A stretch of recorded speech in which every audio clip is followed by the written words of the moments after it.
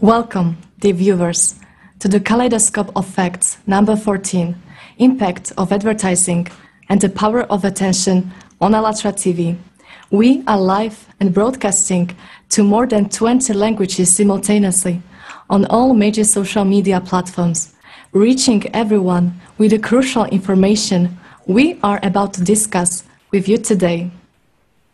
The Kaleidoscope of Facts is put together by volunteers of the ALLATRA International Public Movement from over 180 countries in order to bring the truth to the people.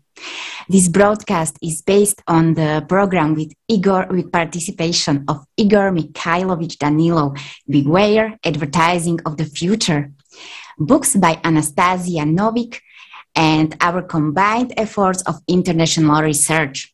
And now, let's watch the trailer for this conference.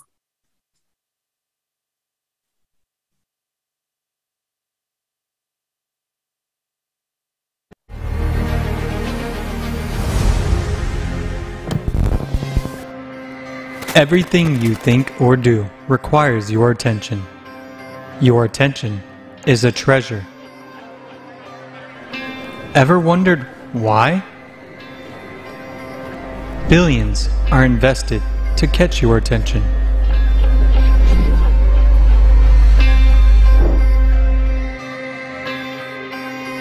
Don't you feel like being manipulated?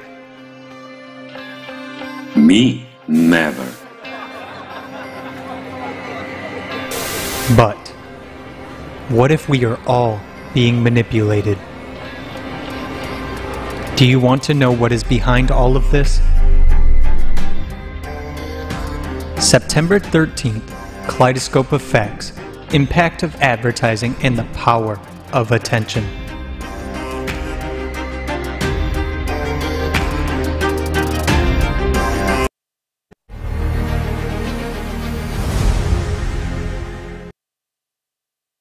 We live in a consumerist format of society that is based on continuous and constantly increasing consumption.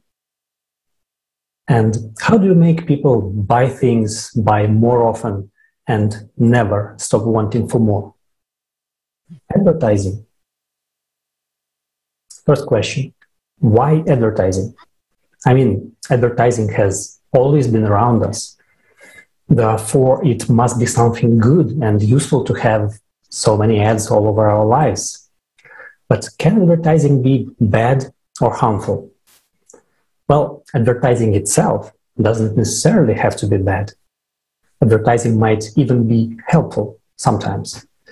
But when you understand how advertising is done and who is advertising, you will see that advertising can be very harmful. Advertising has become a common part of our society to the point where advertising has gone viral. Advertising is not just something that we see on the TV screens, in magazines, or on social media, but advertising is now something that is all around us in every corner of our lives. And we are constantly being exposed to advertising, even if we do not consciously notice it, and most importantly, against our will. Well, you may think right now, it is impossible to make me buy something. Well, or is it? Unfortunately, it is happening all the time as the companies thriving in what is called the attention economy are doing this with the help of behavioral scientists who are constantly finding new ways to grab people's attention and make them buy things they don't even need. If advertising controls society and advertising is all around us, we are forced to ask the question, how does advertising influence our minds?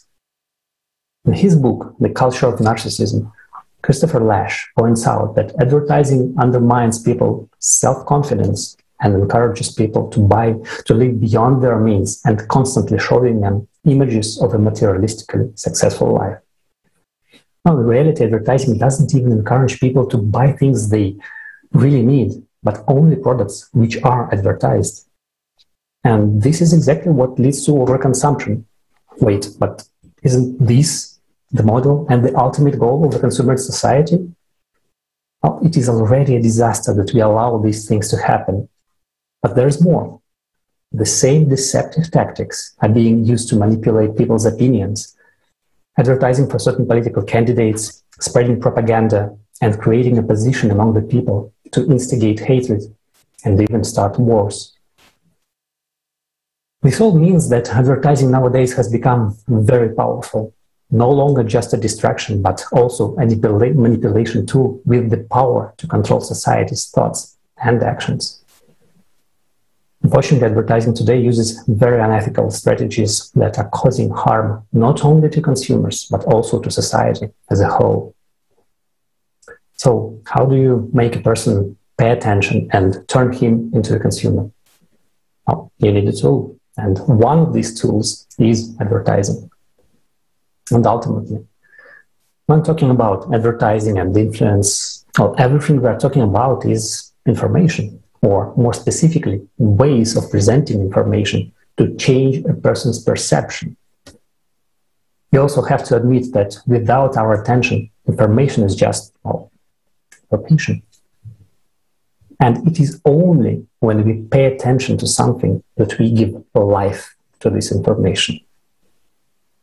In other words, information does not have any meaning without our attention, and nothing lives without it.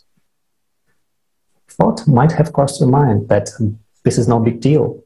Everyone is paying attention to something at any given time, so why bother? Well, I'll be getting a little bit ahead here, but there's one very important, crucial thing that not a lot of people knew before today, that of all the living creatures in this world, only we, humans, possess this power of attention, and without it, nothing would exist. Even the term pay attention literally says that we are paying, but what is it that we are paying with? If you want to know the truth and you are wondering how this affects you and your life, stay tuned, as today we are going to dive deep into these topics, present facts and undeniable evidence of what is going on behind the scenes in this game of stealing people's attention and manipulating their consciousness that we call life. We will also talk about how advertising is shaping the society we live in today, and finally, what can be done to correct our course, change the format of society to a creative one where human life is the highest value.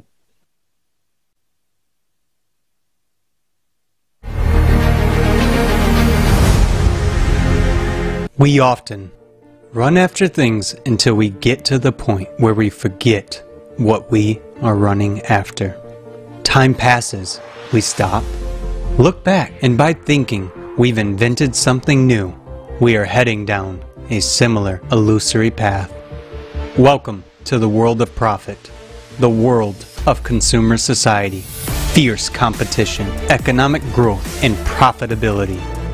Welcome to a world where a person's worth is measured by their purchasing power. We ignore everything that cannot be measured by economic or material measures. Our problem is credit and interest. Money has become the meaning of human existence. We have become specialists and consumers without a heart. The result is today's reality, where power and pride have become the main criteria, the culmination of profit and loss. How much longer? The paradox is that we want money, but we don't want to pay the mortgage. We want to work less, but we need more and more money. We work more, but our pay doesn't increase. We are passing the buck to people in government, even though we know that nothing is going to improve. We want to live in a full benefit society where human life is the main priority. But we do not want to get off the couch. We beat our chest, but paradoxically, we can't even stand up for ourselves. Only by working together can we build a creative society. where we don't worry about our possessions, where you won't be afraid to let your children out in the playground in the evening, and where you won't have to count your savings in your wallet every day.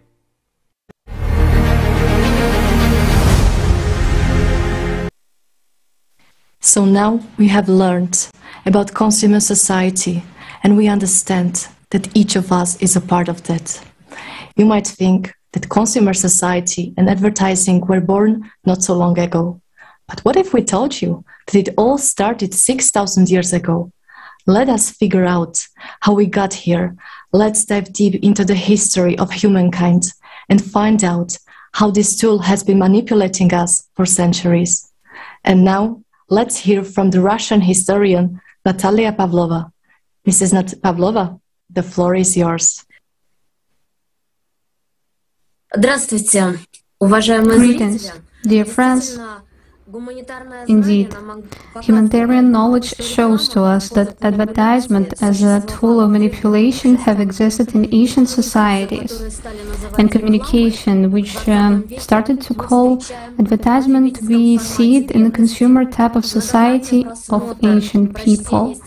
Multiple reading of ancient sources and artifacts of ancient Mesopotamia leads us to an understanding that people had an understanding of advertisement as an interaction and purpose of transmitting information from one person to another in order to produce and reproduce the mind and consciousness of people and to attract attention to the object. For that, different myths and literature texts were used on clay tablets. The function of advertising was the increasing of income of the sale of service or products. Here we can pay attention to the facts that the way of living in Mesopotamia and in Sumerians, it was vividly represented, since they consumed the same amount of products as we do right now in the modern world. Sellers tried to attract attention with advertising, and in fact, they attract attention of all buyers into material desires. A Syriologist and Igor Krochalev, a Syriologist and translator, brings the Sumer-Akkadian culture closer to the modern ones. And it starts from 6 millennium BC till the 21st century. We see on the clay tablets vivid images of people carrying communications, how they distributing gifts among the participants of society, and the clue is to increase the status of a human. Anatoly Kifishin, the doctor of science, also noticed that Sumerians enjoyed communicating with gods, since only gods was able to fulfill desires of every person. And it should be noted that exactly through priests it could be done. Priests was really effective promoting the form of these desires in the form of prayers. And exactly manifestation of all these instruments contributed to social inequality. And it can be noted that social inequality is one of the factors for this advertisement to exist in society. Also, we can pay attention that in the ancient society, life of one person depended on the personal relationship, on the personal attitude of the head of the group towards him. The person who was in power was solving important issues on whom the fate depends. People invested desire to be themselves the rulers and occupy high social positions. And to fulfill such needs, they were searching for people who would actually fulfill their dreams and desires. And first of all, it was priests. Priests provided such services as statues, and as we see right now, a man who prays, and also such a scene in a hallway where visitors was waiting for the reception to the boss. We know how often people can be afraid for waiting for the visiting the boss, and you need to ask to deities, you need to ask to God for the resolving the situation. Vladimir Yemenyanov, translator of Sumerian tablets, revealed that energy of a human, it was called as the desires of a human. So to say that the will of God is the desires of a human, it also was represented that for Sumerians only external beauty was valued. Appearance of ritual behavior and consciousness as a result of reproduction of the consciousness of Sumerians. Spiritual culture begins with rituals and spells as a part of a rite. Another example is that the science of advertisement in Clef of Sumerians, this is advertisement of services how to defeat the disease. According to the study of astrologer Ekaterina Markina, first of all, you need to call for a priest. And tablet amulet with a spell against the demon Lamashtu for placement in the house. The exile scene.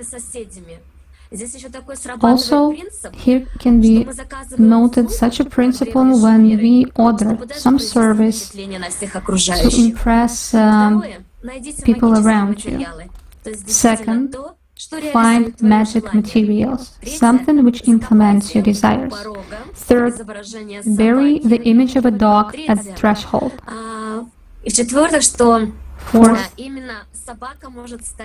exactly the dog, it's also third, that exactly the dog can become a demon. It could send diseases, usually at the behest of the deities, but sometimes of their own free will. Fourth, make a wax figure of a sorcerer and burn it at the stake. Fifth, expel the worm, yes, the worm, with the spell of the god Ea. The toothache was caused by a worm for Sumerians.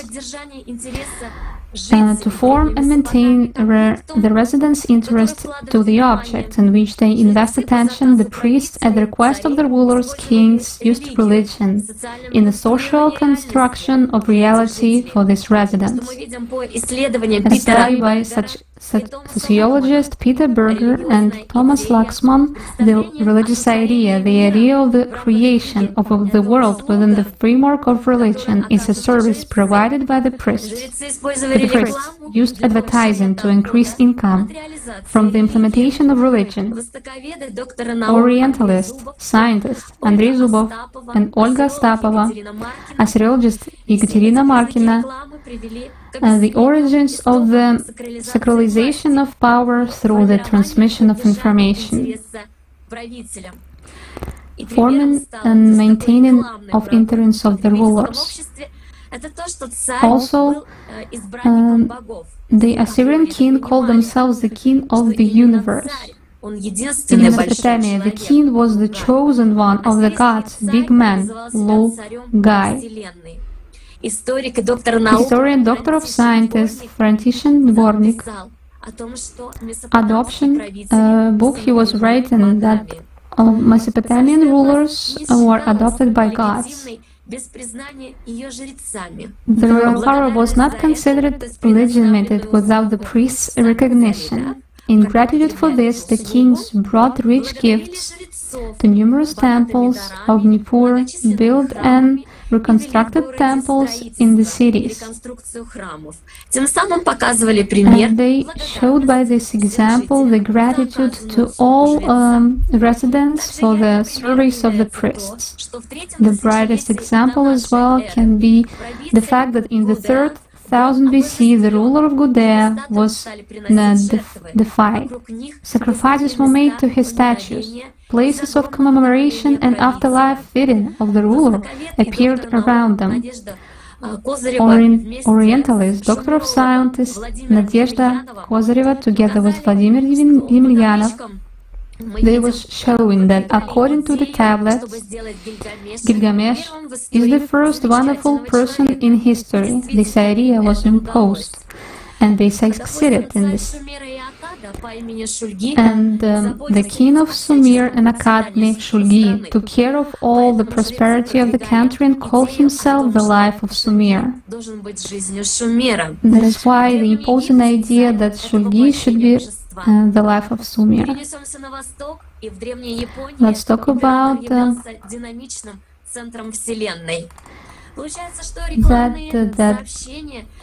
advertisement. This text, speeches of priests and politicians and observance of prohibition were applied to influence a person and induce him to purchase their services. This is information about magical abilities of priest or king. And very frankly, anthropologist and ethnologist Sir James Joyce Fraser noticed that the king was preserved as it was the priest was continuation of a deity because it was profitable for them. Each inhabitant of Sumerian wanted for them to be worshipped as well, and priests provided such an opportunity to each consumer. Mark Bloch, idealist and doctor of science, says that analogies in the Middle Ages, there are the same analogies regarding the royal power. And when we talk about advertisement in the consumer society in more details, you can watch in the books of John Kennedy, The Braid, David Riesman, and those are actually wonderful people who write about discoveries in the field of advertisement in ancient societies. And by historical facts, we see indeed that thoughtful use of advertisements were used by priests and kings to attract people's attention and met as energy to establish strong royal power. Advertisement is a method of manipulation, and people themselves directed their energy to kings and priests, and they strengthened their rulership because they themselves wanted to rule. So advertisement, it is more than a seller promotes a product. Thank you for your attention.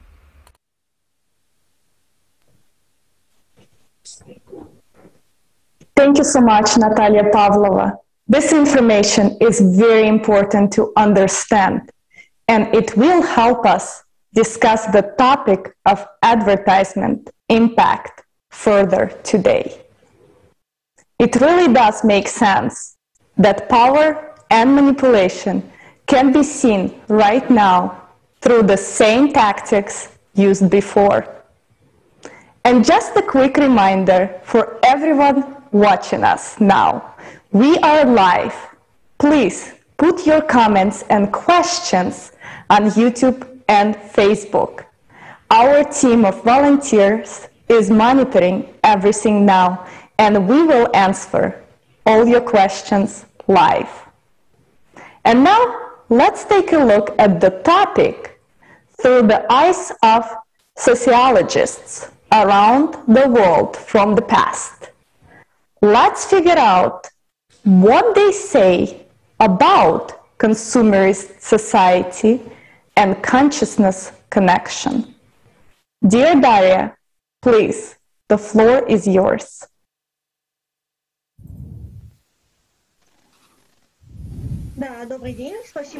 Yes, thank you very much. Good evening, good afternoon to everyone. I'm very pleased to participate in this conference. Sociology, the science that studies public consciousness and the patterns of its development. Let's try to figure out what exists in society on the global scale. Let's first of all refer to Erich Fromm, sociologist, philosopher, and representative of the Frankfurt School.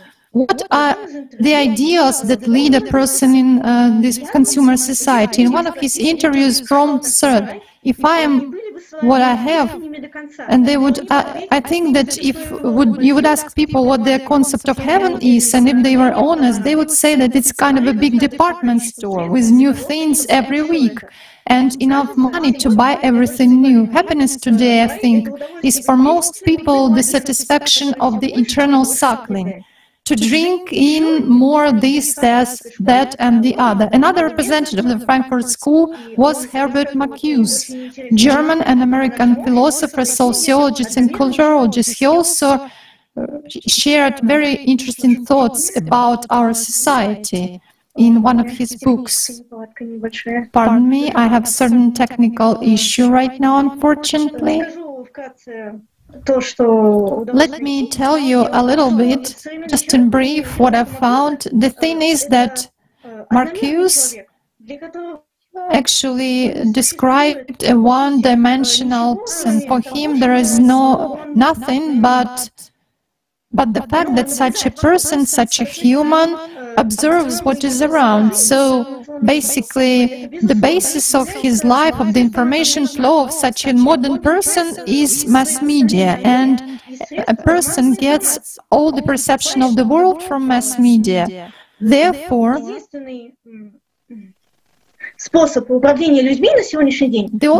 the only way to manipulate nowadays is through mass media. When internet has appeared, the situation changed even for the worse, because despite the fact that internet provided people with more freedom, basically this technology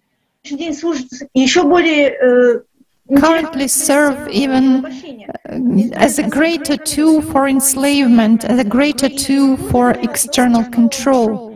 And Marcuse actually spoke of the fact that if a person will live his or her life in harmony with nature and with the laws of nature, then humanity will indeed be able to live better. So what actually the contemporary society has come to days? Herbert Marcuse is a philosopher. And now let's proceed to another sociologist who actually suggested such topics in sociology as Disneyization and Disneyfication. What does this mean? It's the world which reminds like amusement parks of Walt Disney, and by this principle actually the whole society is built, the whole society of consumption. Look, when we go to any shopping mall, we can see, or supermarket, we can see not just a great amount of various goods, but also many entertainments like cafes, restaurants, amusement theaters, cinemas, etc. And this is called, according to Alan Myron, is a hybrid society. And what we face, the more items we see around, which are concentrated in one place, in this case, it's not consumption of just services and goods, but also entertainments. More attention consumers invest in it, and the longer they stay in such a shopping mall. What else controls us through the modern advertisement is such a tool as merchandising. By means of a certain regular image, which can seem not very significant one, but thanks to these images and pictures we buy more and more, because these pictures become brands and masses invest attention in it. And this is a very interesting situation, that we actually are not chasing any goods or services, but we pay attention to ordinary pictures. That is why there are such, strange things in our society as love for some new models of iPhones or cars. It's nothing but a brand, and it has nothing to do with the quality of the product. Basically, let's figure out, let's think, what actually, what have we come to today, as if we are living in the world which is enslaving us by means of controlling our consciousness through managing our desires. And this is actually happening already today. I think that every one of us should think about this, really ponder what he or she chooses in every day of his or her life, because these ideals of consumption are created by people, and society is actually composed of us, ordinary people, and whatever we choose will wait for us in the future. But we can change the situation if we want to, because as for me, I don't want to live in the world where my interests are controlled by some economical interests of countries or corporations. Do you understand how important this is? I think we have to ponder over this.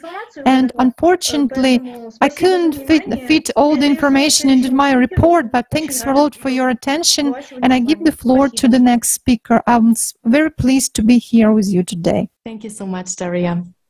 Thank you. This is an excellent question. Do we really want the economic interests of countries and individuals to rule our lives through our desires? Let each of us answer this question. And to help us further understand the influence of advertising and propaganda on us, let's study Edward Bernays' research. Ivica, please share with us your understandings.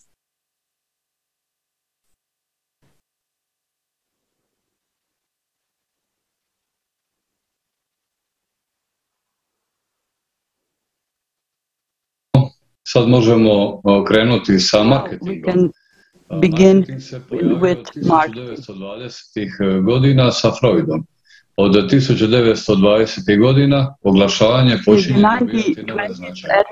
Temeljne promjene u njegovoj pojavnosti učinjene su kroz Freudov rad. Fundamental changes in its appearance were made by Freud's work, which fell into the hands of his Edward Bernays. Reading his uncle's manipulirajući posvješću.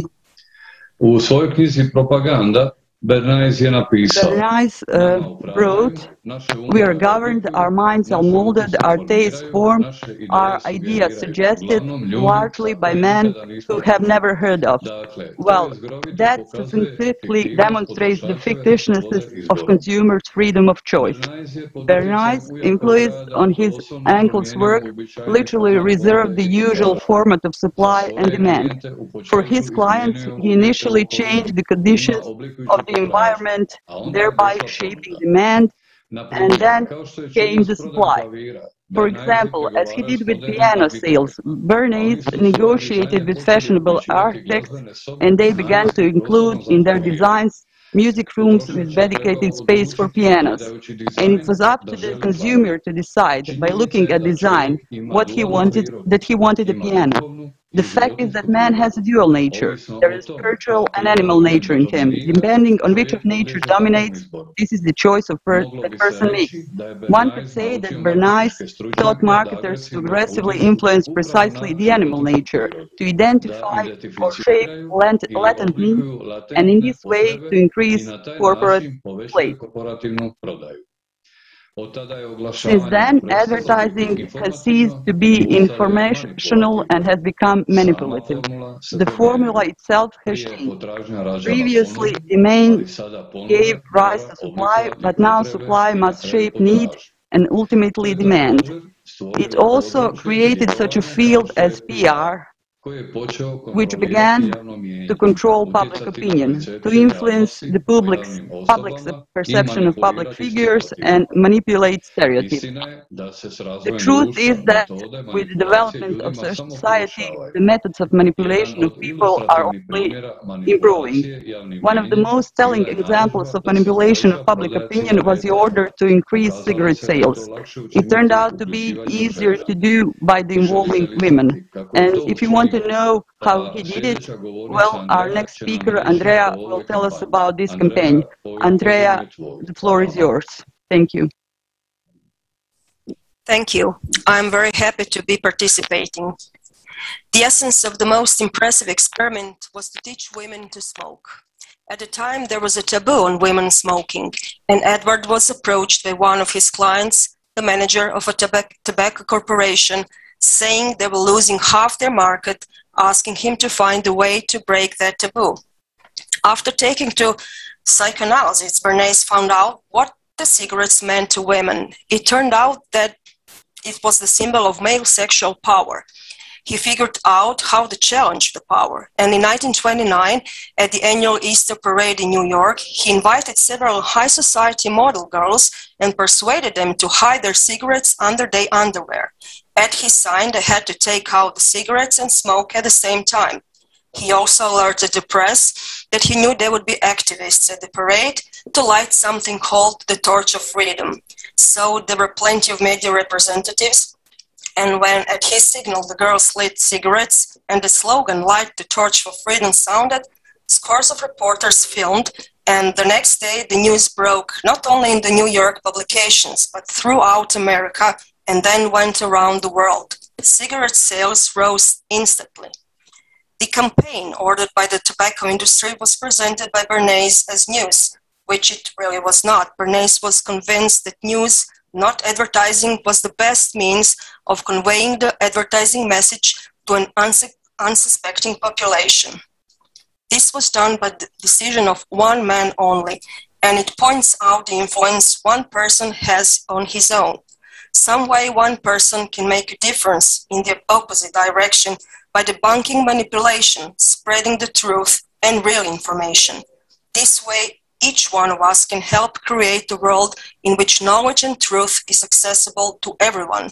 And that way, we're truly free and cannot be even manipulated.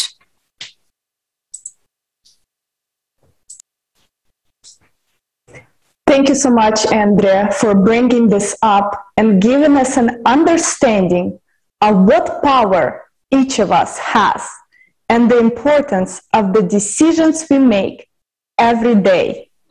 And also, I just would like to remind you that we are live, and I would like to read some of the comments we have received.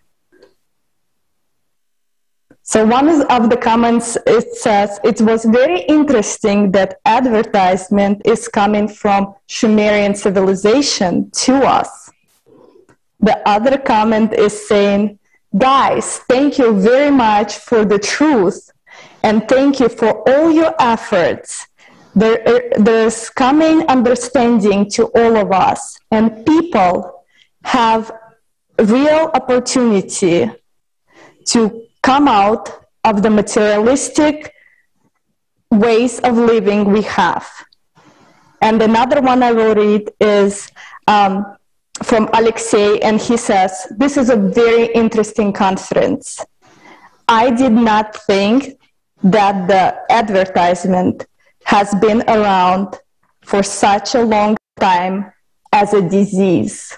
Thank you so much for your comments, and please leave them on Facebook and YouTube, and we will answer them and also share them with our audience. And right now we would like to move to the next topic. And what about ethics? What role do they play in mass media? And what responsibilities lie in each journalist and reporter? Andrea, we are eager to hear more from you. Thank you very much, Olga. It's an honor to be with you all on this conference. So friends, hello, and let us look what should be the function of the mass media and what are they really doing. So journalists have their ethical codes, which they should follow to make sure the information people are getting is truthful, accurate, objective, impartial, fair, and accountable toward the public. It looks perfect on paper, as it is customary in the consumer format of society, but often it is not so in practice. Since in this format of society, those who are preparing the news have to follow the policy of those who own the media. That means that the big media companies are actually setting the rules about what is important to the public. According to Statista, people around the world spend on average 7.5 hours per day with different media. This is quite a large amount of time. So the question arises, what is the nature of information we get each day through the media in that time, and how it affects us? It is clearly known that the influence of mass media on individuals and society can be either positive or negative. As is with each tool, it depends on who is using it and for what purpose. But let us look at some additional statistics. Approximately 90% of all media news is negative. Sensational stories form 95% of media headlines. Studies show that headlines with bad news catch 30% more attention. Around 26.7% of people that are exposed to negative news go on to develop anxiety issues. 63% of kids aged from 12 to 18 say that watching the news makes them feel bad. In a recent nationwide survey, almost 2/3 of US kids said that watching the news makes them feel depressed, angry, or even afraid. There is an infodemia of negative news going on in the mass media. And what is the purpose of these ad nausea overflowing people with negative topics day after day? Maybe fear. Fear is a very strong emotion, and frightened people are easily manipulated. It is no coincidence that people from all around the world in the ALLATRA International Public Movement Survey expressed their desire that the mass media should belong exclusively to the society and reflect information honestly, truthfully, and openly. That is why transparency and openness of information for all became one of the 8 foundations of creative society, where human life comes before ratings and revenues. Now let us watch the video about the life in the consumer format of society in which we live today, and life in the creative society in which we could all be living tomorrow. Thank you very much.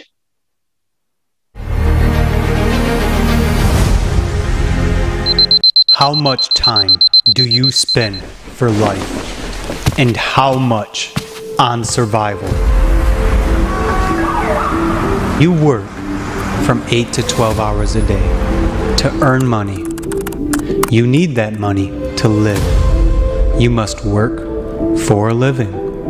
But really, for a living or just to survive? How much time do you invest only to get by? You work to keep afloat. You earn money and pay taxes. You buy food and pay taxes. But what do you want? Do you really like to live this way? They tell you this is a normal and only possible way of life. But is it really so? How would you live if you didn't have to spend any time on survival? Imagine you have a free place to live in. Food, water, clothes, energy, education, healthcare, social security, no taxes. Just because you're a human. You have a right to live free, safe, and creative. What would you do if you had all your time for life? It's a relevant question for everyone, because in the creative society, life of every human counts. Is that utopia for you? Or maybe you live in utopia right now.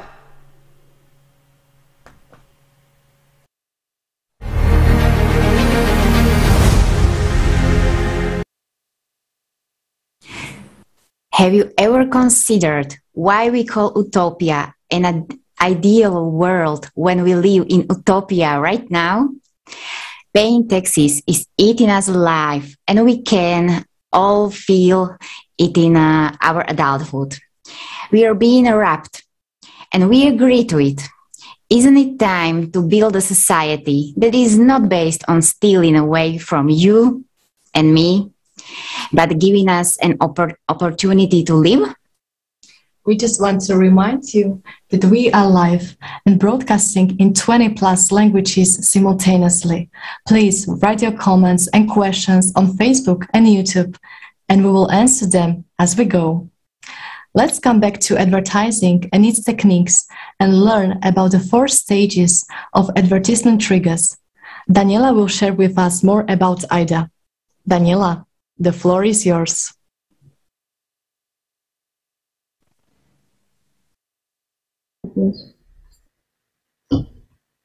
Thank you, Monica.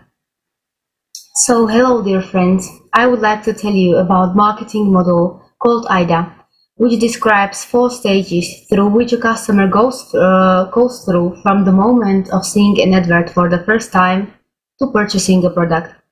AIDA stands for awareness, interest, desire, and action. The first introduction of AIDA dates to the 19th century, and since then is the AIDA model commonly used in digital marketing, sales strategies, and PR campaigns. So let's get through these 4 stages. First one is attention. The goal of this step is to attract attention of a customer. The question stating the purpose of this first step is, how do we make buyers aware of our products or services? In 21st century, this can be very difficult to achieve considering the information pollution we experience. Marketers need to be creative to stand out from a queue. The second step is to maintain the interest of a customer, to make the customer interested in the advertised brand. This can be achieved in different ways, including building an emotional relationship with the customer, which I will talk about later. Interest should lead to creation of desire, therefore the third step. The goal is to make the consumers desire the product or service, moving their mindset from I like it to I want it. And the final 4th step of the whole purpose of the AIDA model is to make a customer purchase a product or a service. Let's demonstrate these 4 steps on a simple example, Coca-Cola brand. When you watch a TV commercial, for instance, you can easily distinguish these 4 steps. Firstly, they show you a situation that has nothing to do with Coca-Cola. That's how they attract your attention. The second step is to maintain interest.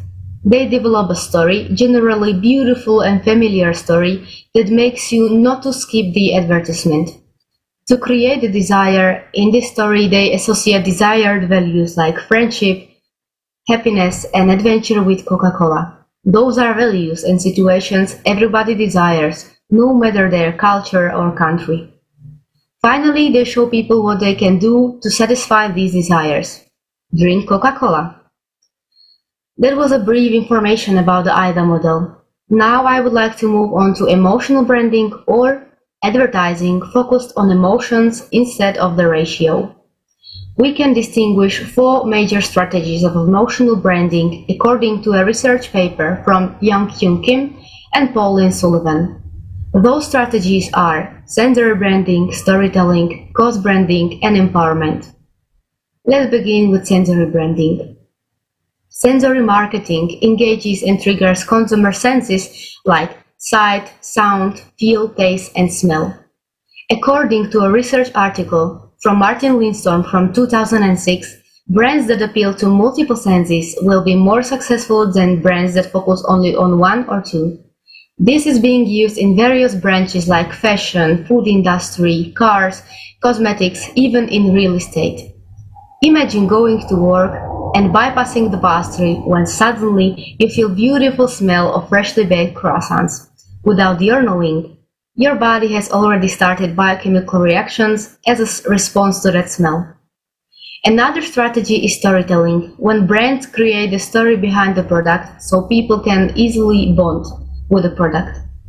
Cause branding is a strategy that offers customers opportunities to make positive changes for social issues by placing a purchase for their product or service.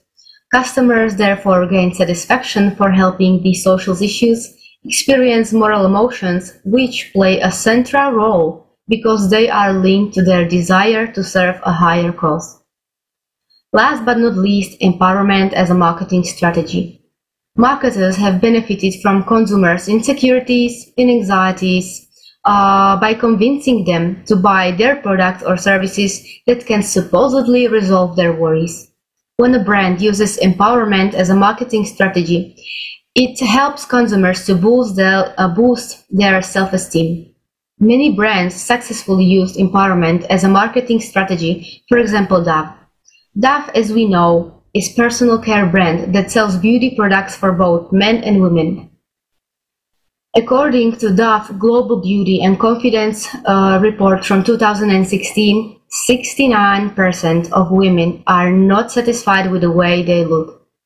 There was a target for the Dove Empowerment campaign, which started showing ordinary people in its commercials to get closer to customers and empower its customers. Even though I have mentioned only few models that are used in marketing strategies, it is surely useful to be familiar with them, to be able to distinguish what we really need or want and what was imprinted on us. Next, I pass the words to Sean, who will talk about marketing from psychological points of view. Thank you. Thank you, Daniela. If you watch television or browse the internet, then you are more than likely being exposed to advertisements. Companies spend a large amount of time and money to grab your attention and influence you to buy their products. According to a study conducted by the University of Southern California, we are being exposed to a large amount of ads, 500 per day in the 1970s, to as many as 4,000 per day now. 5.3 trillion display ads are shown online each year. And advertising companies have narrowed down our behavior patterns and have studied what types of ads generate a certain response. The types of advertising campaigns that performed well were 31% emotional content versus only 16% rational content. Emotional response to an ad has a far greater influence on a consumer's intent to buy a product than the ad's actual content. The most recurring themes for ads are pride, love, unique achievement, man's empathy, loneliness, friendships, and memories. This highlights that in a consumerist format of society, such notions as pride, love, or lust are purposely marketed and transmitted. And it's these themes that are constantly consumed and distributed that further reinforce this format of society. And we now see the grave consequences that this has had on social norms. There are a couple of psychological principles that are used in advertising and marketing. One being the reciprocity principle, such as offering a free service, commitment, getting individuals to sign up for a free class or webinar. Therefore, they're more likely to pay for a cheap class down the line. Consensus. People are more likely to buy from a business when they have demonstrated proof that other individuals have made purchase and put trust in that company. Authority. Through many years of experience or producing authoritative content. Liking. Liking is easier to get someone to buy from a product if they like it first. That's why they advertise so much on social media. Scarcity. When things are in short supply, people rush to them. To use this tool, advertisers may pitch deadlines for promotions and limited quantities for really good deals, when in fact, it's not limited at all. And then verbatim effect. When advertisers break ideas down into simple concepts from the start, customers are more likely to remember the company or product. So you can see how easily people are being manipulated in order to sell products just by using these 7 principles. As it stands, the brain processes visuals 60,000 times faster than text. This is called the dual coding theory, and explains that for a message to be easily communicated in a design, it's important to combine both visual and textual information. like Daniela pointed out. And what about colors? Have you ever thought about what role colors play in advertising? Changing the color of a call to action button from light green to yellow, for instance, increases conversion rates by 14.5%. Adding a colored border around a Facebook ad image can double its click-through rate. Contrasting the color of two links within a single image can increase conversion rates by 60%. The colors red, orange, and yellow make you hungry, known as the ketchup and mustard theory. And two types of emotive response. One is based on empathy and the other creativity. These create joy or surprise right away to build an emotional roller coaster for the consumer. Another theory is called the mimetic desire theory, that states that when you want something, the more that we see someone else enjoying it, the more that we want it. People imitate emotions, and there's a connection through imagery. Based on a study by Barr and Cartrand in 1999, they stated that one's behavior passively and unintentionally changes to match that of the others in your current social environment. As social environments move increasingly online, this can impact website engagement, trolling behaviors, and how people treat each other in the comments section, for example. Given that people only spare about 8 seconds of attention span before concentration is lost, our desensitization to information is rapidly growing. Marketing strategies are adopting and becoming more pervasive and relentless. They are eager to grab your attention in order to win you over, even if it's just for a few seconds. Nevertheless, most consumers believe that advertising influences others, but not themselves. Ironically, consumers who believe that they are immune to the effects of advertising are actually more heavily influenced than those who do not believe that they are immune. This is a surprising result because the illusion of invulnerability encourages complacency and leads consumers to lower their guard against the lure of advertising. Moreover, advertising often has really subtle effects on the memory that go unnoticed by consumers. In a creative society, perhaps we should be spreading knowledge and love through advertising instead of driving people to buy more products. Dear friends, let's really think about this concept. How would it shape our society? How much would it influence our development beyond being a mindless consumer? Let's think about what we can achieve in a creative society and make it so. Thank you.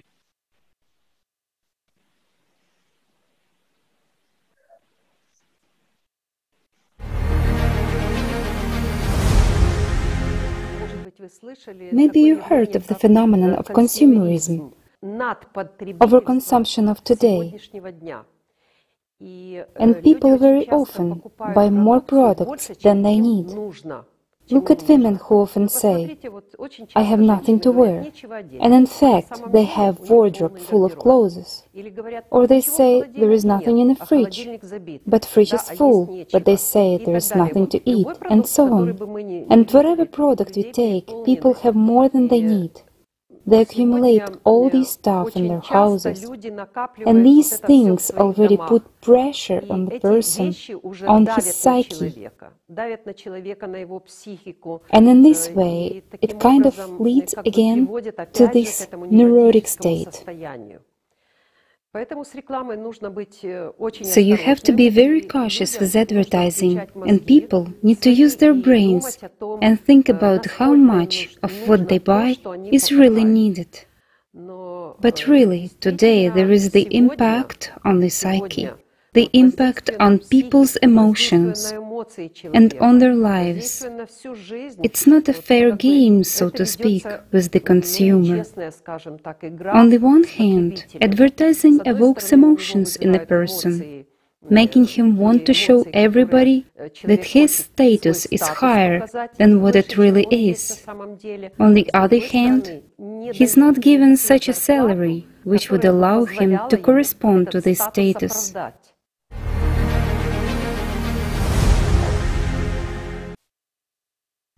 Thank you so much. And I know that every woman could relate. I have so much clothes, but nothing to wear. Yes, we chase illusions every single day. And then we complain that something is not working out for us and our lives. We have just seen a perfect example in this video of how it works and why this is a never-ending cycle. But it doesn't really just work on a personal level. It also works on a larger scale.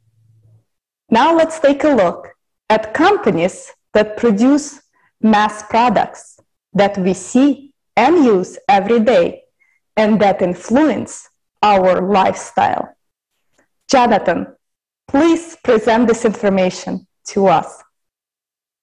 Yes, of course, thank you. Hello, dear friends. I would like to touch upon indeed on significant marketing campaigns created all over the world in order to capture our attention, influencing our behavior, and driving revenue.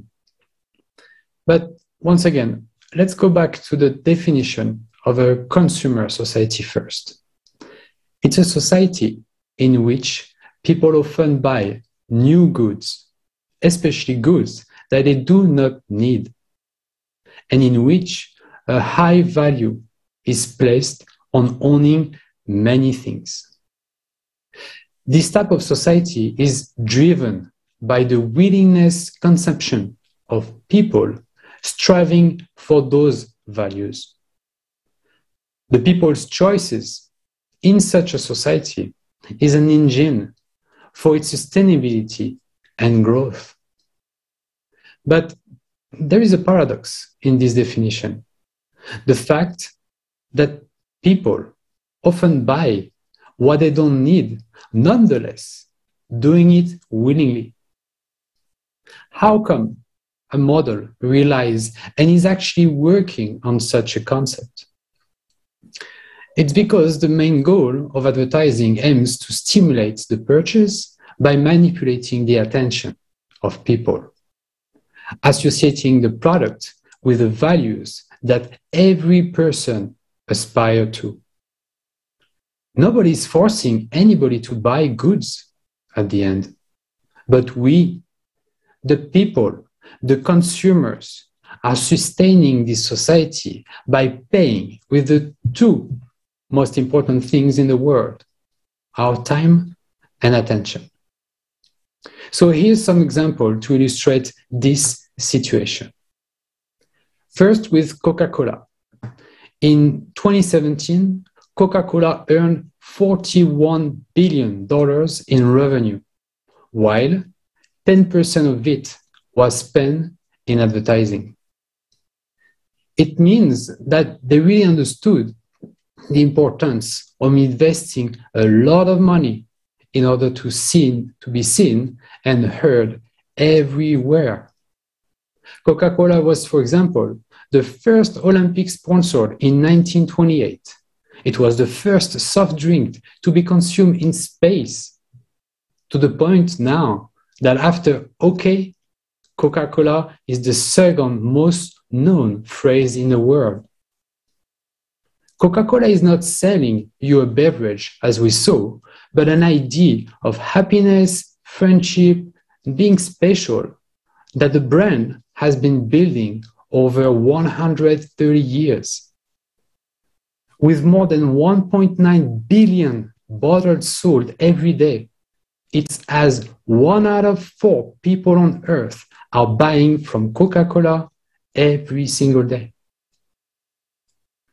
Now with the example of Nike, we can see that they are selling a story together with every single new shoes they are creating. Nike brand strategy takes the emotional marketing stories of the hero and turn it inward. You are the hero and your laziness side is the villain.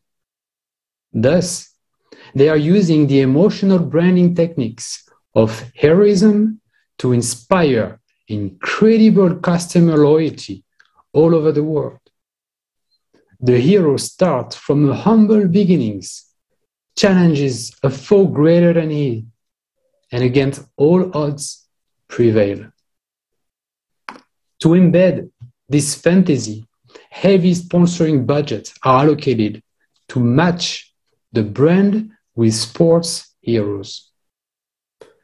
Early on, their goal was to sign rookies athletes who would later become world famous. Michael Jordan, Tiger Woods were among them. With both of them, it's almost solely because of their name, reputation, and sheer star power that Nike were able to increase sales dramatically, become the giant company that it is now. For example, they forecasted $3 million in revenue the first year selling the first Air Jordan shoes, but end up with more than 100 million revenue, an increase of more than 3,000% regarding forecasts. Finally, as a last example, Red Bull with the Stratos project. It took place in autumn 2012. One of the company owners said that this project cost $50 million. Since that event, earnings have grown gradually from almost $5 billion in 2012 to $6.3 billion in 2020. The Stratos project also broke several audience records. On YouTube, the broadcast was watched live by 8 million people. YouTube has now 46 million views on that videos today. And the Red Bull YouTube channel earned a bit more than $1 per 1,000 views. It shows how impactful on people the event was and how much attention it brought to the brand. Those examples, out of many marketing campaigns, follow the same model, investing into the creation of a virtual ID people are buying over the actual product. The idea of friendship over a soda, the idea of surpassing yourself over a pair of shoes, or the idea of getting wings over an energy drink.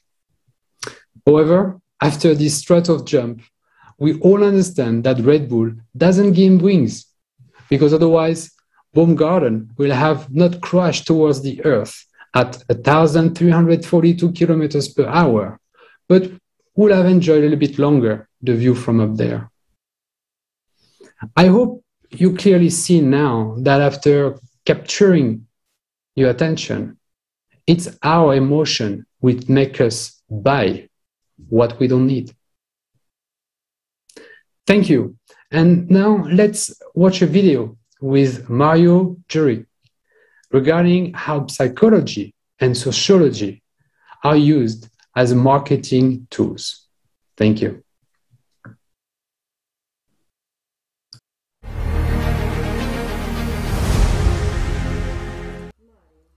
Mario, do you know how psychology and sociology are used as marketing tools? Well, listen. Sociology and psychology were initial marketing steps. Today, they only serve as a base because in the mid-70s NLP was added, and through these subliminal messages that we do not register consciously, they are simply put everywhere, in chewing gums, Coca-Cola, almost in all the commercials we see on television. This made the decoding of the subconscious even more intense because it entered the subconscious directly, and this way they placed the desired message. These messages can be various. Get up, buy Coca-Cola, go now buy something in the store, go eat something, you're hungry although you are not, and all this is done through NLP. The best example of it today is ad for the iPhone. It contains ultra flash, which means that in that commercial that lasts 30-40 seconds, there are those flashes that we cannot register. That flash is invisible to us, but when the subconscious experiences it as shock and hypnosis, and that hypnosis reads instant addiction. Through that artificially created wow effect in us, people waited for days in front of the stores when the new iPhone was released. If anyone wonders how this is possible, why people do it, here is why people do it. They had no option or choice at all. So they went to wait in front of the store. 15 years ago, a new business era of selling data began through Google search and Citrix. Every search is stored without pressing enter. This now allows large corporations to become owners not only of our personal data, of our behavior, but even of our thoughts. Yes, our thoughts. This data is now being sold to whoever offers more. So whoever offers more, it now really owes the market to trade with. So it's now new data exchange market. So the data is sold to a third party, in order for them to sell exactly what they wanted using those thoughts and subconscious wishes. Like algorithms are getting smarter, which makes us more transparent to them. That's what it's all about. Through us, both by polling and analyzing, and by making statistics about our behavior, they learned so much about human that they know more than human knows about himself.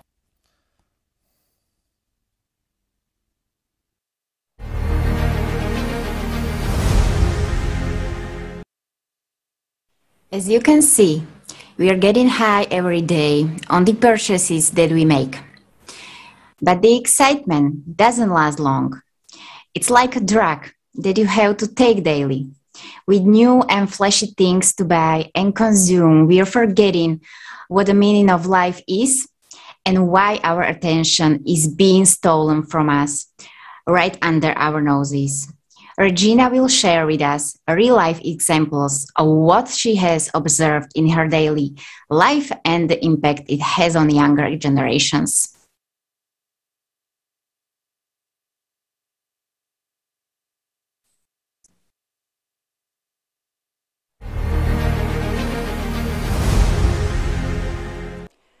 Greetings to the participants and viewers of Kaleidoscope of Facts.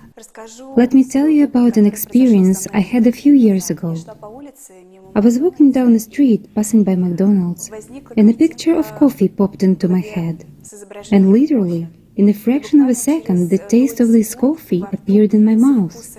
And a second later, a picture that I was already standing in line for this coffee, and the body literally turned towards the entrance.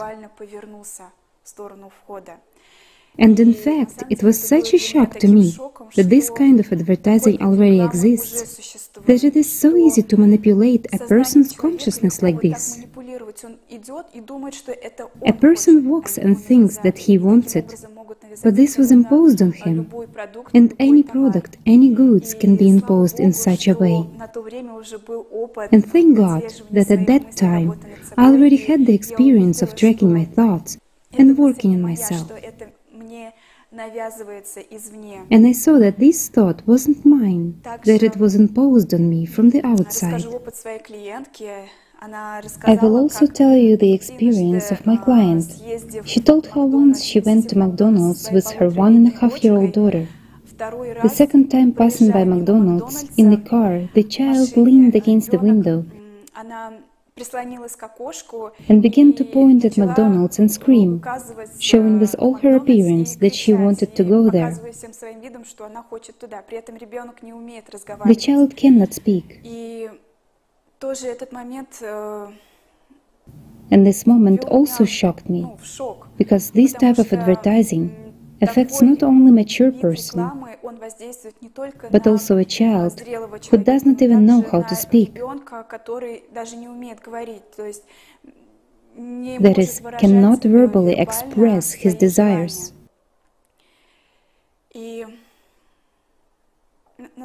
In fact, this is serious.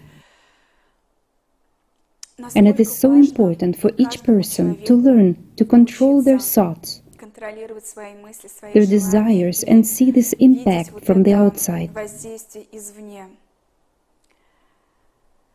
After all, for corporations, we are not people.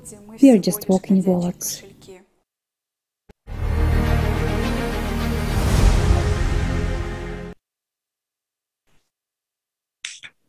Yes, we are surrounded by advertising everywhere we go, in home, outside, even on the airplane.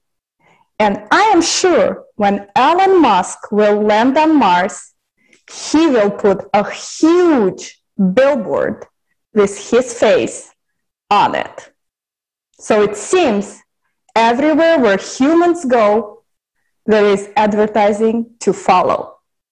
We no longer think for ourselves. We rely on informational field that surrounds us. Can you imagine waking up one day and there is no advertisement of any kind anywhere? What would you do? Would you feel any different? But before we wake up in this perfect world, let's learn again from Maria Juresk's interview that we took especially for today's live broadcast.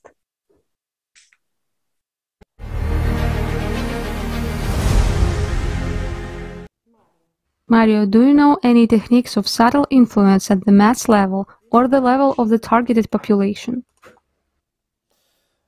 You know, it's one point now, i.e. one question, where we can all talk about it, because it's now become something that is no longer hidden but visible only to professionals and experts. When you look at one screen or Facebook profiles, pictures on WhatsApp everywhere, people put under their picture "stay at home." Stay at home, that's one of those techniques.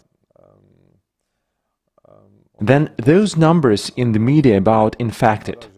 It all goes into the subtle, since it does not solve the issue, in fact. I mean, he's called unknown friend, and so on, but this one, it's actually about sending really subtle messages, like through those numbers. Another way is through those influencers. So, now, this girl is advertising through her own Instagram, shoes or fashion. Suddenly, you notice something that has nothing to do with fashion or shoes or her. People simply nod their heads when a good offer comes along, even if they don't like the product. Based on that, we can now expect there will be more and more of these soft skill sales in the future. This so-called subtle marketing, because the whole story is getting more and more subtle. Also YouTubers. So you are following someone. To go back to that story that 99% of what I tell is truth, 1% is a lie. You can follow one, you agree with his views, with everything he does, but suddenly he makes a video that you don't agree with at the beginning. And in the end, you agree. Why? Because you follow him, you already have a relationship with him, because you look at him, you call him by name. These are all of those ways of subtle marketing, which is simple, which is all around us. It is subtle. I would also call it subtle when we drive around those cities. When you drive around the city, you don't have to look at those posters, because you flew through that poster before. Consciously or unconsciously, it made its own work on you. So we can count on more and more of that subtle way of advertising.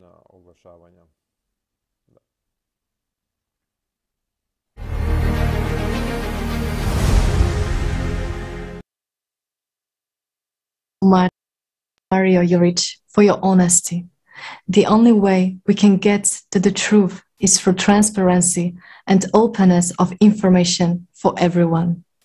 And we would like to remind everybody that we are live and broadcasting into 20+ languages.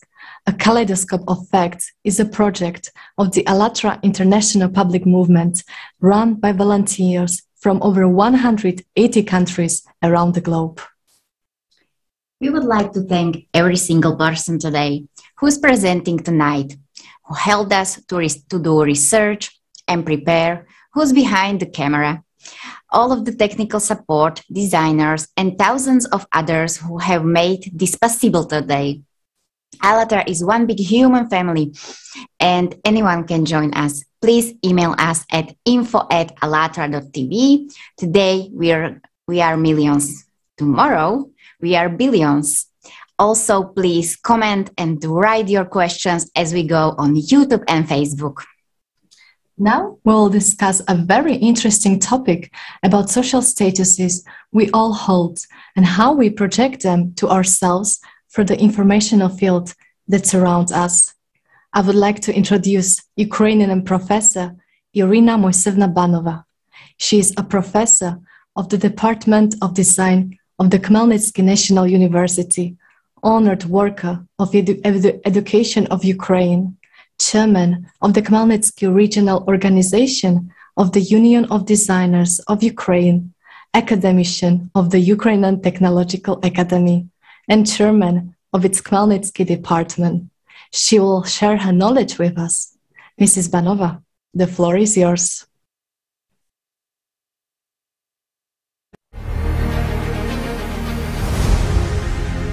You've seen that there is a lot of medication advertising, and of course, there are so many of these medications now, and there are so many companies producing them, that one really can't do without advertising. When there was only one company or a few of them, it was natural that people would buy what was offered to them. And now this competition has led to the fact that consumers' minds are actually influenced by advertising. And people start to think, what should I buy? And sometimes they buy things they don't even need. Well, for instance, some time ago it was very popular to bring in pottery, crockery from Germany, for example, and many people had crystalware in their cupboards, all those German crockery sets and so on. So it was a mark of status. People wanted to show that they were able to afford that too.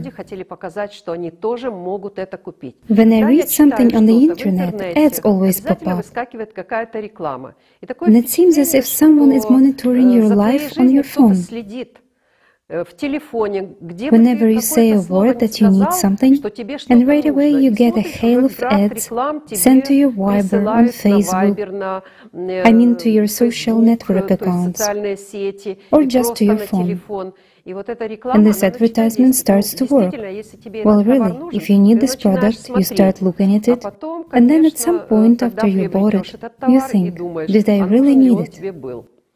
That's the point when a person should have thought about that in the first place. Do I really need this product? But sometimes it so happens that a product's low price attracts people too. And they sort of take the bait and rush to buy it. At times they say, like that if you don't buy the product now, and we don't have much in stock, right? So you'll miss it. Sort of you could miss your opportunities. Well, naturally, a person thinks either to give up opportunities or maybe buy it right away. And when they say, like, we've got, for example, 4 items of this product left, then of course a person would agree more quickly. Or, for example, it's like they say, this product will be sold out soon. If you don't buy it, or you'll miss this, or you won't have the chance anymore. So that's when emotions certainly impact the person. And certain emotions also occur when a series of pictures are demonstrated. Or, for instance, they talk about that. I mean, they show children, for example, beautiful women, dogs.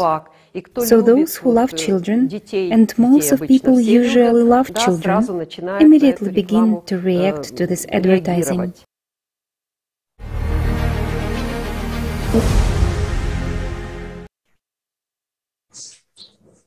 We have been using things we buy as status indicators.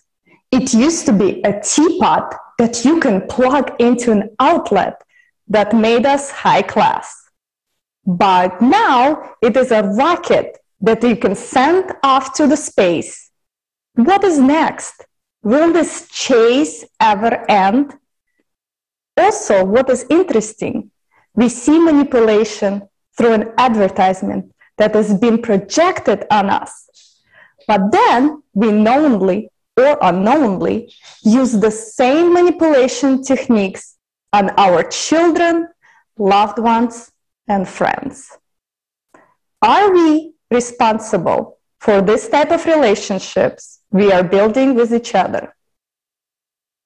Now let's switch gears here.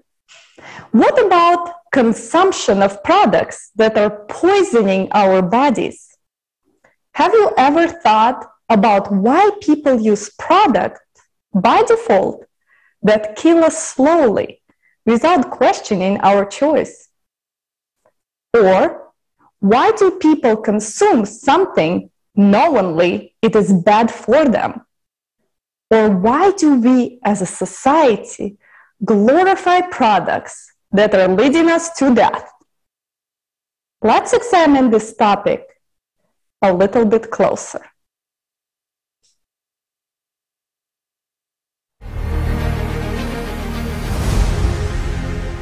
There is explicit advertising, which can be very nice. So goods are sold and people get informed about a product or a service or about someone when it advertises an expert, for example, or a certain area of expertise, and so on. This is an open information commercial. But when there is implicit advertising, people are being forced a certain attitude towards a phenomenon. And sometimes, well actually not sometimes, but very often, it is about negative phenomena in our lives. If you take an example of alcohol, virtually there is no direct advertising of alcohol whatsoever. But there is quite a lot of hidden advertising. We all know that the world is run by big corporations, corporate groups, and so on. Naturally, they want their businesses to go well, so that they prosper, getting more and more profit. But if you directly advertise some products, especially alcohol, cigarettes, for example, beer, and so on, meaning harmful products, then a person who is not accustomed to this from the childhood will not react to this advertising and will not buy this product anyway. So the above-mentioned corporate groups invest money into movies, into even bigger advertising, where they show kind of a good life of other people, for example. But this is especially in movies, a very demonstrative example. They show high-status people who have a good income, who are sitting around the tables, eating, socializing, while drinking beer and alcohol. And they show teenagers who, not a big deal, they drank some beer. But in fact, both beer and alcohol and cigarettes are bad for health. And at that point, people think, if this has been shown to them since childhood, because they watch these movies, if that has become part of their lives, then they think, it is alright if I drink some beer, or some alcohol, or take some sort of narcotic pill, maybe, and so on. So behind all these comes implicit advertising. It has a very strong effect on the person.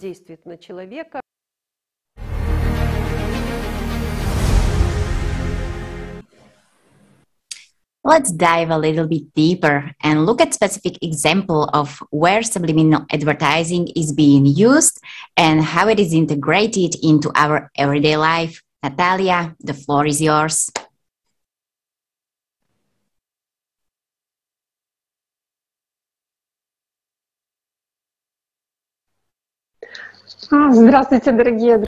Greetings, dear friends.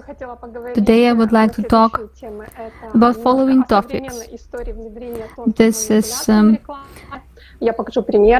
introduction of advertisement, this implicit advertising history, examples of hidden captions and images and their impact of choice, using subconsciousness desires to promote products and product placement. The modern history of subtle manipulation in advertisement begins on September 12, 1957, when market researcher James Vicary gave a press conference. He said that he recently successfully tested an advertising technique that used a device called the Kaleidoscope. He installed it in a movie theater in Fort Lee, New Jersey, and programmed it to project two messages: eat popcorn and drink Coca-Cola at 1,000th second interval, 5 seconds apart. Vicary's test lasted for 6 weeks, and by the end of that period, Coca-Cola sales in the movie theater were up at 18.1%. of popcorn sales were up at 57%, and this situation gained widespread publicity and was soon refuted, with Vicary himself admitting to lying.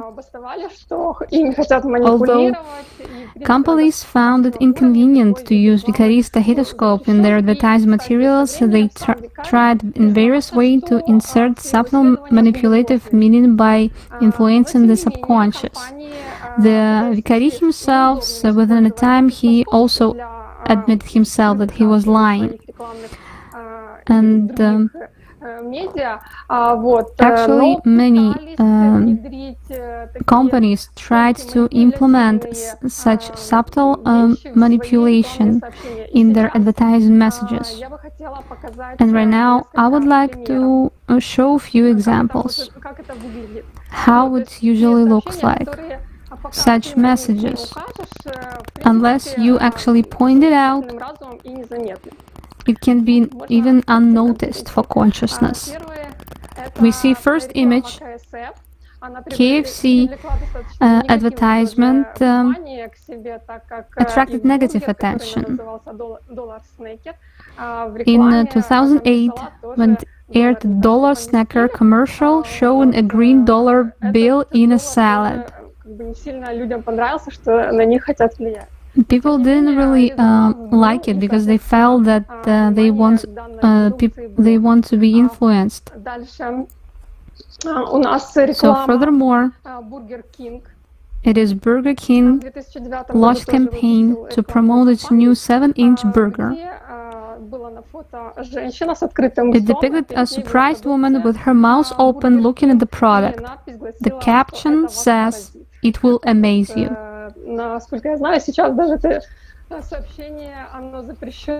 Even right now, such message is prohibited, but back then it's also caught widespread resonance. Another example is logo. You see an arrow from A to Z, and this is subtle manipulation here is simple, that Amazon sells everything from A to Z. Another example, Pirates of the Caribbean. Disney has long been accused of hidden subliminal messages in its movies. But this one may be the subtlest and cleanest of them all. While not entirely obvious, a longer looks like convinced many that Disney has adapted the well-known skull and the crossbones emblem to look like more the iconic Mickey Mouse logo.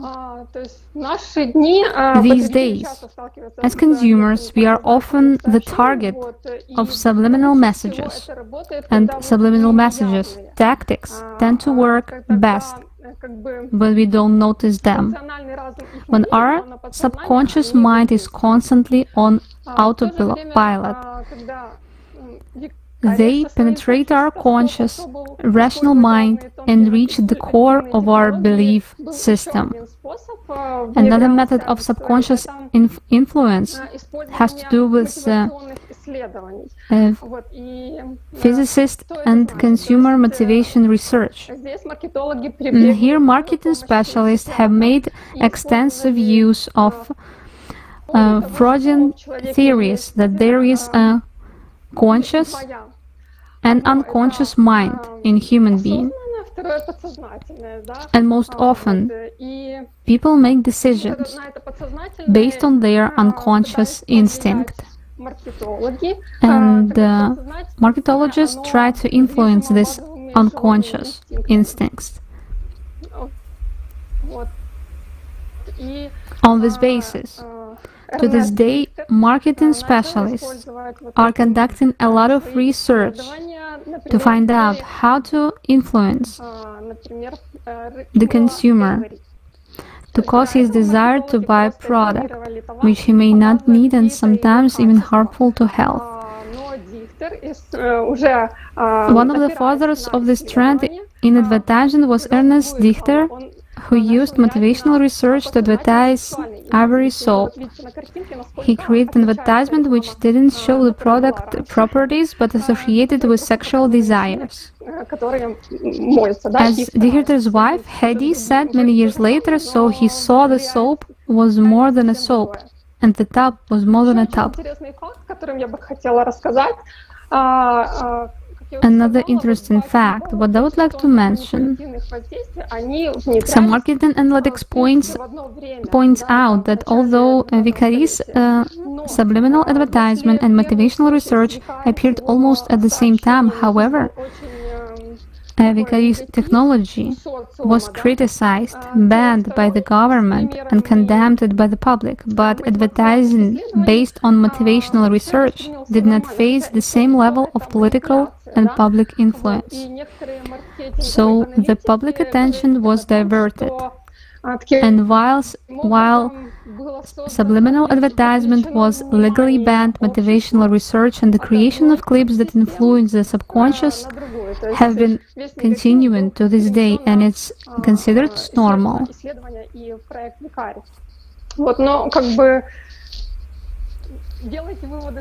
So you can make conclusions yourself. There is no certain decision of what is the more manipulation than the Kaleidoscope method.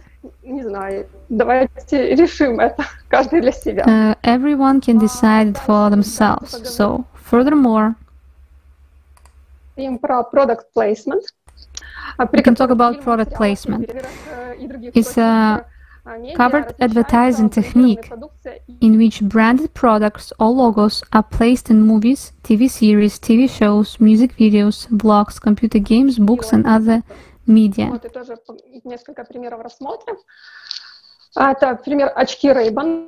Here are several examples. Ray-Ban sunglasses in the movie Top Gun, where Tom Cruise's character serves in the US Air Force.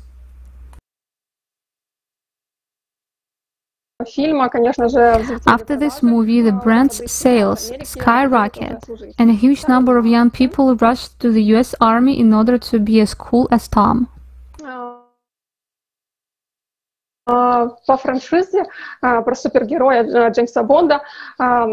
James Bond. Aston Martin's cars in the James Bond Super Spy sequel, the main attribute is a tech-packed Aston Martin car in each new movie. About Agent 007, the creators show a new model. In addition, many other brands are seen in the movies of the series, such as Camel, Playboy, KFC, 7-Up, and Toblerone.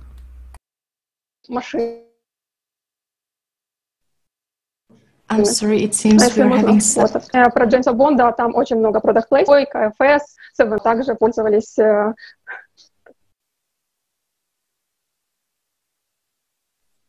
I'm sorry, it seems that we are having some technical problems. Natalia, can you hear us?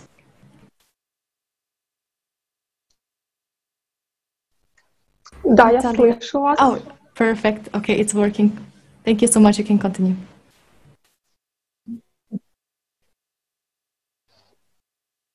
На каком этапе, подскажите, я прервалась? At what moment you stopped hearing me? Friends, could you please tell me from which moment I can continue? Джеймсом Бондом. Хорошо. Вот. И еще один пример. So one more example of product placement is Apple Company. In almost all the movies, the characters use Apple technology. And despite the fact that it is more expensive than its analogs, everyone wants to buy it. Ее рейтинги среди других аналогичных гаджетов. Вот, и все бы ничего, если бы таким образом, да, вот... And it would be alright if only certain products were promoted in this way. But through films, people are inculcated with unhealthy habits, drinking, smoking, and inappropriate behavior, excessive sexuality, scandalous behavior, aggressiveness, and violence. Здоровые, которые демонстрируются тоже нам в фильмах, в видеоклипах, в рекламах, то есть вот... We are being shown these habits, and unfortunately, it influences us on subconscious level. Right now, I would like to suggest to watch an excerpt from the video with Igor Mikhailovich Danilov.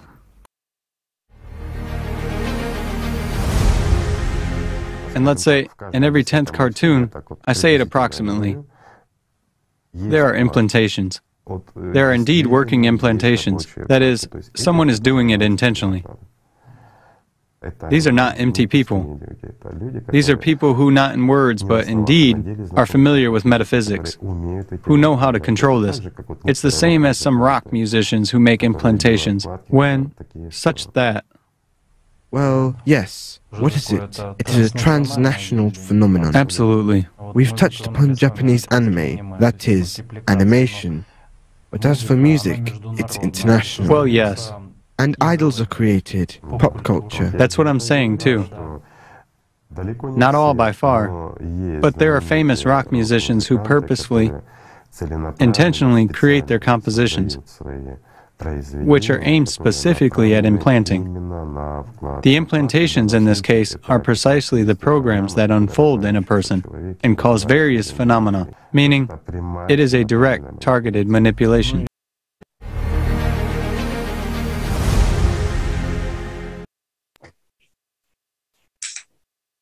Guys, do you see now how we are being manipulated like puppets? And by someone who doesn't have our best interest. How is this possible? And why are we allowing this to happen? Are we our own enemies? Or are we human beings that have free will and choice? We are so blind that even have such concepts as black PR in our society. And if you have never heard of black PR, let's continue to learn from Irina Moiseyevna Banova as she shares her understandings of the topic of black PR.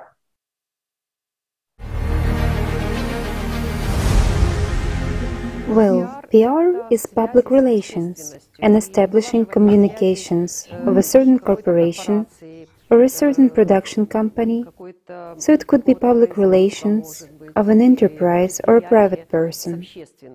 And these PR events, which are held, are very often held in a way, like they say, of a black PR. Black PR is when we need maybe to tarnish a certain person. Now, when there is a competition in society, competition in elections, competition in choosing goods, competition in receiving some services. I mean, when there is sufficient competition, we have a conference about that, it will always be a black PR. So I work in a university and face the fact that in the reviews of students or graduates on the website of our university, there are various reviews. And there are some of both, positive and negative. So if you read these reviews, then as our applicant who enters into our university, what will they react to? good ones or negative ones.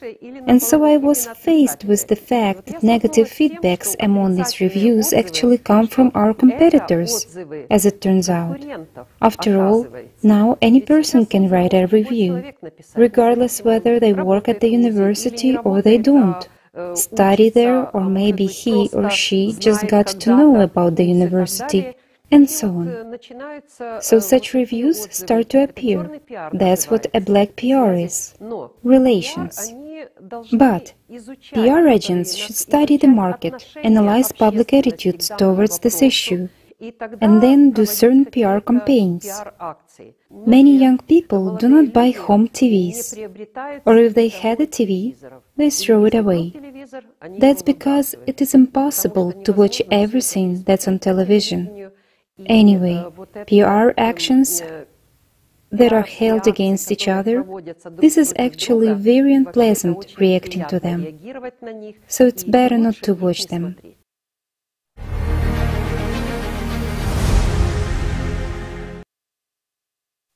Thank you so much, Mrs. Banova. Dear friends, we want to hear from you in the comments if you support such a concept as a black PR, or if you have any questions about how it works. We would like to remind you we are live and will be answering your questions as we go.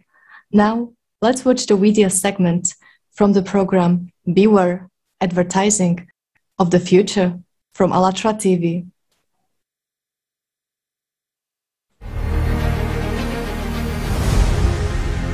Let's take even show business, right? Yes, because it's easy to develop a person. Everything can be developed. There are a lot of such technologies now, which are not like those ones, of course, but just technologies which, let's say, first rumors are spread, then gossip, then one person says something, then another one, then the third one, and such sort of invisible marketing. I mean, the most sophisticated. Black PR is especially effective, yes? Of course, scandals. Right. When scandals arise, they sling mud at a person. My friends, do you know that black PR is one of the most effective means of popularization? Why? Because when we emotionally perceive someone in a negative way, we remember this. And then it's enough to show this singer once or twice, for example, or a politician, it doesn't matter, and he becomes popular. First, when we see something negative about him, what does it provoke in us? Disrespect. Well, yes. But it gives us a sense of superiority over him. He's such a scoundrel, while we are good after all. Then it causes a laugh, and then several times we want to check what he is like, how much he has changed, and the serial sale begins. Of course, and we begin to watch him, yes, whether we want it or not, and ultimately we listen to his music or we listen to his performances, and we literally become attached to him. Just imagine, if everyone praises a person all the time, he ceases to arouse interest. While if there are scandals, squabbles, why do some singers arrange unequal marriages, some quarrels, scandals? People need soap operas, they need emotion, or when the name of a politician is covered in such mud which is ridiculous. Well, I'm not going to mention the surnames, but there are politicians whose names are covered in so much mud, and nevertheless they are quite popular, and will be popular. Why? Because they cause interest in society. This black PR makes us participate in these soap operas, and the main character is either an actor or a politician. Isn't that so? The main character is consciousness in all our heads. Of course, of course.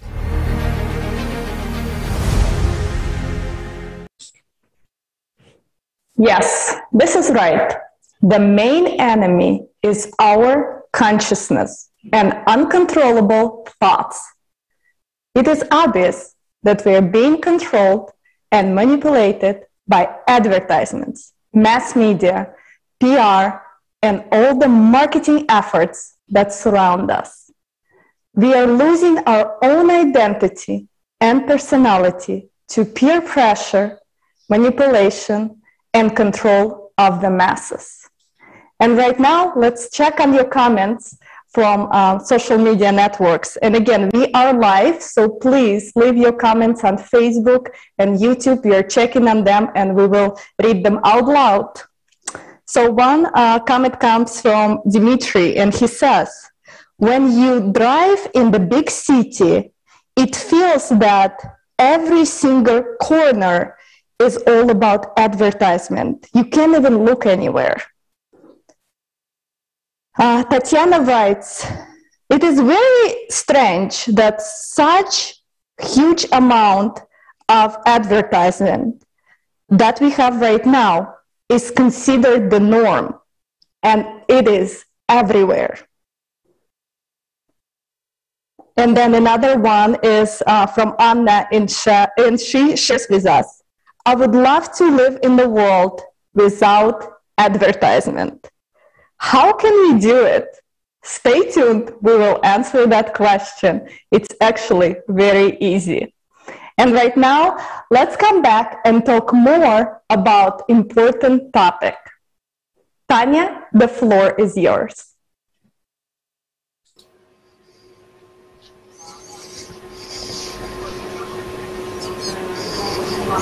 Thank you. Hello, everyone. The next topic is psychology of the masses. Techniques used to put an individual in the group and the way in which he behaves in groups are studied by the psychology of the masses. Gustave Le Bon, a French physician in the turn of 19th to 20th century, is today considered to be the founder of the mass psychology. People have a natural tendency to be part of the group, but what if someone deliberately tries to turn them into group because it is easier to manipulate? Le Bon's masterwork, The Psychology of Mass, which strongly influenced his contemporaries Freud and Max Weber, is still relevant today. They agree with Le Bon's theory that man in the masses loses his individuality and is exclusively driven by shared emotions which spread in the masses like an attachment. Le Bon says that those who want to influence masses should not logically explain their arguments, but simplify their ideas and convey them into seductive, colorful images, because masses love plays, movies, and myths. For example, Americans have created an image of the perfect soldier in the movies. He is brave, strong, intelligent, and above all, charming. People around the world who have watched these movies have followed the ideas of an indestructible, omnipotent American soldier whose actions are always right. Images can be invoked by proper use of words. When the masses starts to hate an image due to political upheavals and changed beliefs, a skilled speaker or advertisement change the words, but essence remain the same. These some simple ideas from which both logic and scientific proof have been removed should be repeated as many times as possible with the same words if possible, because the masses offer a while accept them as a proven truth. For example, since we have heard that the chocolate X is the best chocolate, we start to believe or think that we have heard it for many sides and we see it as we see it ourselves. Speakers and consequent advertisement addressing to masses are not focused on their common sense but on their emotions, so provoking emotions in the masses is one of the most important techniques of propaganda. Masses are extremely susceptible to the influences of authority and gullible, uncritical and receptive. Individual in the masses behaves completely differently from how he would behave if he is alone and cannot explain what happened with him. Man in the masses get a sense of immense power, a sense of responsibility disappears, he cannot distinguish truth from lies, he becomes unconscious of the result of his actions. Freud and Serge Moscovich wrote about it. Consciousness is narrowed, man is dominated by material desires, emotions and instincts, and his true nature is completely blocked. This shows how mass fits perfectly into the consumer mindset. In the consumer society, groups are purposely created that are manipulated and led into directions that social engineers want. For example, various brands are formed that are imposed on people as authorities that are masses followed. In fashion, sports, pop rock groups, and for example, the Beatles are a good example. Some sports brands like Nike, Adidas hire a famous athlete and thus direct the whole group of his followers in the direction of buying these products. It is important to point that once again that in mass man loses his individuality. He is doomed to belong a group and thus to obedience to authority, where that authority is the state, church, the president, corporation, or a media, as long as he shifts responsibility to others. A man who takes responsibility for his life, for his decisions and actions, man who is aware of his true nature and who understands how the system works, will not allow the masses to influence him in any way. He will recognize the imposed impulses from the outside and will not succumb to them. In the creative society, the joint action of people will not be through the masses, it will not be guided by emotions or instincts. People will be guided exclusively by honesty, kindness, and conscience.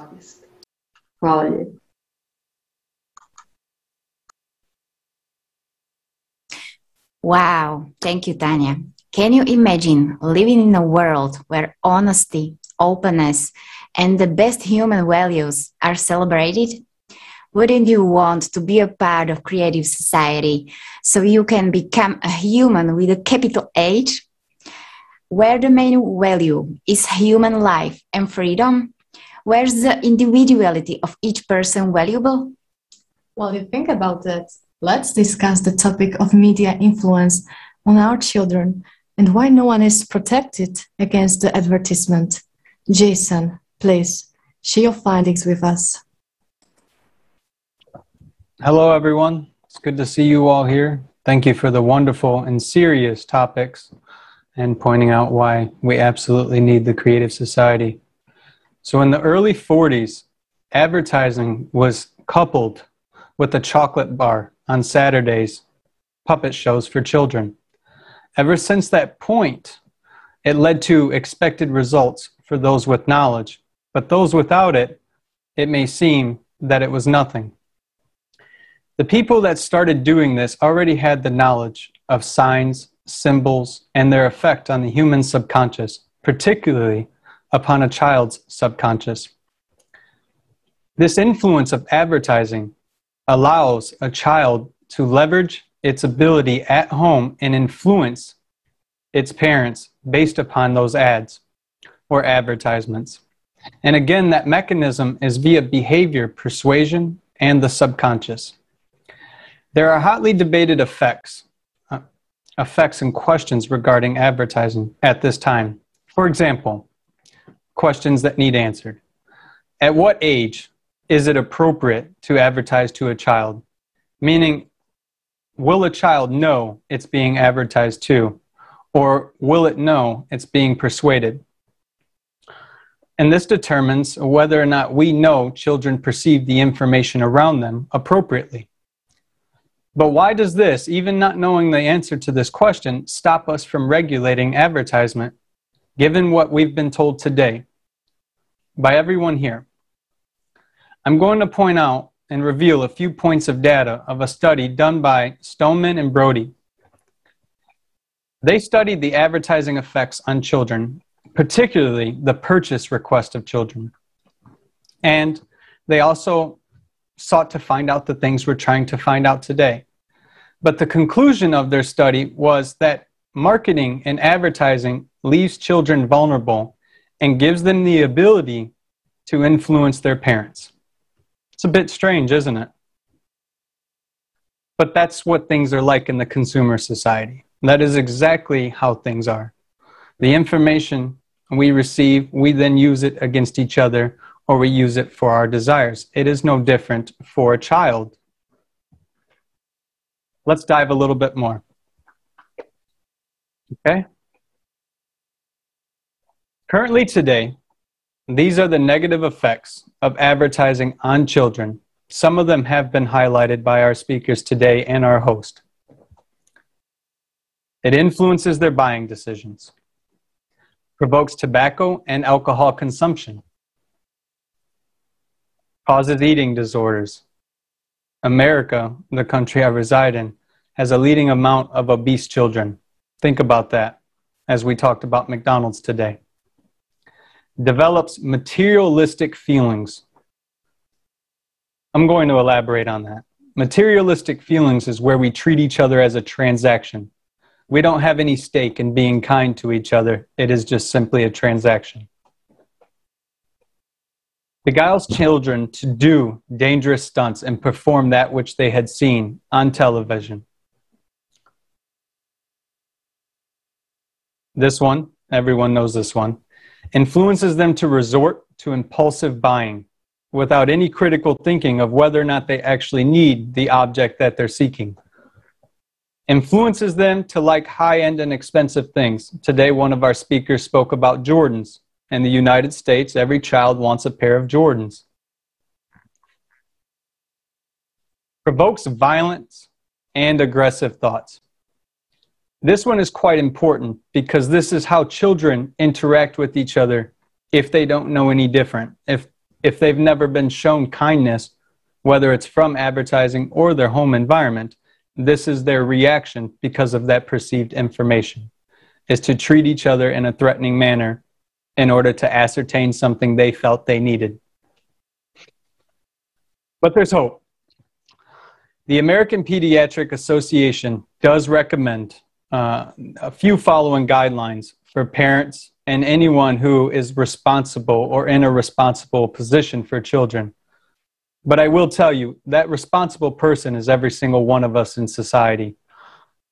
All children are our children, and all of us are responsible for upbringing a human being. But this is what they recommend. Build digital privacy and design. Know what your children, or those you're taking care of, are downloading. Makes sense, right? That way you can assist them in being informed in the information they are obtaining. Notice they didn't say influence their choice. Enhance and monitor privacy settings on their personal devices. If your child is really going to have a tablet and they're underneath the age of 8 years old, at the very least, create some settings for those personal devices, to include the TVs. Teach the children to analyze. Now, that doesn't work necessarily for children underneath the age of 8, but you can surely ask your child questions, as they recommend. How do they perceive that information? Not how do you perceive it, but ask your child questions, how do they perceive it? And if your child cannot speak to you about what they're feeling or about what they think, they probably shouldn't be watching that device. Another important one, because of public education, it is very important for us to speak and be transparent with the administrators and the public school teachers and those that oversee our children. Because a lot of technological classes, there isn't an oversight of what information that child is taking in. So you may be doing all the things you can at home, but if you're not sharing your experience and discussing that with the people that are going to be taking care of your children for 8 to 10 hours out of a day, it really doesn't do any good what you're doing at home for the 4 or 5 hours you have them. In conclusion, this is just a short list of effects that we know of that's being studied today. It is not meant to be exhaustive. And it needs to be studied more within the scope of psychology and developmental psychology in particular. Since a majority of people do not know who they are, let me ask you a question. How can they know the consequence of the information they're receiving? How can they make a decision? Advertising implants images, desires, and patterns, not only in adults, but to our most vulnerable population, our children, the future generations. These children begin to attribute or assign those images as it's discussed in psychology, meaning they think what information they have coming in and they start assigning it to themselves as a characteristic, as the I, or it's me, it's my like, it's my want. not knowing it's not their want, need, or desire. Today, how many children are being raised by devices? This is actually a topical, very hotly discussed topic within our society today. A lot of our children are being raised by electronic devices. Why should you care? Well, I hope today the information you've ascertained up to this point shows you should care and should get involved and should discuss these things, especially if you're a parent. At this time, there's a positive correlation between ADHD and advertisement. For those that don't know, ADHD is attention deficit hyperactive disorder. There's a funny joke about it. I don't have ADHD, I'm just thinking. But we all should think about that. Why is it a person's being compounded with thoughts after thoughts after thoughts after thoughts? Where does it come from? Just maybe it's a positive correlation to advertisement and the overload of information and lack of regulation of that information. Thank you all so much.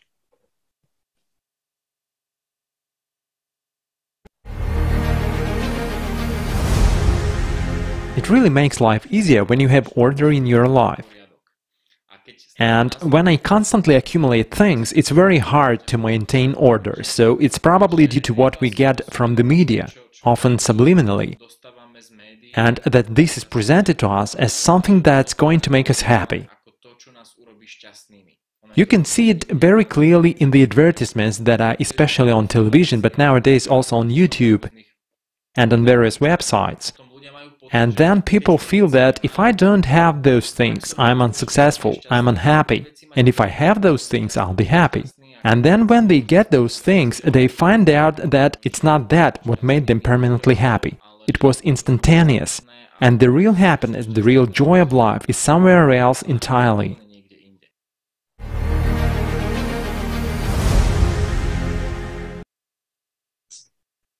We know that everyone is chasing happiness. But in consumer-driven society, happiness looks like an accumulation of things that we cannot take with us when we die. So what is the point in it? And why do we agree to this game? Why do we not question things that surround us, but instead continue being slaves to the consumerist format for the past 6,000 years? We now just heard many speakers on the topics of how we are being manipulated in our daily life by advertisements, how we have built immunity and don't see it happening to us. We think that someone else is being influenced by advertising, marketing, manipulation, propaganda, black PR, fake news, but not me. As you have heard today, everyone is in the same boat. So where are we going? And why? And what is the most valuable resources that is being stolen from us daily? It is our attention.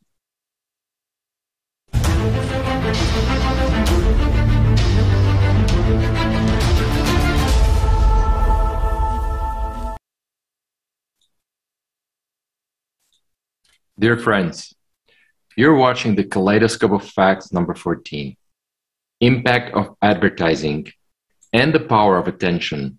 On ALLATRA TV, we're live and broadcasting to more than 20 languages simultaneously. On all major social media platforms, we are here to answer the questions and find a way forward, which is creative society. More information on ALLATRAunites.com. Please join us as we move to our second part. As you were able to hear and see in today's format of society, where the focus is on profit, companies and individuals are using various techniques to influence you to buy their product or service. You may not even notice that we are exposed to this every day. They used not only obvious and noticeable practices, but also those that are hidden and people usually don't notice them. And with this, we will continue in our second part of Kaleidoscope of Facts. We will look at these practices from the perspective of science. I would like to welcome Tatiana Zinchenko, a psychologist who also participated in analyzing the artificial consciousness Jackie. Welcome, Tatiana. It is good to see you.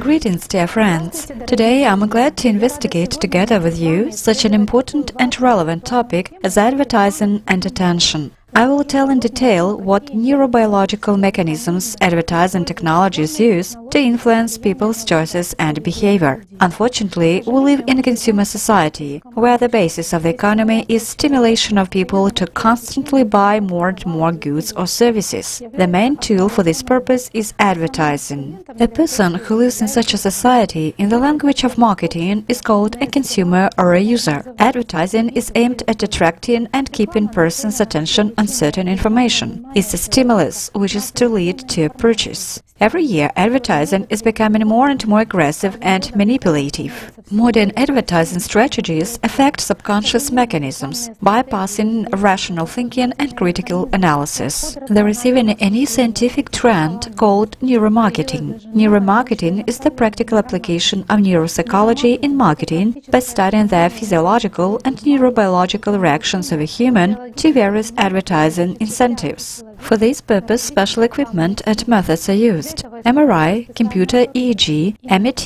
magnetoencephalography, polygraph, lie detector, eye micromovement tracking, eye tracking, and reading of emotions on the face by micromovements of facial muscles, etc. It is all done in order to find out how a person really reacts to a product or advertising incentives, what emotions he is experiencing, and what he is going to do, whether he wants it or not, whether he is enjoying something, showing empathy, disgust, or indifference, and which elements of content he is paying attention to in different formats: billboards, signboards, website, videos, games, or apps. Neuromarketing on the internet uses artificial intelligence for psychodiagnosis, which not only analyzes all the data received, but also collects information, taking into account hundreds of biomarkers. Neuromarketing analyzes physiological indicators, which allows us to track the reaction of the buyer on a subconscious level, even before that choice is made, allowing for a much deeper analysis. It means to select those triggers that are more likely to work for that particular category of consumers.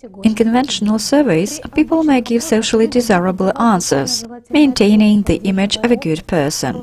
Neuromarketing eliminates all of these distortions. It is essentially a set of knowledge and methods for manipulating people's minds and behavior in its purest form. Neuromarketing appeared only in 2002. The term was first used by Bright House, Atlanta, USA, which published the first article in this field and sponsored the first neuromarketing research. But it is already being taught at universities, and Nobel Peace Prizes are being won for research in this field. Many large companies and IT giants have entire departments for neuromarketing research, such as Microsoft, Google, Apple, and Facebook, Hyundai, PayPal, Cheetos, PepsiCo, Coca-Cola, Nestle, etc. If the content is catchy, a cleaning song that sticks in your head, or certain images or phrases from commercials keep popping up in your mind, you know that is probably a neuromarketing commercial that's been released after a neuromarketing test. In what normal society would aggressive and manipulative technologies be actively and absolutely openly introduced into all spheres, taught and supported in the scientific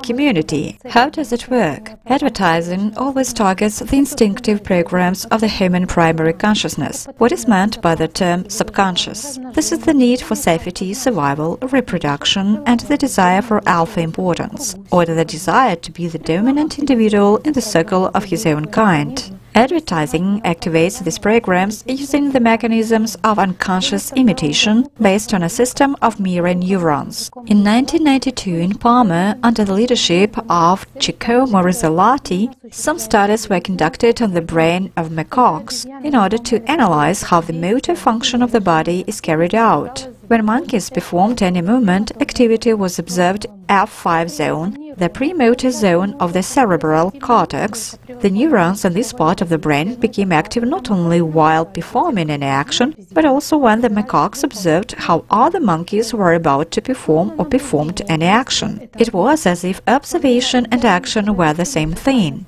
During further study of mirror neurons in humans, they were found not only in the motor cortex but also in the sensory, associated with processing information from 5 sense organs, associative and subcortical structures such as the amygdala nuclei, the putamen and insular cortex. And these neurons are associated with a number of functions, learning by imitation, empathy and imagination. We put ourselves in another person's shoes, try to see things through their eyes, and experience the same pleasure or suffering as if we were doing it ourselves. For example, you watch in a commercial a slim, attractive middle-aged woman in cozy, homely clothing, drinking coffee from a delicious cup. Her face is calm and demonstrates exquisite pleasure. And at the end of the clip, a pleasant-looking, fit and clearly respectable, confident man, judging by his clothes, demeanor and accessories, embraces her.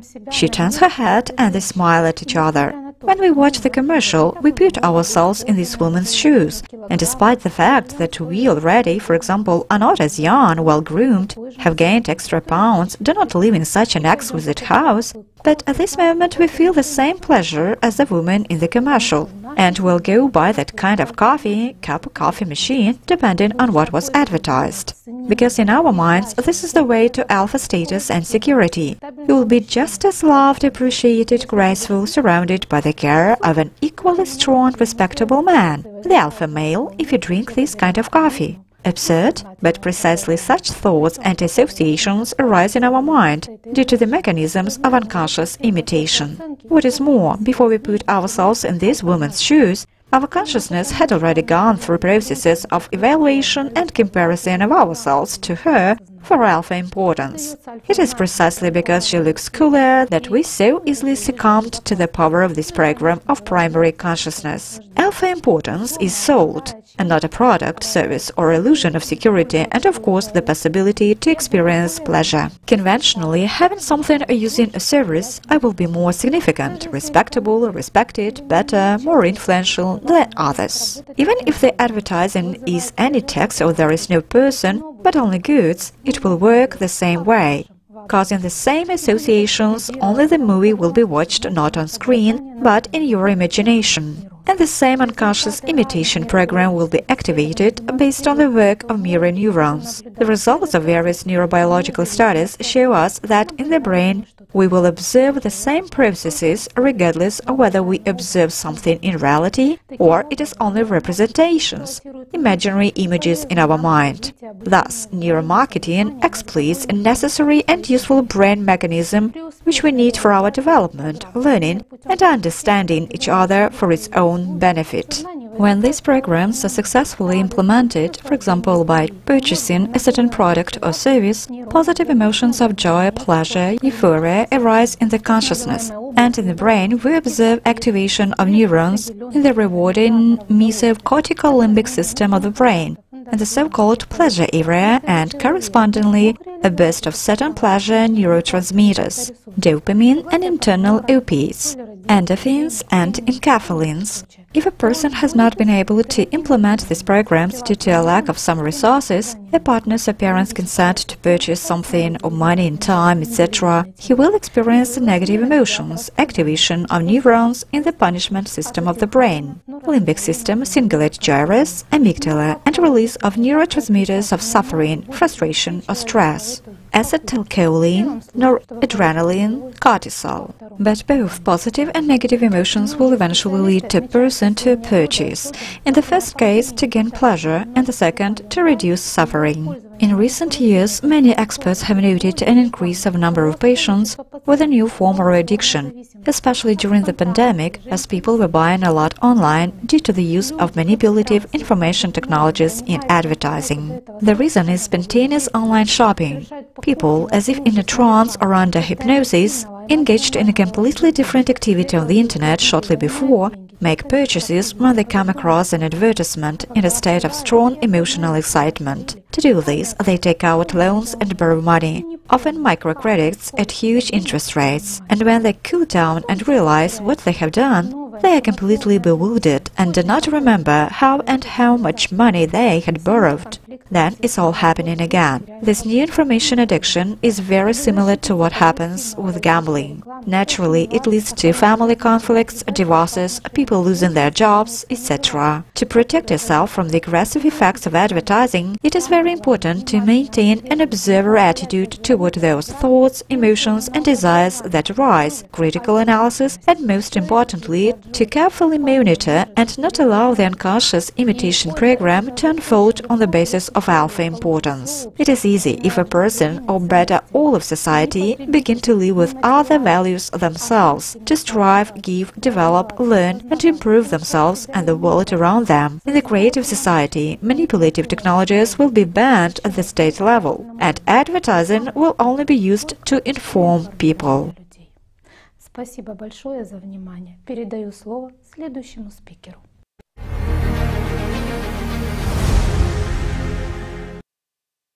Thank you, Tatiana, for such a detailed explanation of how global marketing companies are using our attention and knowledge of neuroscience for their own purposes. Attention is the main power in every aspect of life, and it's very important for people to understand that. The resource of attention for human beings is limited. So what is attention and why it is so important to use it wisely? Where is this powerful source is coming from?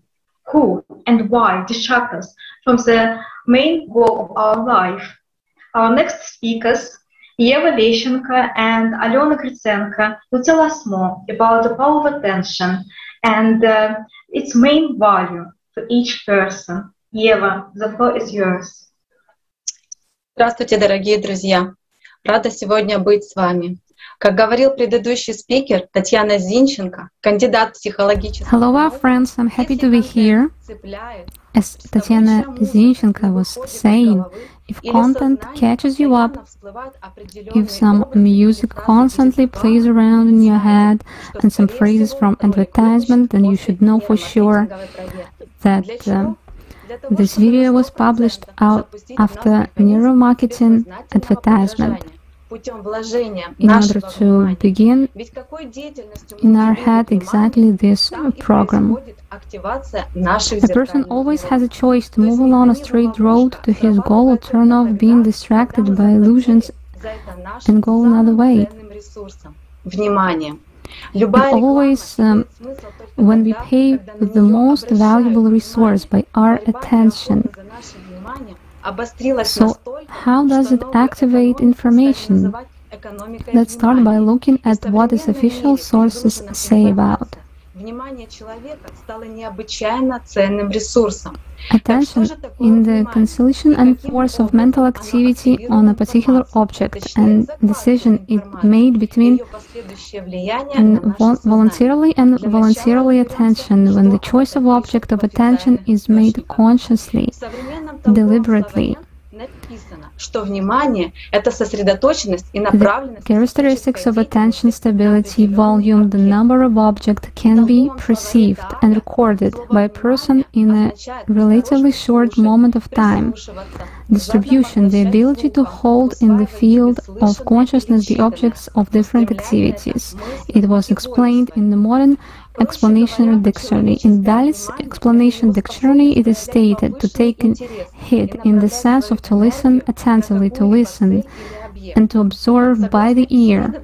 Simply put, human attention in the ability to show heightened interest and to direct his energy towards some goals or objects. The main properties of attention are stability, volume distribution, switching, and concentration. Depending on whether we choose to pay attention consciously or unconsciously, we can distinguish three types of attention. Involuntarily, attention occurs when a person unconsciously pays attention to novelty, bright pictures, music, or other emotional stimulus that arise unexpectedly. The task of advertising is to attract our involuntary attention and to raise desire. Voluntary attention is when a person consciously seeks and stops at the information his or her needs. Post-voluntarily attention is also characterized by a person's conscious choice, but it lacks the tension which is a typical feature of voluntary attention. It may be sustained for hours. Say a person wants a car, he will devote his attention solely to it, gathering all the information related to it, whereas he goes and may spend a long time doing so until he makes his choice. Involuntarily and post-voluntarily attention are more commonly used in advertisement. What does the word attention mean in different languages? In Chinese, hieroglyph of attention has three parts. The first part is prefix meaning note, the second part as thoughts, having in mind, and the third part is power. Thus, attention in Chinese means the directed force of thought. In Latin, attention operam is made up to two parts, op for help and for being. Loosely translated as providing help. In English, we have such a pay attention, and in Chinese there is also directed power of thoughts. In Ivrit it's translated as put your heart, and in Russian the word внимание, it's formed from comes from to take, with the prefix vn, inside, in. In all languages, there is a clue that attention is a resource, specifically our inner resource, which we manage. Thus, we come to the point where attention is a kind of a currency with which we are free to pay for this or that, order to acquire something for ourselves. Attention. Next speaker will talk about it in more details.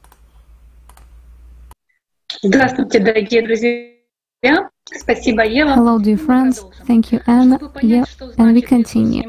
To understand what it means that the resource of attention is limited, let's consider an associative example where the person's life is a direct road leading to a true goal. The beginning of life is the beginning of the journey on which a person is given a body as a car and one tank of gasoline as the energy for movement. A person always has a choice to move along a straight road to his goal or turn off being distracted by illusions and go another way, or in the opposite direction. In the second case, he will not have enough gasoline to get to the goal. It will remain lying somewhere around and landfall by the road. And now we listen to the video.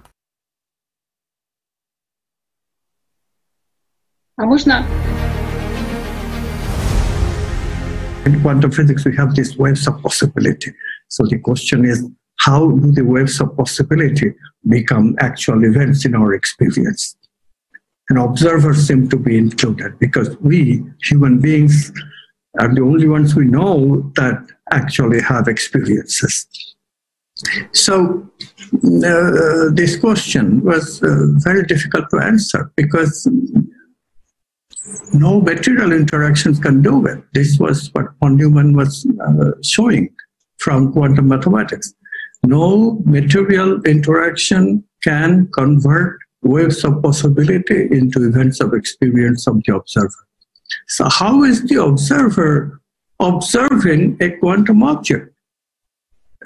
This question is the basic question of all science, not just physics. how does the world exist in manifestation at all? Because in quantum physics, it literally says that the universe itself is all just potentiality. And of course, von Neumann tried to answer that maybe the observer's consciousness does it, because he was daring enough to propose that maybe it's time to admit that there are some non-physical stuff, non-material stuff in the world. This is an extremely important question, because attention is everything. Attention is the ability to focus on a particular subject. The mind is, if you allow it to be controlled by the brain, this is the thing.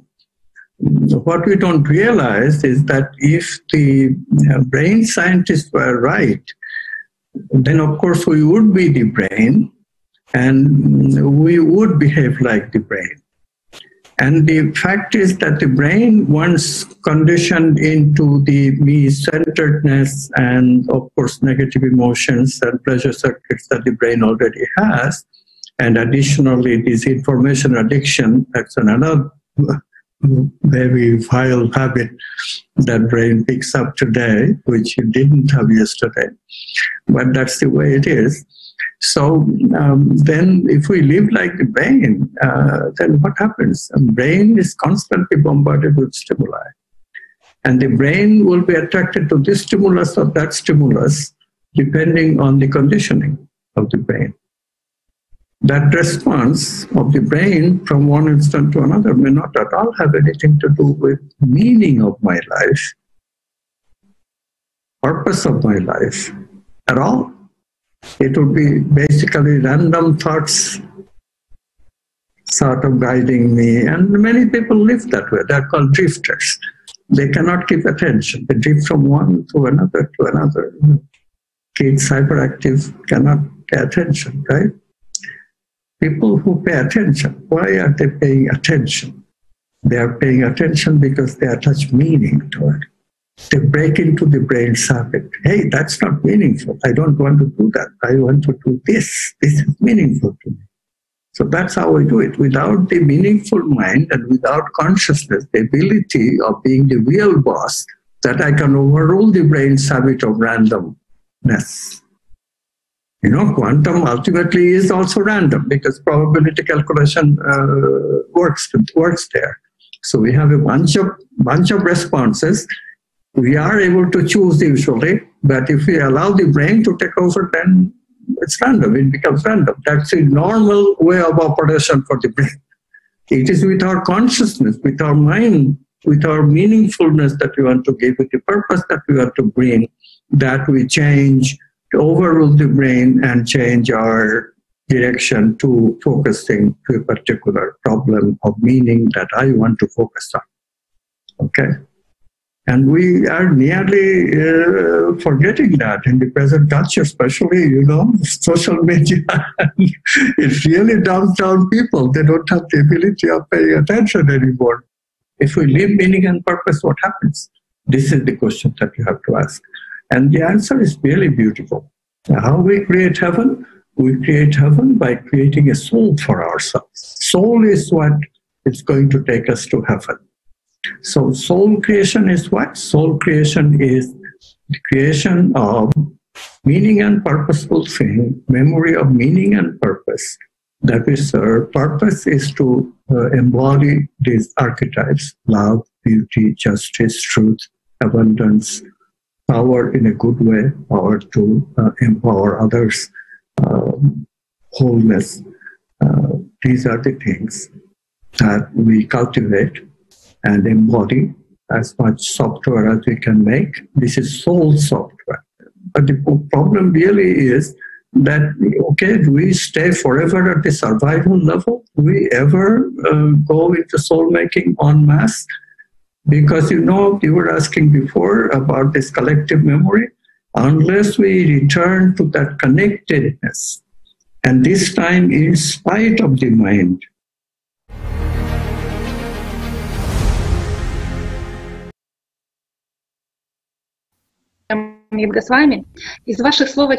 Thank you very much, Mr. Goswami. It is obvious from your words that attention is a power, a force through which the so-called waves of opportunities become our actual experience. What kind of force is it, and where does a person take it? In physics, force is a measure of impact on an object due to which it changes its state. In psychology, force is an ability to resist external or internal influences and an ability to initiate new processes or actions. In ancient societies of the East, there is a concept of force and power associated with the power of God. Philologist and PhD in philology Mikhail Maryanov, in his work Force Concept and Work, he says that in Harris Papyrus, ancient Egypt, 2nd millennia BC, there is a word net, which means deified force. In the same work, the Sumerians considered the divine word as a means for manifest the power of the gods. When your word breaks out, trees and herbs grow on the earth. The concept of power, me, is interpreted as divine power. This concept is semantically connected with Haju, life force. To define the essence of the concept of the force or power of attention, let's turn to the books ALLATRA and the Primordial ALLATRA Physics Report. According to ancient primordial knowledge, the power of attention is a huge vital energy in which the creating power of ALLAT is focused.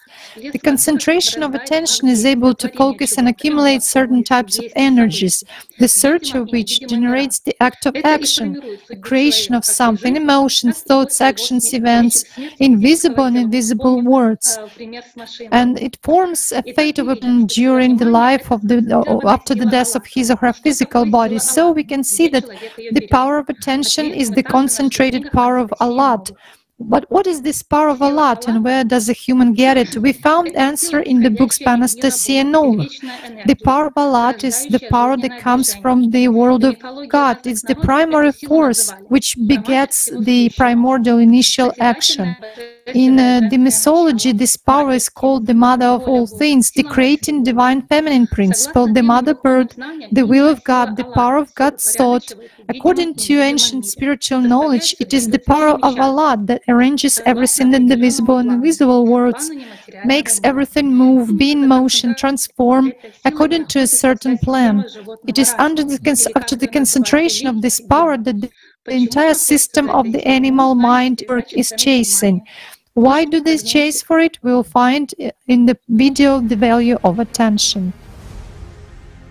You have talked about games and the fact that in games it is programmed where a character is going, and there was exactly such an experiment with photons where there was, well, a roughly similar theory concerning this world too, that for as long as there is attention of a human, this does exist, but as soon as the attention disappears, it ceases to exist. Well, is this world really sort of built in such a way that if you take attention away from something, it no longer exists?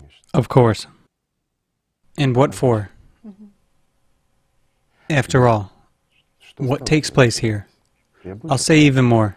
A demon is alive for as long as a human is alive, meaning humanity.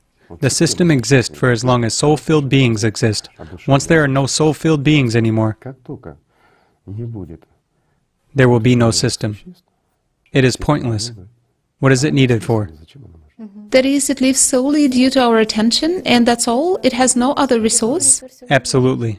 But what for? Meaning, it draws in detail the reality at which an observer's gaze is directed, right? That is, from a wave into a particle. I'll put it simply. What are all these gadgets powered with? Electricity, energy. Absolutely right. Attention is what? Energy. What does it originate from? From personality. From personality. What does personality get it from? From the soul. What does the soul get it from? From the spiritual world. The spiritual world is pure, Allah. Yes, it's the source of life. That's the answer for you.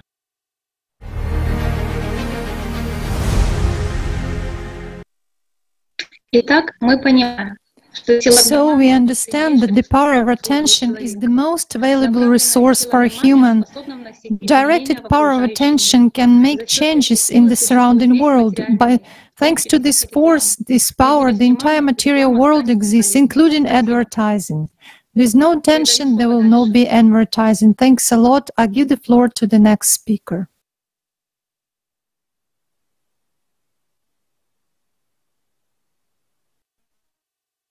Microphone. Yes, thank you. Hello, dear friends.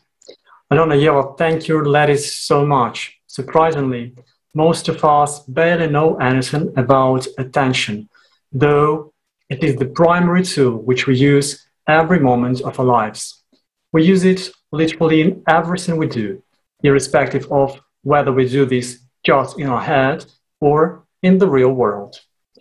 True scientists and true explorers, they understand how important it is to learn all possible manifestations of the subject they are studying. They look at it from different angles and from different perspectives. Thus, today, together with learning various definitions of attention, etymology of attention in different languages, and types of attention, it was truly interesting to look at the role of attention from the perspective of quantum physics, to find out how the Egyptians and the Sumerians defined the concept of power, and of course, to get a deeper understanding of the power of attention through the concept of ALLATRA in primordial ALLATRA physics. I believe that today every person has found in all the aforementioned something that has helped to comprehend the essence and the importance of attention. Thank you, ladies, so much once more. And the study of any question would not be complete without experimental evidence.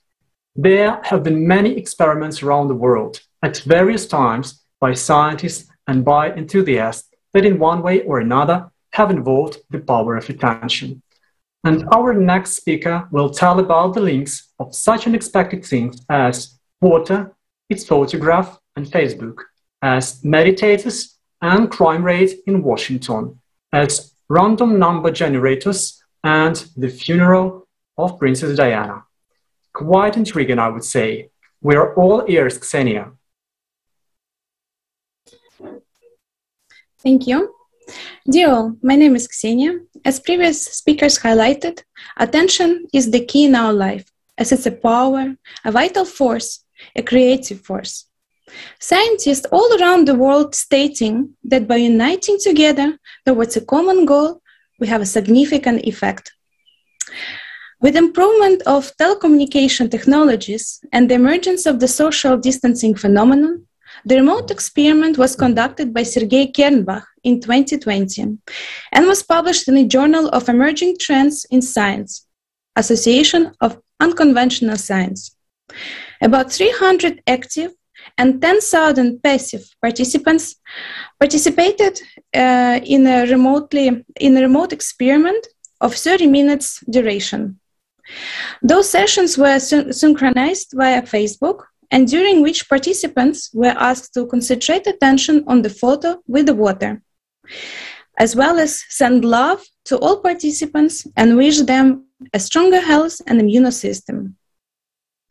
The results confirm that concentration of collective attention is capable of changing the electrochemical and thermochemical dynamics of aqueous solutions for instrumental detection.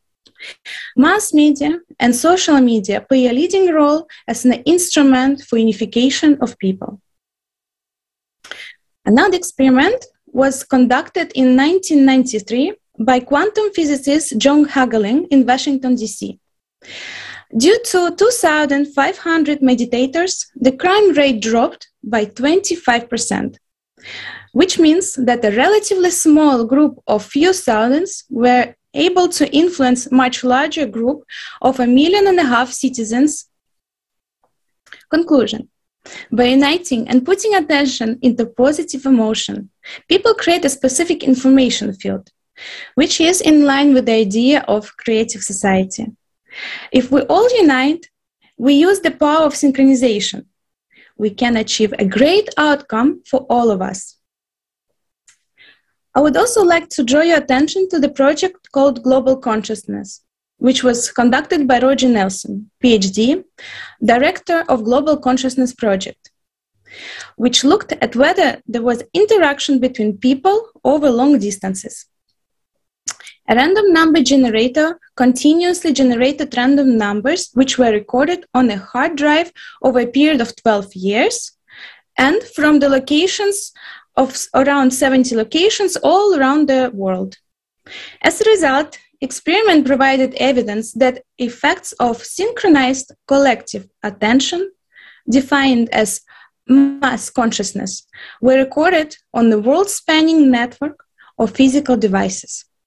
In other words, researchers were able to capture the change in the behavior of the random number generator, as many people turned their attention to a single event. Indicators of anomalous data structure are correlated specifically with the moments of importance to humans. For example, as you all were aware of funeral of Princess Diana, the memorial ceremony for Mother Teresa, etc. This study evidenced that human consciousness and emotions are actually part of the physical world. The data shows that we come together in an effective interaction in response to great events on the world stage. However, we are not conscious of this. As well, it was concluded that compassion is an international connecting emotion, while fear drives us towards personal survival. It separates us. Similar idea was brought by scientist, futurist, and award-winning author Dr. Schwartz, who was invited to share his knowledge during the International Online Conference about Creative Society, United We Can, which took place in December 2020. He explained the concept of quotidian choice. It means that throughout the day, people committedly make the most compassionate, life-affirming, and fostering of well-being choices. When shared with many, it's more powerful than any other force. He stated that violent change succeeds only 25% of the time, whereas non-violent change succeeds 75%. I suggest we watch a fragment from the program with Igor Mikhailovich Danilov, during which he is sharing with viewers on how we can apply the power of collective attention, the concept of egregore and use of it for the benefit of our society, and create a wonderful world for our children.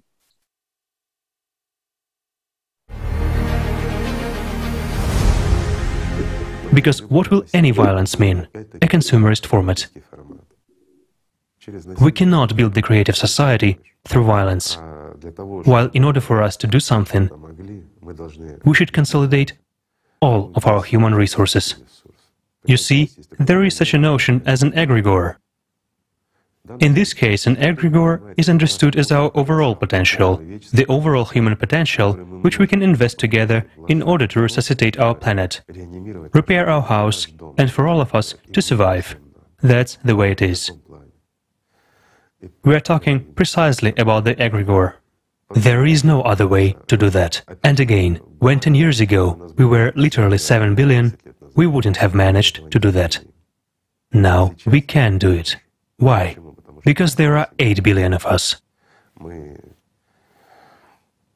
We are much stronger, smarter, and more technologically advanced than we were 10 years ago. We can withstand these challenges, but we can only withstand them together. And in order to join hands together, we need to give up many things: foolishness, stupidity, selfishness, alpha, and pridefulness. These trifles that will disappear anyway, in fact. But the question is, will they disappear together with us, or will they disappear without us in humanity? Humanity will remain, but the stupidity will disappear. Or will it disappear together with us, together with humanity? It's up to us to decide, my friends. And the issue is serious. Unfortunately, these are not jokes.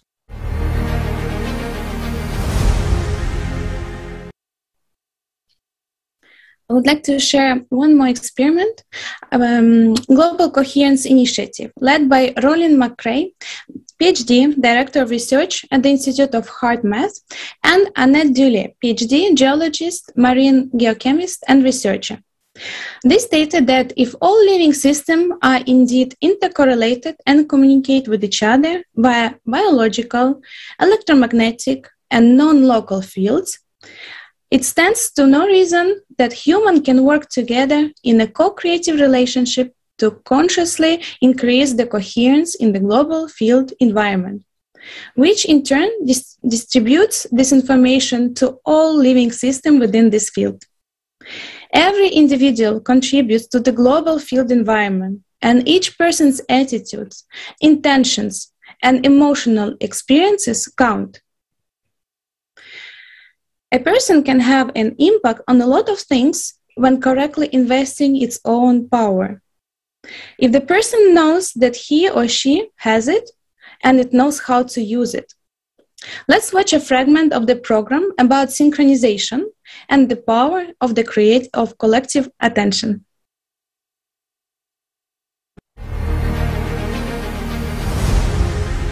How we should unite, isn't it, my friends? I'm saying again, we don't unite either wallets or refrigerators or nothing. Neither families, nor houses, nor gardens. No one should lose anything. We just get synchronized by investing our attention in one goal in order for us to do this. Can we do this? Easily, my friends. So we must do it. You have noted quite correctly regarding synchronization. There are a lot of experiments indicating that in nature, in numerous systems, there exists a synchronization effect. Of course. Which scientist Huygens discovered as long ago as in the 17th century. And he said he noticed this when observing wall clocks that began to work in unison over time. Several clocks. Right, several clocks. And they simply began to work in unison. He just ascertained that while standing on the same basis, they come into resonance. Pendulum. Meaning onto one wave. Yes, electromagnetic resonance arises between two pendulums. Yes, and here's another interesting point. A lot of experiments were conducted on this basis, and attention was paid to it. So, my friends, I'll ask you a simple question. Just imagine there is a platform, and there are two pendulums standing on it. They work asynchronously. And after a while, they begin to synchronize. It's clear that it's owing to the platform. And now the question. Imagine one platform with two pendulums, and another platform with 10 pendulums. And all 10 pendulums are working on their frequencies, meaning they're completely asynchronous. Which of these systems will stabilize more quickly? And a resonance will begin. A simple question. What do you think? The one with 10 pendulums. Yes, the one with 10 pendulums, but consciousness says the one with 2. Why? It will be faster for 2 pendulums than for 10. No, my friends. 10 pendulums come into resonance much faster than 2. Again, regarding unification, if we take, for instance, that very Tsiolkovsky, right? Right. When two people unite, their aura, mental strength or aura is amplified 7 times, yes? Isn't it interesting? And with each subsequent one, it is amplified even more. So if there are 3, it is raised to a power. In other words, if... Correct. If 3 people unite, it's already 7 to the 2nd power. Meaning it is amplified 49 times. Of course. Isn't it interesting? But what's important is that it happens, let's say, on the same wave. And there should be one goal. It is very important. Certainly. And it's very important here. He also noted that there should be one idea, one goal, and our attention should come into it, meaning we should come into resonance for achieving one goal. This is what we are talking about when establishing a creative society. Our unification is only needed so that we all together put our attention into one goal and implement it. So we must resonate, not dissonate with each other, right? Then we will build it very easily and quickly.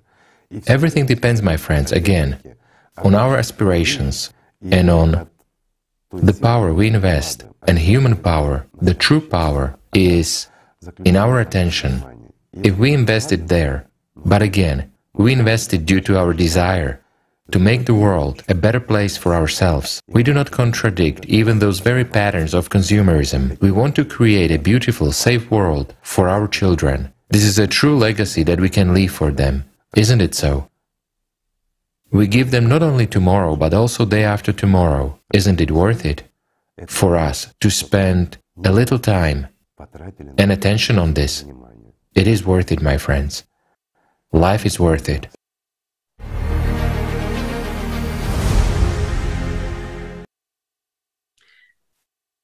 Those experiments demonstrate that attention is the power, a vital as well as a creative force. On what we put our attention, it begins to live within us and becomes our reality. In other words, Paying attention to specific information, such as images, thoughts, or desires, we launch a program for life. Because we give our energy for implementation, it transforms the chosen information into the reality. Attention plays a key role in our life. Thank you for your attention.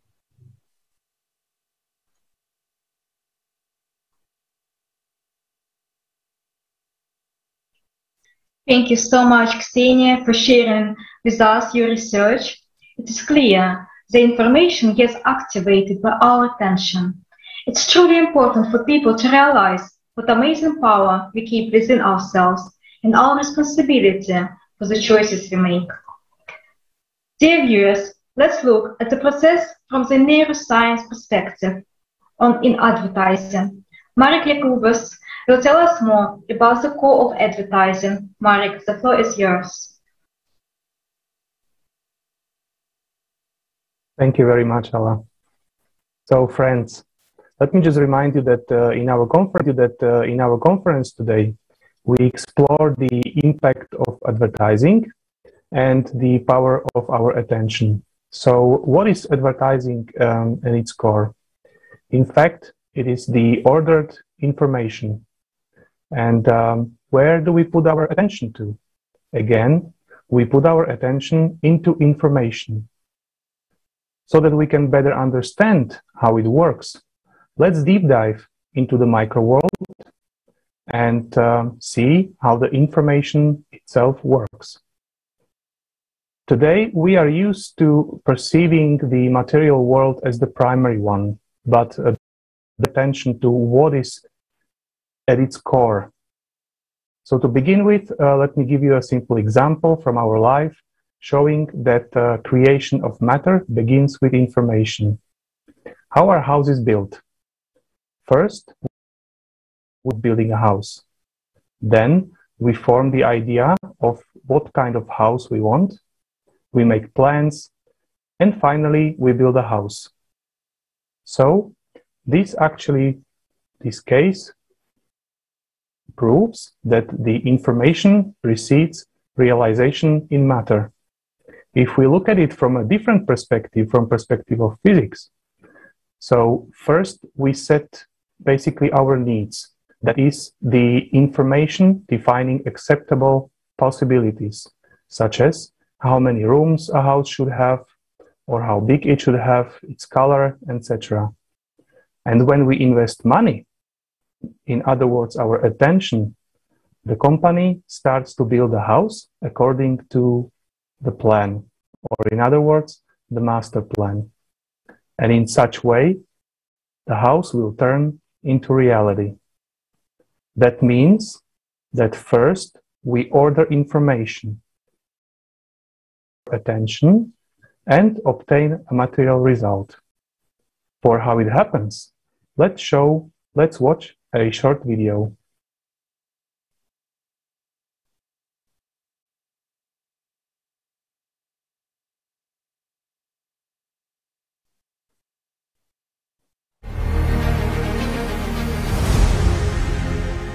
Imagine that you've decided to have a kind of experiment. For this, you need water, a glass aquarium, and small building blocks for making shapes. They are as light as foam plastic, and their colour is, let's say, not the usual white, but transparent. Your actions. In an empty glass aquarium, you build a beautiful castle using the transparent building blocks of foam plastic, like child's toy construction set, with a lot of rooms, towers, and so on. When you connect one transparent building block with another, there appears a certain colour that is visible to your eye. In other words, you have a plan in your head how to build a castle. You have the will to create it, and force by applying which you are building with this unusual material.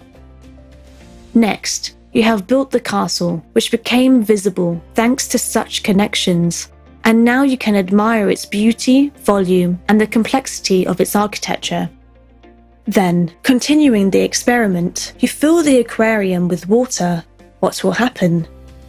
Suppose the water will be filling the aquarium with such a force pressure that it will destroy the castle you have constructed. At that, the foam plastic building blocks, which once were the walls, roofs and elements of your castle, will now start to float to the water surface, some separately, becoming invisible again, and others will float in groups, clusters, which still remain visible to the eye, since they are connected with each other.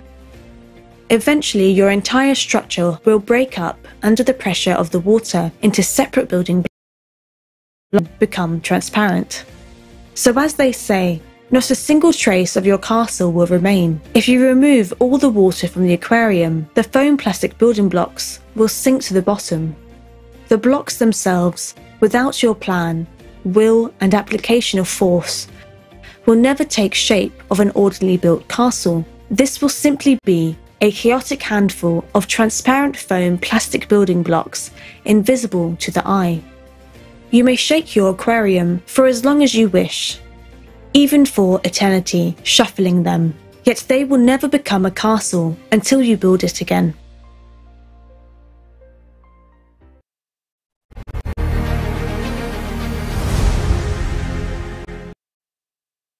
Yes, so as we've seen in the video, it is the ordered information, those very information bricks positioned strictly in their places that distinguish, for example, a house from a tree, connecting with it to a certain plan.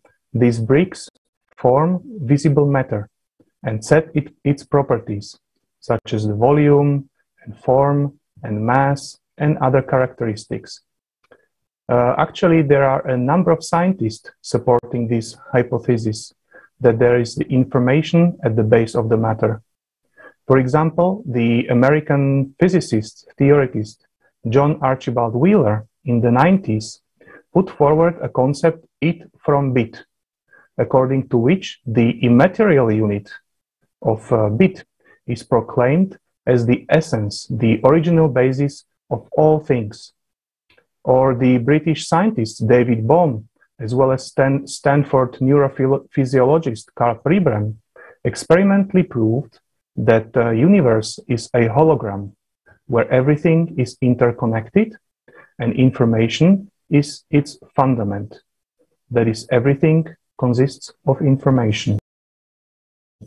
They basically proved that the attitude of today's society, in which we generally think that matter is the foundation and everything is built on it, is wrong.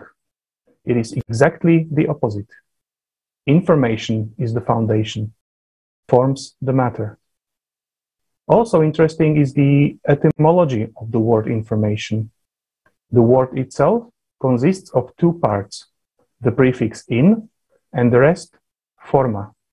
Even in this if we take this basic approach, that allows us to deduce that the term information refers to the representation of something in a certain form. Gennady Zverev, professor at the Ufa State Aviation Technical University, suggested that the term originated from Latin informare, that means to generate a form or to put into a form or to inform. In its essence, and in the video we've seen shown as the bricks, is everywhere around us, and it is neutral. It represents all the possible variations of reality, of which we as human choose and activate them with the help of our attention. So let's watch a short video.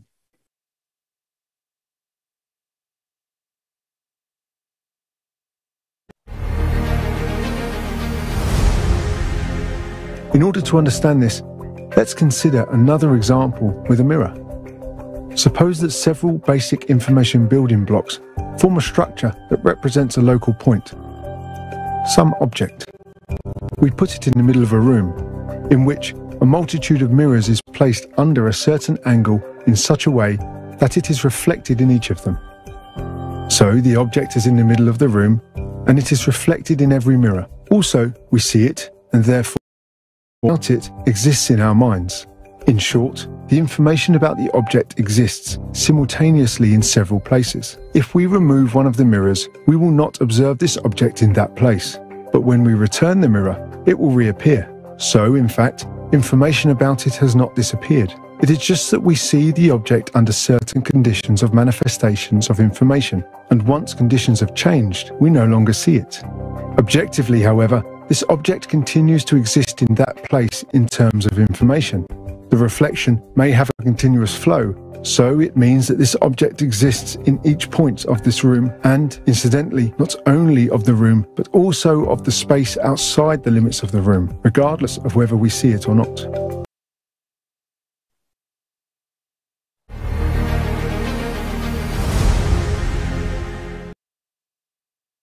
So, as we've seen in the video, the information is everywhere, and it gets activated exactly by our attention.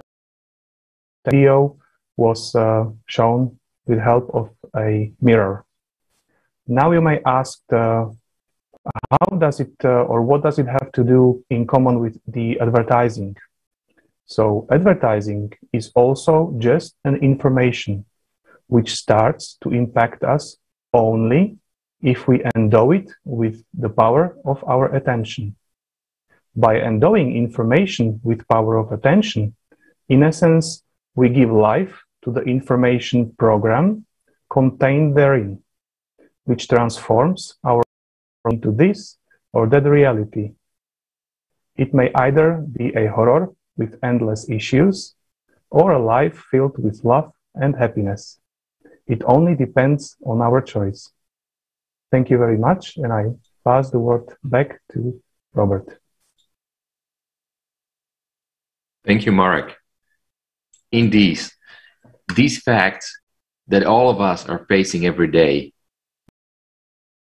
them and don't realize what is actually happening. People don't realize that the most valuable resource is our attention fed with our energy.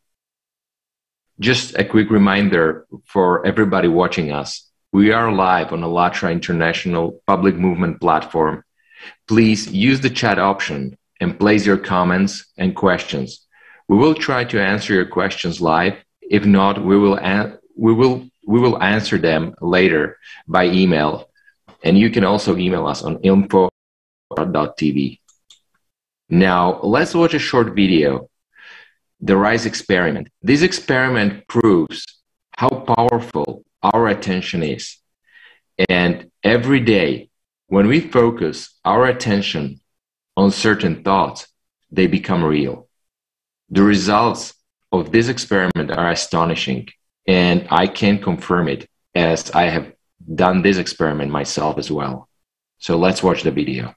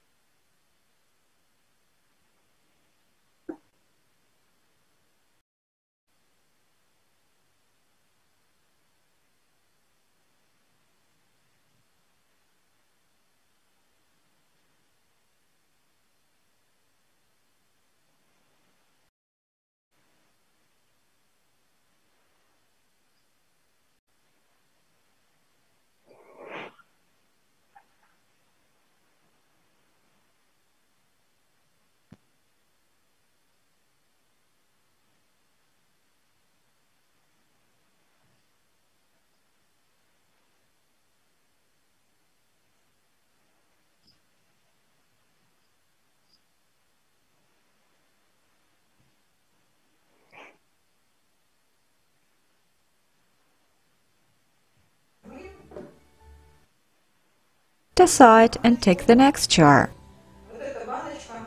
This jar is called full.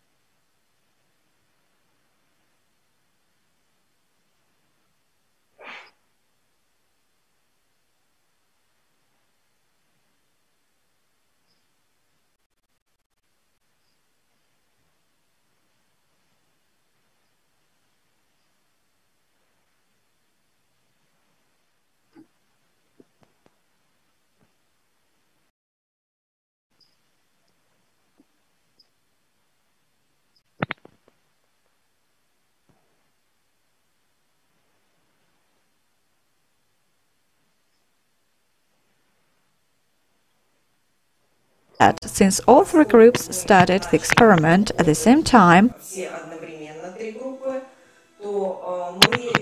we still got synchronized, so we had such a similar result.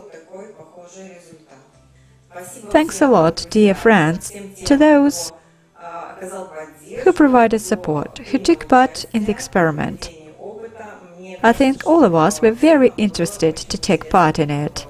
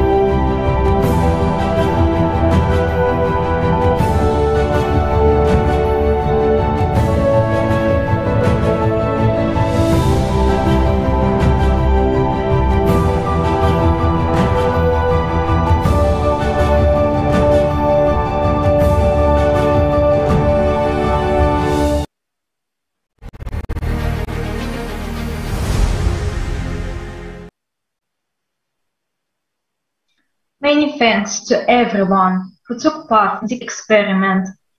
It proves once again that our attention is a real power. And if we all combine our attention and effort in building the greater society, we can achieve it in very short time. We can create the world that humanity deserves, all together. People do not realize that behind every advert is a huge scientific and psychological research on human behavior and preferences. Oleg Glushakov will tell us more about the methods that media is using to create a certain demand in the public. Hello, Oleg. We are happy to see you here. The floor is yours. Please.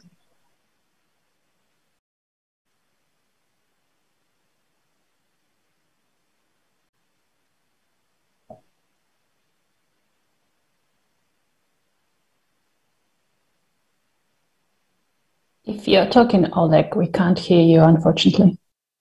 Здравствуйте, друзья. Рад сегодня приветствовать всех, кто нас смотрит, слышит, видит. И хочу рассказать об очень интересных явлениях. Эффективность современной рекламы не ставится уже под сомнение никем. За таким успехом рекламы стоят вполне изученные и экспериментально доказанные современными науками. Рассмотрим два социально-психологических феномена, которые во многом объясняют эффективность СМИ и рекламы. Первый феномен — конформность, такое своеобразное психологическое качество. По сути, склонность к изменению индивидом своих установок, мнений, оценок и поведения на манер тех, которые господствуют в данном обществе. Примером исследования, которое ярко иллюстрирует конформность отдельного человека, служит эксперимент Курта Левина с двумя пирамидками. Этот эксперимент повторялся неоднократно в разных странах мира и разными учеными, и всегда показывал одни и те же результаты. По ходу опыта к группе, состоящей из нескольких подставных лиц и одного испытуемого, показывали две пирамидки — черного и белого цвета. Задавался вопрос цвета пирамидки. Подставные лица всегда четко отвечали, что обе пирамидки белые. В подавляющем большинстве случаев испытуемый, которому вопрос всегда задавался последним, утверждал также, что обе пирамидки белые, хотя сам прекрасно видел настоящие цвета пирамид. После эксперимента на вопрос «Почему вы так ответили?», большинство испытуемых не могло дать разумного ответа. Из этого исследования видно, как зачастую человек принимает чужое утверждение, даже если оно не соответствует тому, что он видит сам своими глазами. Еще один яркий пример, более простой — мода в одежде. Следуя модному тренду, мы легко отказываемся от удобства в одежде, привычного для нас, отдавая предпочтение новому идеалу красоты. Следующий значимый эффект называется групповое подкрепление. Это социальный феномен, согласно которому прочное чувство формируется простым, банальным повторением какого-то утверждения, идеи или концепции членами этого общества. Независимо от того, насколько обоснована или доказана тиражируемая идея, вскоре члены общества считают ее абсолютно верной. Сейчас реклама создает групповое подкрепление, поддерживая различные, неподтвержденные фактами концепции и идеи, освещая их с видимостью уверенности и правоты. Фраза «миллионы людей не могут ошибаться» обычно подталкивает без сомнения принимать информацию, что нередко приводит к широкому распространению современных мифов и заблуждений. Например, если мы болеем, то сразу вспоминаем самые известные и разрекламированные лекарства, даже если они не подходят нам для лечения вот именно нашего этого заболевания. Два этих социально-психологических феномена дополняют друг друга и во многом объясняют, как любая и рекламе информация распространяется в обществе, укореняется в общественном сознании. The norm. And these are natural laws of the human psyche and mass media consciousness, mass public consciousness. They have been, they are, and they will be. However, the question remains open, since the media and advertising have such an impact on us. What information do we want to replicate further? What ideas do we want to see dominating in society tomorrow? And these are questions I address to all attention. Thank you, Alex, so much. These questions seem to become more and more critical day by day. I would even say that we should have answered these questions many years ago, and that it's almost too late to answer them today, as we are literally on the edge. In fact, in the current consumer society, everything is directed at stealing our attention, at persuading us to pay to unnecessary, meaningless things, wishes, and information, which gradually but inevitably destroy our lives. There is a fight for every single drop of our attention. They not just encourage us to choose pointless life goals and to consciously lay down our lives for achieving them, but in this way, they also fight for our involuntary passive attention. Let's deep a bit into neurophysiology of attention and find out about another exploit to steal our precious limited resource. Elena, please, the floor is yours. Спасибо. Здравствуйте. Thank you. Greetings. Today we're talking about the effects of advertising on humans. So what really happens on the physical level in our brains and how does this relate to attention? Let us look at the neurophysiology of attention. Alexander Romanovich Luria proposed a structural and functional model of the brain with its conditional division into 3 blocks. First, the energetic one, which we'll consider in more detail, just in the center of the brain. The second one is information reception, processing, and storage. And the third one, programming, regulation, and control of conscious mental activity. The first block is energetic, and it got its name because of the function of regulating brain activation, and it includes the reticular formation, as well as the limbic system, which has already been mentioned. This is the oldest part of the cerebral cortex, the function of which is an effective emotional assessment of incoming information and an emotional motivational one. The limbic system is involved in memory processes, positive and negative emotional experiences, and reaction formation. Thanks to its work, a person may experience pleasure and enjoyment, so the processes that occur in it are the basis for the formation of all addictions, from emotional to the drug addiction. The reticular formation is a particularly interesting area of the brain because of its role in human conscious experience. It is a functional system of clusters of neurons in the form of a network that is directed of consciousness in the literal meaning, since people lose or regain consciousness when it is activated. It is in the center of the brain and forms the central nucleus of the brainstem, which extends from the medulla oblongata top of the midbrain. You can see it just showed it with the bar. You can see it in the diagram.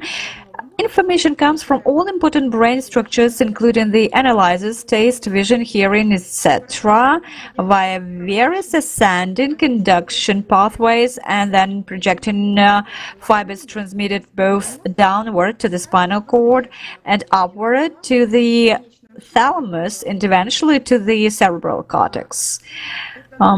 This central reticular mechanism does not just take in and transmit information.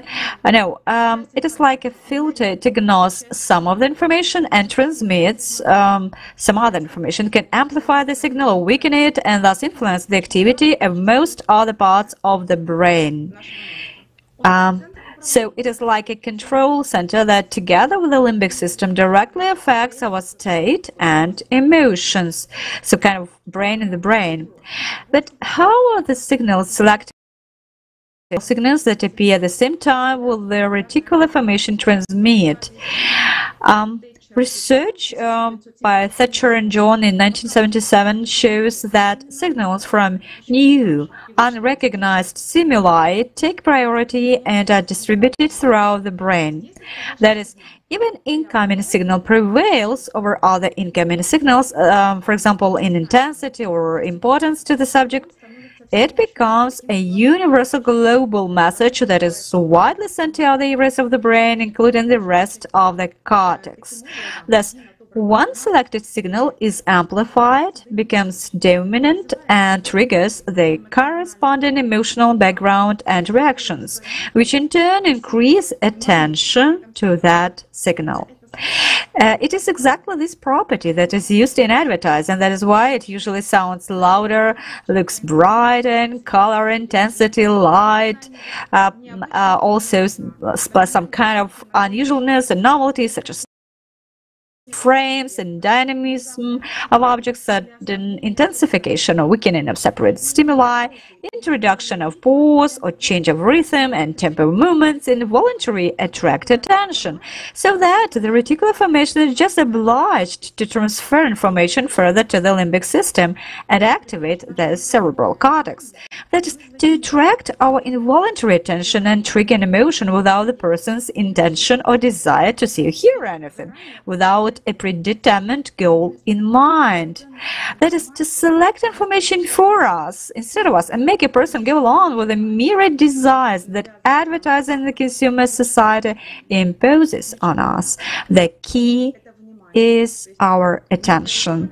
If it is involuntary, then the choice was made for us. If it is intentional, the choice is made by us. That is, if we transfer this mechanism to the conscious sphere, then we can use it consciously for your own purposes. For example, you can ignore advertising and direct our voluntary attention to those things that are really necessary now. This applies not only to shopping, but also to any information and activities. Thus, there is a transition from unconscious to the conscious choice. And this is really important information to help us understand how our attention is captured and manipulated, so that a person can resist this and make conscious choices, as a person is able to control and manage these processes and consciously choose what he really needs, rather than being imposed by advertising. To be able to choose what kind of information to perceive, what to think about, what mood or state to be in, consciously use voluntary attention to achieve the goals person needs in accordance with his inner values and goals. Thank you for your attention. Hi, dear friends, and many thanks to you, Yelena. It is important to know what you just said. Thanks for looking at the human's attention process from your point of view. As you said, human attention is the key to everything indeed. And focus of our attention does trigger the decoding sort of complex system of multi-directional communications throughout the brain, and not only. Wow, just think about it, guys.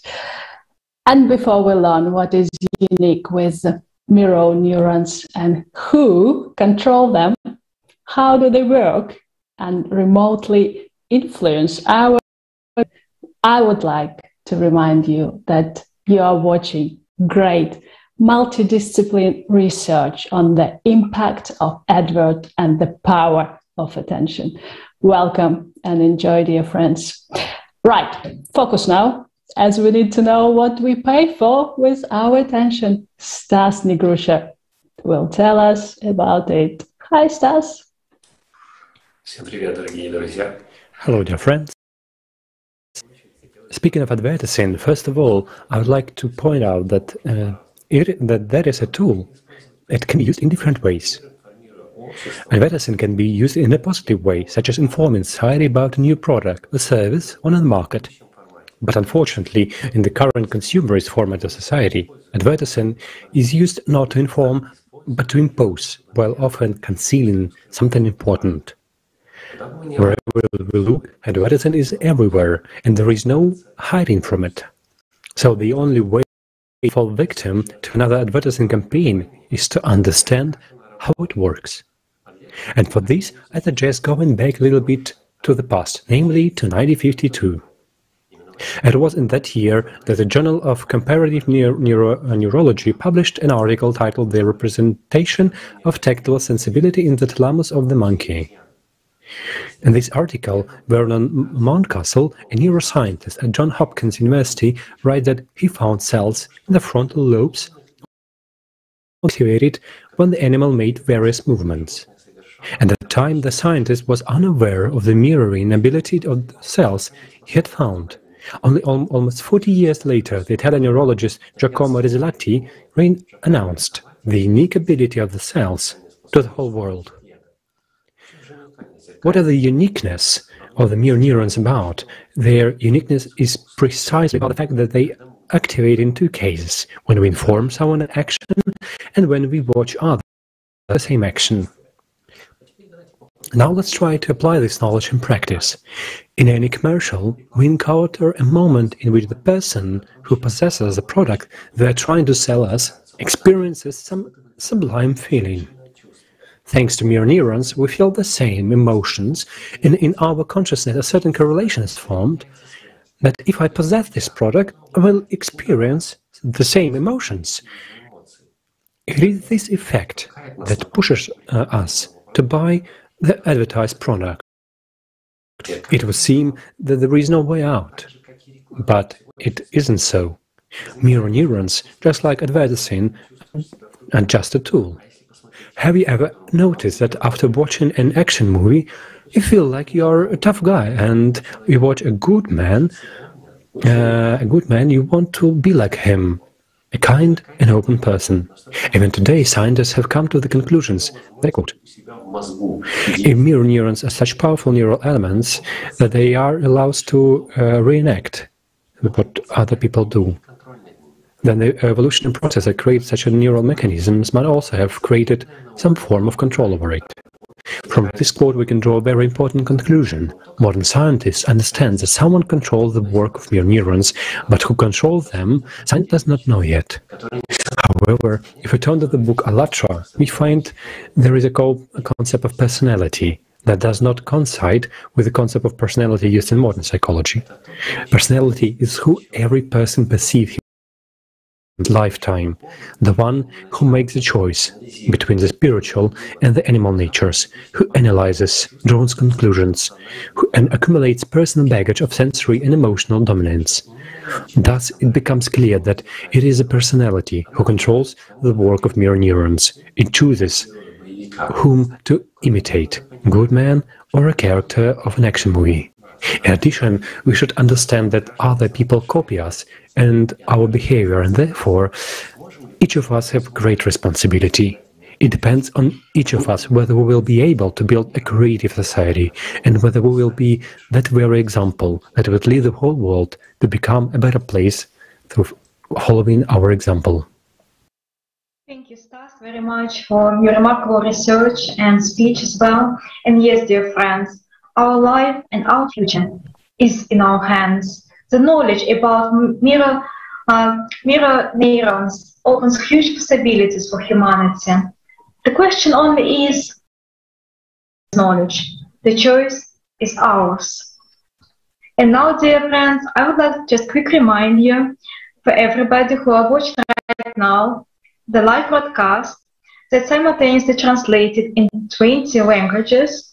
And this Kaleidoscope of Facts is a project of ALLATRA International Public Movement and run by volunteers from over 180 countries. And also, let's continue our beautiful Kaleidoscope of Facts and find out more about our attention and power of this.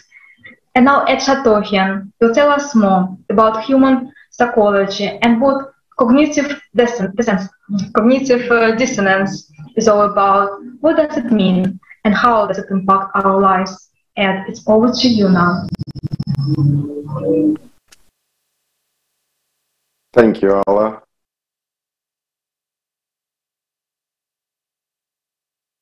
Hello, friends. I would like to talk about cognitive dissonance with you today. It is an interesting subject. You may have heard it mentioned in the past, in conversation about psychology. It sounds kind of cool, doesn't it? I suppose many psychological concepts sound cool, just like psychology itself. How many of you can actually understand what it means and where it came from? I studied psychology and I struggle to understand the term cognitive dissonance myself. Let's look into the history and find out the origins of this cool concept, which we all know as cognitive dissonance. It all started with an approach called learning theory.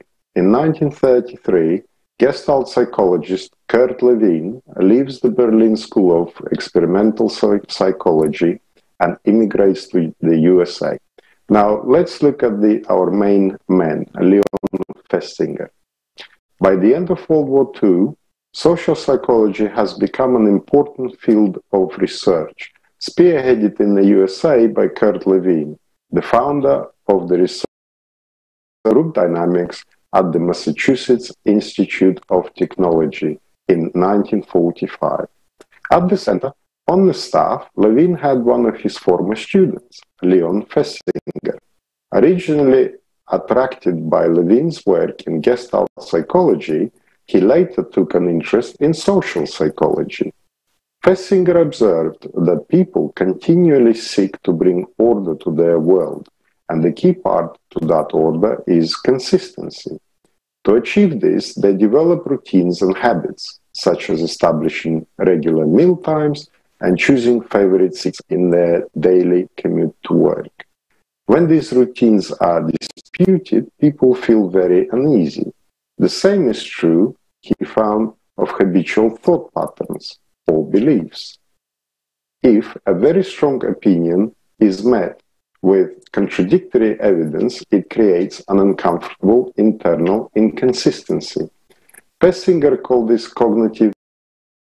He reasoned that the only way to overcome this discomfort is to somehow make the belief and the evidence consistent.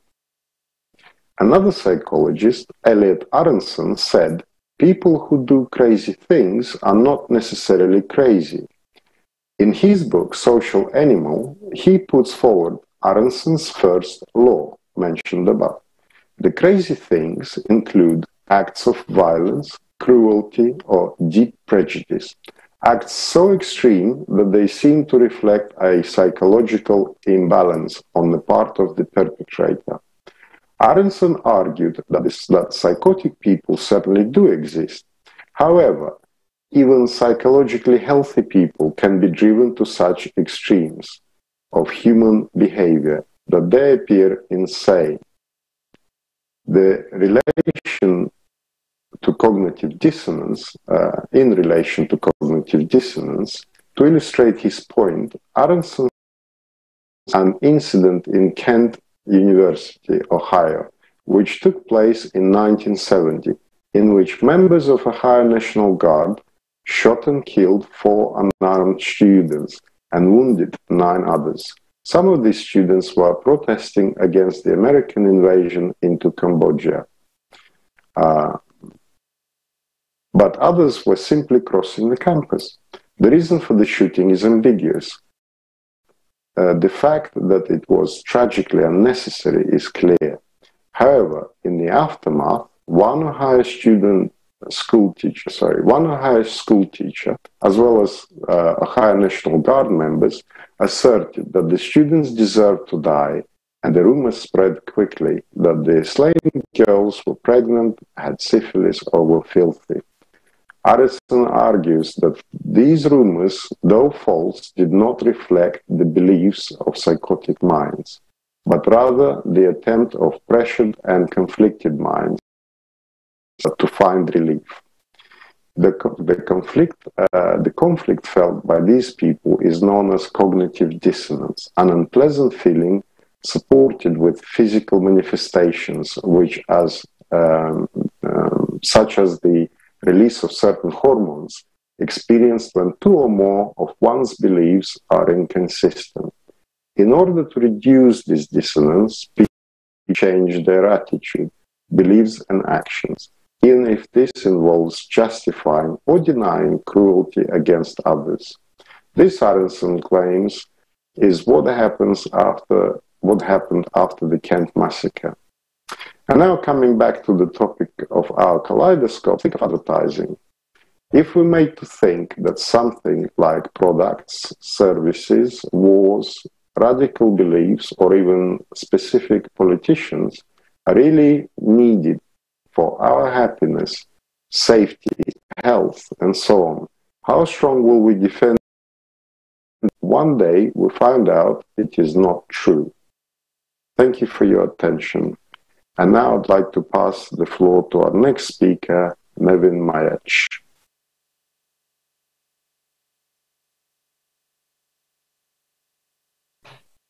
Hvala. Thank you, Ed. And hello, friends.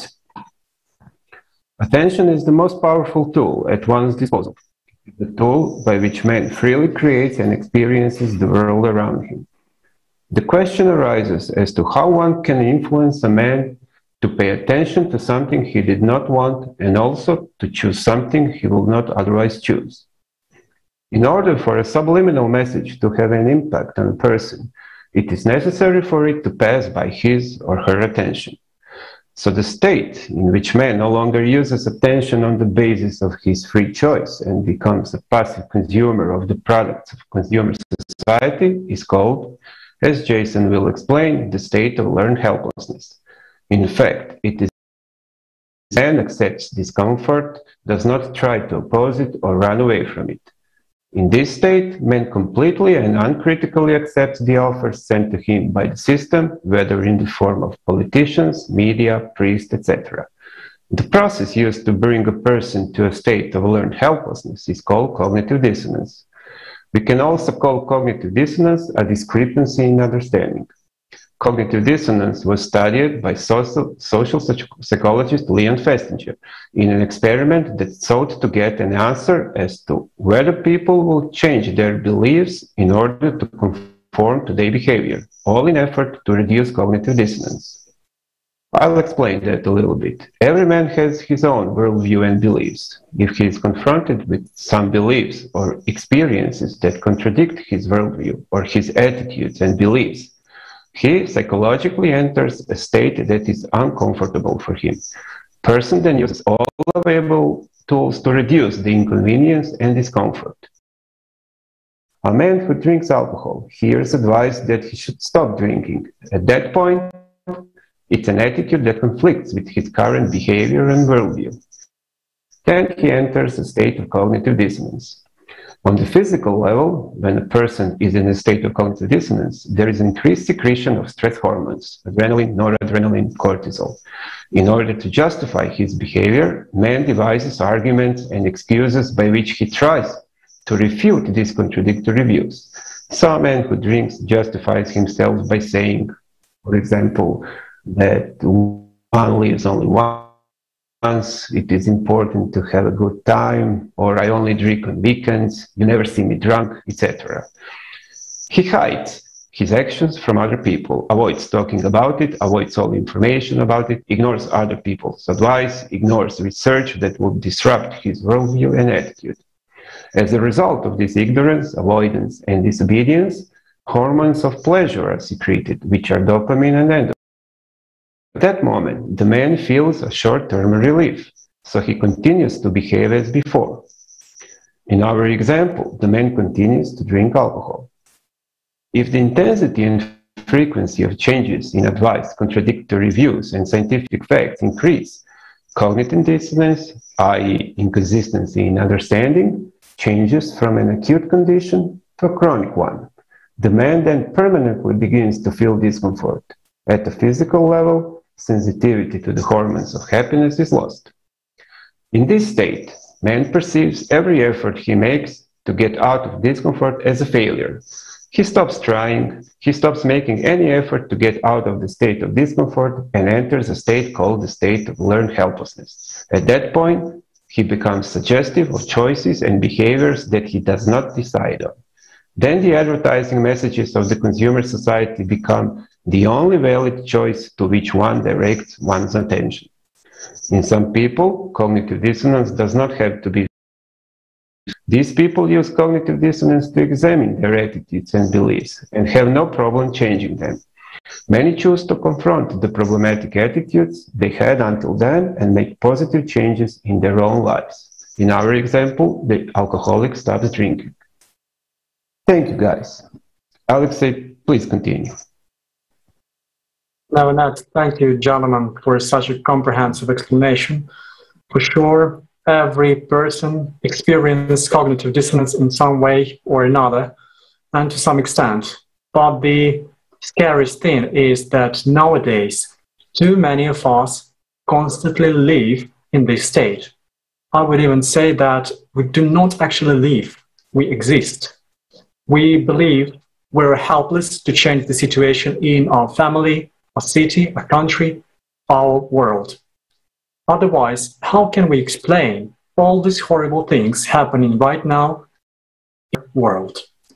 Before I turn the floor over to Jason about learned helplessness and learned hopefulness, I'd like to wish all of us to be at peace with ourselves, to believe in our strengths, to have a clear common goal, and to work toward it.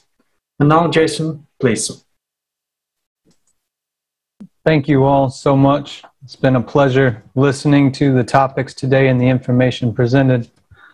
Now let's discuss one short thing before we get into learned helpfulness and learned hopefulness, because it's an important facet that wraps up almost everything that has been shared with our audience and each other today by friends. Bandura, in 1977, described self-efficacy, and it's important to know this. Self-efficacy refers to an individual's belief in his or her capacity to execute behaviors necessary to produce performance attainments. Everybody got that? I share this with you because there was a desire to inform you that each and every one of us is personality. The personality chooses what it attributes and what it wants via its tool, attention, which is the topic of today. This, of course, ability to execute comes from the personality, who we really are. Yet because of the materialistic and mechanistic point of view since the 1920s, possibly longer, 6,000 years, we are unable to see the truth in this. Personality has always had a choice of where to place or execute its agency and the use of attention. So what happens when there's competing desires? As our friends Nevin and Ed have shared with us and discussed briefly about cognitive dissonance, two or more opposing factors attribute stress and the following coping mechanisms that are acquainted with it. Now please, as you think about that, let's watch a short video on what learned helplessness is and see if you can find it within yourself. Thank you. Elephants are habituated to a rope since childhood. First, they are tied to a tree, and an elephant calf, trying to escape, understands that the rope is many times stronger than him. Then, already being a grown-up elephant, he no longer even makes attempts to become free, because he understands that the rope, which is stronger than him, will win anyway. And when already a human who, well, the strength of a human and an elephant is incomparable, but an elephant still submits to a human and follows him with his head down, is the same in human society. The whole point, imagine. An ordinary human, skinny and little, is leading an elephant on a rope. Why? Because the elephant believes that the rope is holding him. Friends, we have the same thing. Nothing is holding us, except our imaginary rope. And I would simply like to say, friends, let us stop being stupid elephants and let's become humans.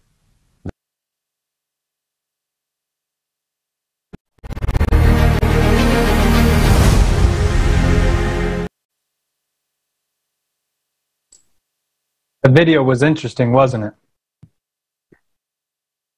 Environmental conditioning, but we always have a choice.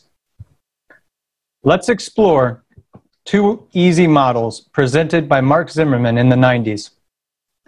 The first model is the learned helplessness model, okay? And it goes like this. It's right there on the screen, so follow along, please. Experience of lack of control, perception of uncontrollability, of the uncontrollable event, and a future expectation of uncontrollability. And this in turn leads to the symptoms of helplessness. Easy enough, right? But there's also a proposed learned hopefulness, because we have a choice of what we choose. And that particular one of the learned hopefulness model goes like this: experience of control, perception of control, causal attribution of successful control, and a future expectation of control. These are characteristics of hopefulness or psychological empowerment.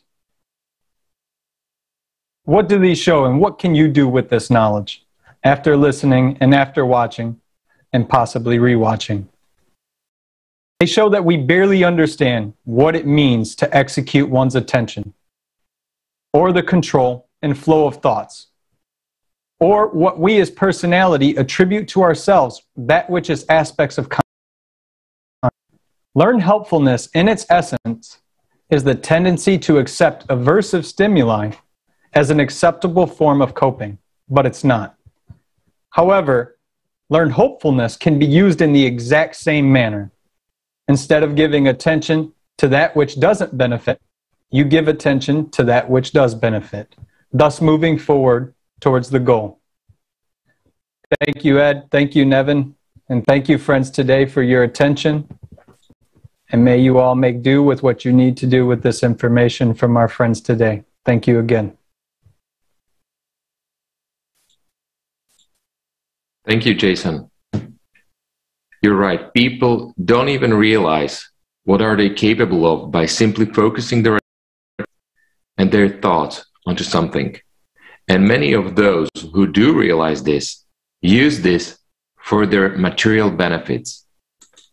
So let's watch a fragment from the video with the Igor Mikhailovich Danilov, The Truth and Child.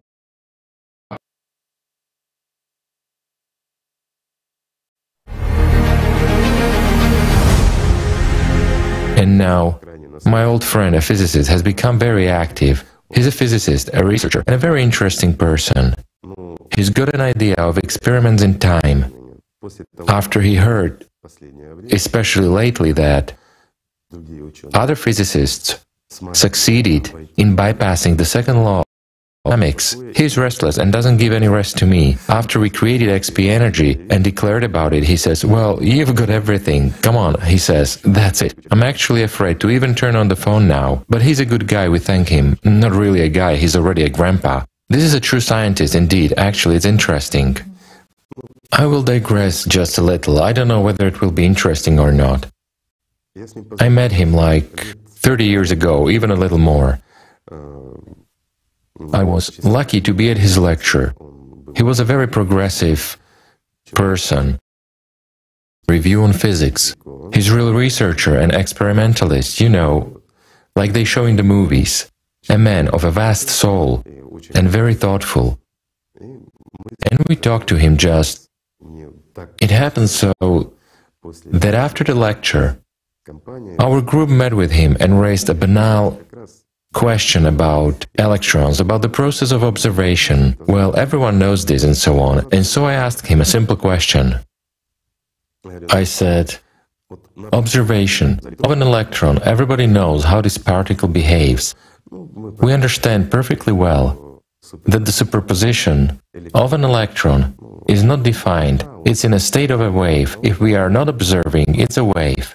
If we are observing it, it becomes a particle. So there are no questions here and so on. I suggested I said, what if we, for instance, conduct 10 experiments, do 10 tests, record them all on video. If you remember bulky videotapes with such a good video camera, we record it and then selectively watch. What will happen? He said, well, there were a lot of experiments like that and so on. I said, of course a lot, yes. But again, I said, if we're observing, it is there. But what if we observe it later? And only in one experiment. That is, we can mix the tapes and say, destroy, really destroy 2 per day. And then we selectively, we mix them, shuffle them. On the last 5th day, we destroy 1 tape and watch the last one. Will this affect the experiment or not? Well, we don't know the outcome of those results. Of the results until the 5th day. Anyway, he became interested. He had great opportunities, a laboratory access and everything, and we actually did this experiment. Day 5. First, I mixed the tapes, then he mixed them. They were in the same package. It was impossible to see, so we destroyed 1 and turned on the last one. And what did we see? Guess what? Particles. And here, I asked him a question. I said, wait, how can it be that we, 5 days after, influenced the result that took place 5 days ago? And here's a very important point. Why we became friends with this Archimedes? Well, no offense, he shouted Eureka after all, right? I still call him Archimedes, but he doesn't take offense. The point is that he was the first to pay attention and ask a concrete question when he returned to his senses from all that. He asked that very question, which isn't answered by any of the outstanding physicists of our time and which is avoided by them.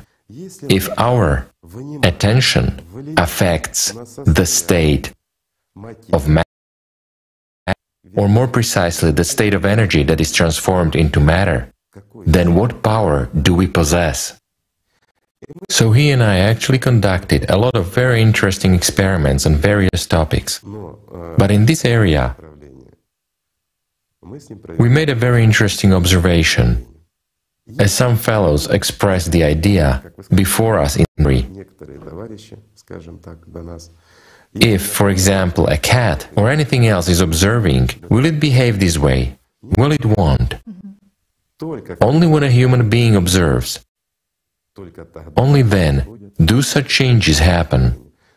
Only then nothing, or simply put, energy turns into matter and shapes our world. So, being one of the first to grasp that we can exert influence and we have a certain power, he raised a very fundamental question that exists only because someone is observing it. If there's no observer, there will be no matter. If we remove electrons, all matter will disappear. If we remove at least one charge, everything will disappear. This is really so. So, what is our attention in fact? Thus, when he asked this question, I simply told him about the ALLATRA physics, I told him about the Bailey and Jiao. So now he hounds me with all these questions until the present day. But again, this offer regarding a Drosophila, an ant or the like, is really interesting. On the one hand, yes. On the other hand, it is consistent with what people want. They want a time machine. Do you know what is interesting? It's interesting that the second law of thermodynamics is invalid. It's invalid because we possess the power of observation, meaning the power which, for people to understand, shapes that which we call information. Information shapes that which we call energy. Energy shapes that which we call matter. But still, these displacements of matter don't interrupt the flow of global time, because they will occur in accordance with its flow. It's clear now, isn't it? Yes. Meaning is the power coming from the spiritual world itself that proves the existence of God. Each of us, my friends, is a vivid representative and a vivid proof of the existence of the spiritual world. This needs to be remembered, and this must be studied.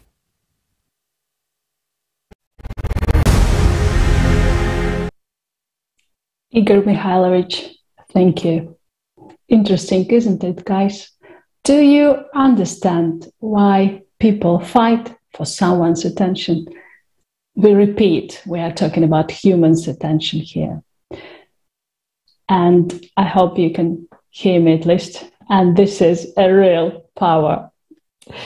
As Igor Mikhailovich said, this power shapes that which we call information.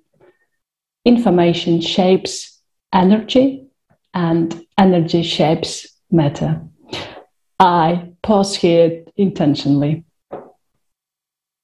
Today, we already learned a few processes that transform waveform information into reality. Now, once we sort our technical problem, we would like to tell you more about personality, so-called observer, and consciousness, and how it is connected with our attention. Natalia Koncharova is our next speaker. Hi, dear Natalia. Hopefully we can see you. Добрый вечер. Good evening. So everyone is familiar with the words personality, consciousness, attention. But what do these words really mean? How does consciousness work? Who is a personality and where do thoughts come from and who controls them? A lot of information on this topic was presented at the international online conference Life After Death, Fiction and Facts. Let us see a fragment of the conference about human consciousness.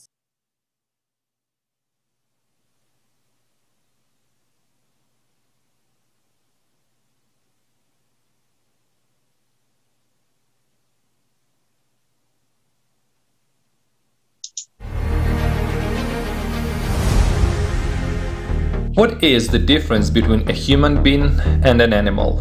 Consider the example of a human being and a primate. In both humans and monkeys, the primary consciousness begins to form in the womb. This is the consciousness of the animal. There is no difference between a human and an animal at this stage. Scientists have even found that newborn chimpanzees have more developed brains than infants. Let's consider what functions the primary consciousness performs. After human birth, it is directly linked to the entire body. It controls the chemistry and all life processes. Primary consciousness is directly connected to the organs of perception, vision, hearing, and all our tactile sensations. This consciousness has a fade intelligence, approximately like a child of 5 or 6 years old. All needs are confined almost exclusively to questions of dominance and survival. The similarities between humans and primates are also observed in the emotional sphere. Hatred, hostility, envy, greed, pride, all this formed in the primary consciousness. Scientists have concluded that human and primate brain cells are almost 99% genetically similar.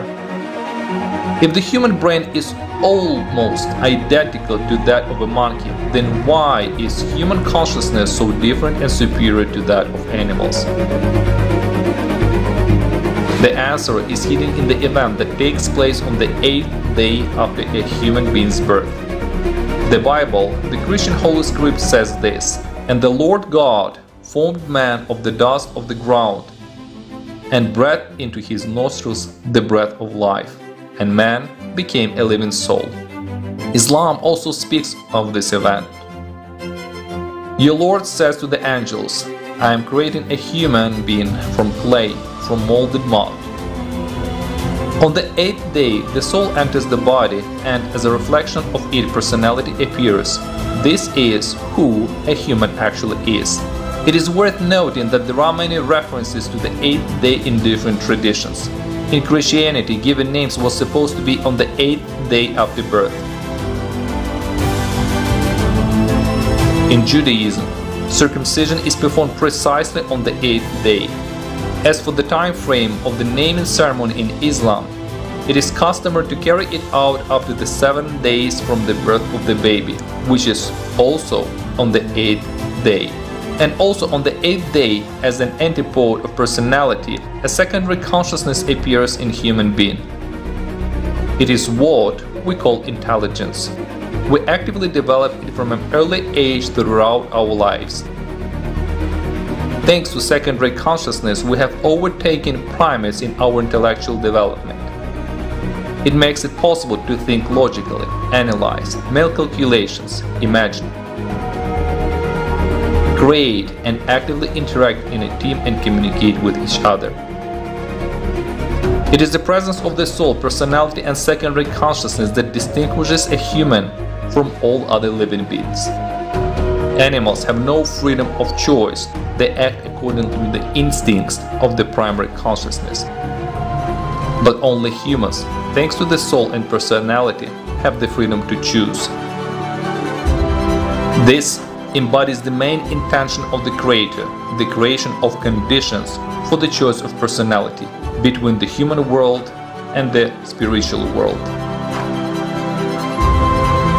And our after-death fate depends on what choice we may make during our life.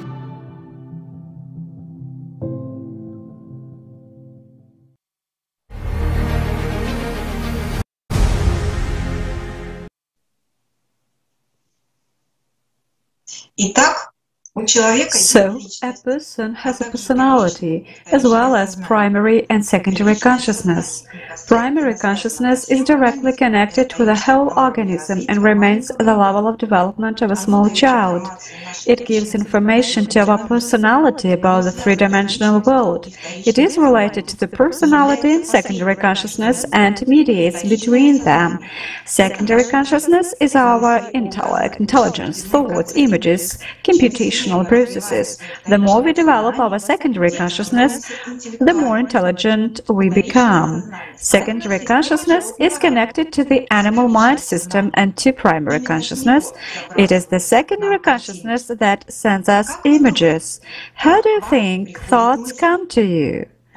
Let us try to get to the bottom of this question on the basis of knowledge obtained from the videos with the participation of Igor Mikhailovich Danilo.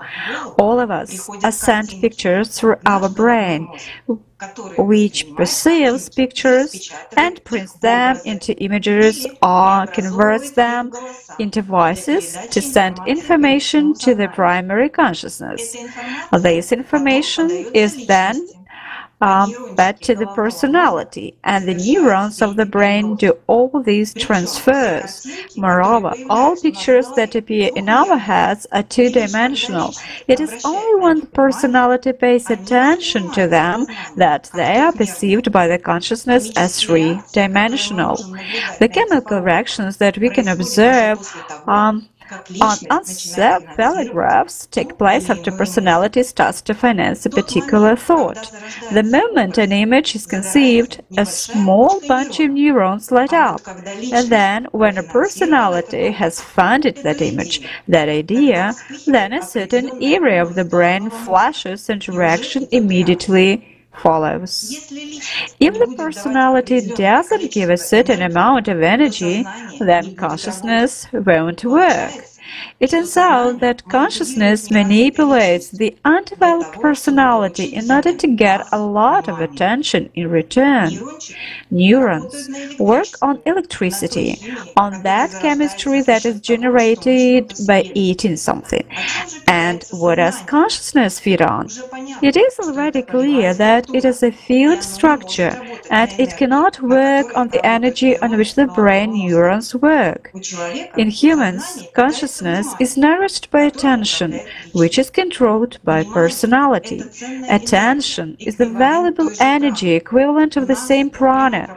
We have, in direct proportion, a certain amount of prana for every moment of our existence. And we thoughtlessly squander our attention on illusory images. In the consumer society, this callousness is actively used. More and more sophisticated ways of manipulation are studied and invented. For example, as we have already heard, they use methods of influencing the human subconscious mind when composing advertising texts. As noted by academician Viktor Mikhailovich Kendiba, during television signals, especially during commercials, three basic principles of passive trance hypnosis technology are used: relaxation, concentration, and suggestion. It turns out that personality is influenced by the power of operator. Why is this possible? Because primary consciousness, as we remember, has no strong intelligence. It takes advantage of experience that is stored away or is gained with the help of the secondary consciousness, that is, the subconscious mind. And when the personality is undeveloped, it easily falls not only under the influence of its own consciousness, but also under the influence of the consciousness of the operator. We must know and understand the value of the power of human attention. It is a creative force, and it must be directed toward creation. Then no manipulation will have any effect on you. What could a further search for deception technologies lead to? The following speakers will tell you about this. Thank you so much, Natalia, for sharing such precious information and knowledge. And now I just wonder, why aren't we taught these at an early age by parents, at school, and so on? If we had known more about our consciousness, about attention, about the way it can be manipulated, we as humanity and as individuals would have avoided so many fatal mistakes. Although most people would disagree with that, I really feel that we all are manipulated today. We still believe that all the rubbish in our heads is our will, our thoughts, our desires, our conclusions, decisions, and our reactions. But are they? Let's listen to our next speaker to get more clarity. Jason, please. Hello again. Thank you guys again for allowing me to speak. It's been an honor thus far. So let's cover some very interesting information. In previous conferences, we have mentioned scientists who, through their research, have come to the conclusion of the exogenous and material nature of our consciousness. The work of psychiatrist Gennady Pavlovich Krochalev, who, among other things, showed that a patient's hallucinatory states can be interrupted when the patient is placed in a room isolated from electromagnetic waves and various forms of other radiation. Also, in the early 60s, Jose Manuel Rodriguez Delgado, a professor of physiology and psychiatry at Yale University, conducted successful experiments to control animal behavior using low-power pulsating electromagnetic fields. His experiments not only included controlling the motor actions of those animals, but also influenced their instincts and successfully stimulated the desired parts of the central nervous system. In his experiments, Delgado included experiments on people, which not only affects a person's motor functions, but also changes his mood and affects the feeling of pleasure, stimulates instincts such as fear and anger. Microwaves have been used as carriers of remote stimuli for some time on the central nervous system. Many papers have been published that deal exactly with this topic. And it is completely clear that deaf and normal subjects, even with earplugs, can hear appropriate microwave stimuli over such long distances. On this principle is designed the equipment for deterring birds from aircraft. We're all familiar, which through microwaves induce birds. Employees of the Advanced Research Project Agency, also known as DARPA, at the Walter Reed Army Institute of Research have discovered remote voice transmissions without a receiver. Using their microwave device, words were understood at a distance. In those very papers, published as early as 1978, it was stated that the application of this discovery are obviously not limited to therapeutic medicine. Even numerous intelligence reports on the remote impact on people with microwaves clearly point to great potential for the development into a system for disorienting or disrupting the behavior of military or diplomatic personnel. Significance in camouflage, cheating, or even deception operations. The benefits of remote voice transmissions and noise. Those are the examples. Today, there are a large number of patents concerning the remote transmission of speech and into human consciousness, with the possibility of those very direct microwave effects on the neural activity of the human brain, or the cerebral cortex. Let us also mention that the ability of remote voice transmission is evident as well in ultrasound technology used today. Often this communication is perceived as an inner voice, with a loss of directed quality of sound perception. Is it difficult to see the possibilities of the above-mentioned techniques in our consumerist society? I think not. Can these techniques be a weapon for imposing needs, patterns, or manipulations of those very behaviors, instincts, and other mental states of a person? Of course they can.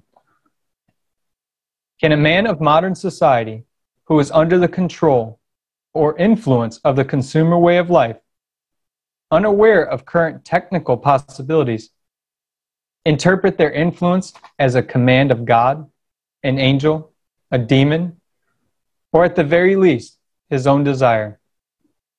Of course, that's plausible. Knowing the technological environment in which we live, it is obvious that there are already the necessary conditions for the abuse of these technologies by the dominant structures within our consumerist society. If we look at the possibilities of information systems today and those very data collections upon individuals through internet services, social networks, and structured site visits, recording of monitored material, statistics of site and topic visits, monitoring of internet user habits through temporal and spatial characteristics of that very viewed content, we clearly see the capacities of profiling individuals and user groups.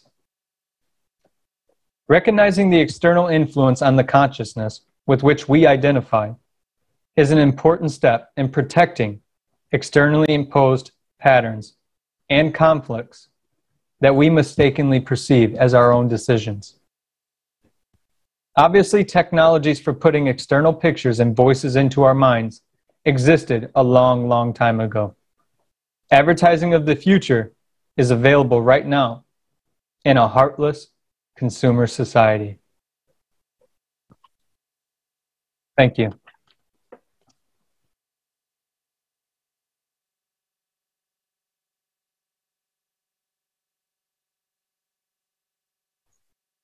Thank you very much, Jason, for highlighting such an important subject, because it is important today. Just think, dear friends, nowadays, scientists from around the world are developing different methods and ways to influence human consciousness, creating many techniques and electronic devices that invade human minds and controls our preferences.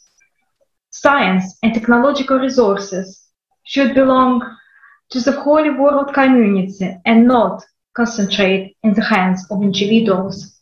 That's why we need to be a creative society where all science and technologies will be transparent for the public.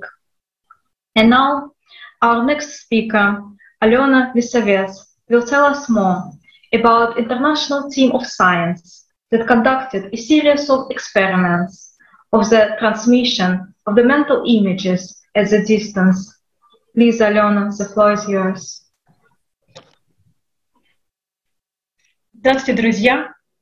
Greetings, friends. Scientists have proved the possibility of transmitting mental images at a distance.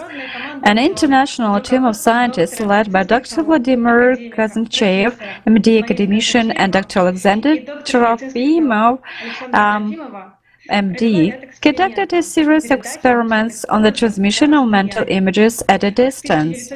These experiments were conducted along with similar studies in other countries. In 1981, the second polar circle experiment was conducted, in which mental images were transmitted from the polar town of Dixon and received at various points in the CIS.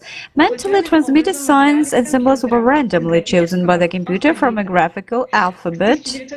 In 1993, the second experiment, the Banner of the World, was conducted, in which images were also mentally transmitted by the operator from Novosibirsk and Dixon towns and received in 12 countries in Europe, Asia, and America. In the experiments, there was used the so-called Krochalev mirrors device, which is constructed of metal mirrors. A person who transmitted a mental image, that is operator, was inside this device. More than 4.5 thousand people from 12 countries of the world took part in 2 experiments. The people who participated in the experiments and mentally received the imagery were mainly at home or at work. They were ready to capture the signs and symbols that popped up in front of their inner gaze. As a result, most people recorded exactly the symbols that were transmitted. The results were processed using mathematical methods, so random guessing was excluded. And also, similar experiments are conducted in other countries too. On April 28, 2018, in the Coordinating Center of ALLATRA PM, the first international experiment, Pyramida, on telepathic transmission of information at a distance took place. For the experiment, 12 symbols were selected, which all participants of the experiment received by mail in advance. Before the experiment began, one of the symbols was chosen at random. This symbol was transmitted by the operator who was in the pyramid device for half an hour. In the experiment, 3,434 people participated. All volunteers participants of this experiment at the same time could accept the symbol through telepathy regardless of their location on the planet. As a result, 15.92% of the participants telepathically accepted the transmission of the symbol broadcast by the operator, and 13.65% of the participants accepted the control symbol. This is an excellent result. It is higher than the statistical average. The results of the experiment show that telepathic transmission of information at any distance to a large number of people is possible, and also confirm that the existence of a single information field of the Earth. All these experiments prove that transmission of mental images at a distance is possible, and this is a scientifically proven fact. Let us look honestly, we live but just in a consumer format of society, where scientific discoveries are often used for selfish purposes. And just now imagine that the possibility of mental transmission of images at a distance will be used as advertising, and a certain product will be imposed on a person. And the advertising would not be on TV or on your tablet or phone, which you could turn off or dismiss, but right in your head. And you will not even realize that it will be imposed from the outside. Such an experiment in transmission of an obsessive desire by an operator has been conducted. Our next speaker, Ella, will tell you more about it. In 2019, an experiment was conducted on the ALLATRA PM platform, in which we found out, can a person, operator, under certain conditions and possessing certain skills, impose any desire to other people? The experiment was conducted using the pyramid device. Volunteers from ALLATRA International Public Movement took part in it. The purpose of this experiment was to determine if it is possible to impose a material consumer desire on people by remotely influencing their consciousness. So the actual experiment was, while in the pyramid device, the operator transmitted a materialized consumerist desire that only he knew, and it was recorded on paper. The experiment was complicated by the fact that it was conducted with a shift in time. It means that the operator transmitted the wish on Wednesday, and on Sunday, those who agreed to take part to feel its effects. Sorry, we have some technical issues.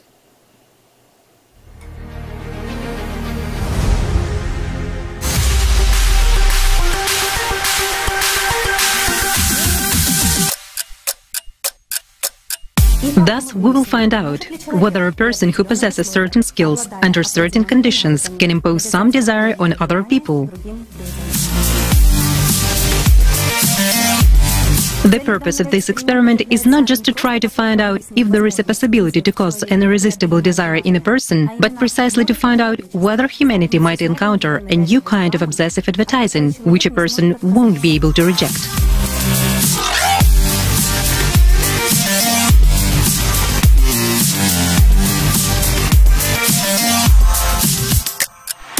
As you can see, we have succeeded. The results of the experiment are quite high.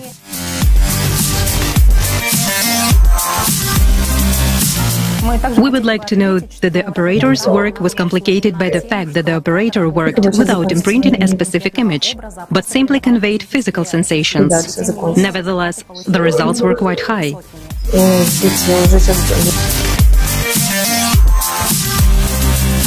Well, you can draw your own conclusions regarding the future of advertising. We would like to thank once again all those who took part in this experiment. All the best.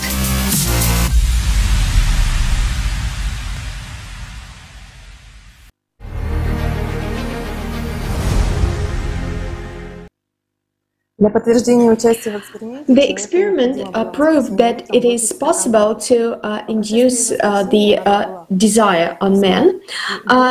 To prove his taking part in the experiment, a person should drink a glass of water on Sunday morning and to send an email right after it. More than 1,000 people took part in it. The experiment proved that it is possible to induce an irresistible desire in men. As we can see, more than 70% of all participants were influenced externally. They were simply thirsty. So it is telling us that soon we can be watchers of compulsive advertising. For example, a desire to buy a phone of a certain brand or sneakers from that particular manufacturer, or to eat candy from that particular factory, or to do any other action that someone would want to. Imagine that you can only drink one brand of coffee and all the rest will make you sick, and you won't even realize that you have been influenced in any way, but it will take it as your own natural need. So it turned out that in this way you can manipulate the desires of any person obtaining economic benefits. And it's not a rosy prospect given the current consumer format of our society. But if the values in our society will be changed to creative ones, then the value of human life at the forefront, such opportunities could be really help in development of our civilization. Dear Ella, yes, this was a very interesting experiment, and the results were astonishing. You're right, until we change the vector of our society to the creative one, we will not face a bright future in this field. And many corporations are very well aware of this. Their advertising technologies are well developed and widely used. And as Alena mentioned, these imposed advertising images cannot be turned off like a TV. Secret services develop these techniques for many purposes. And main one is to influence people's opinions, habits, and so on, as can be seen from Vladimir's research. Vladimir, can you share with us the part of that hidden area?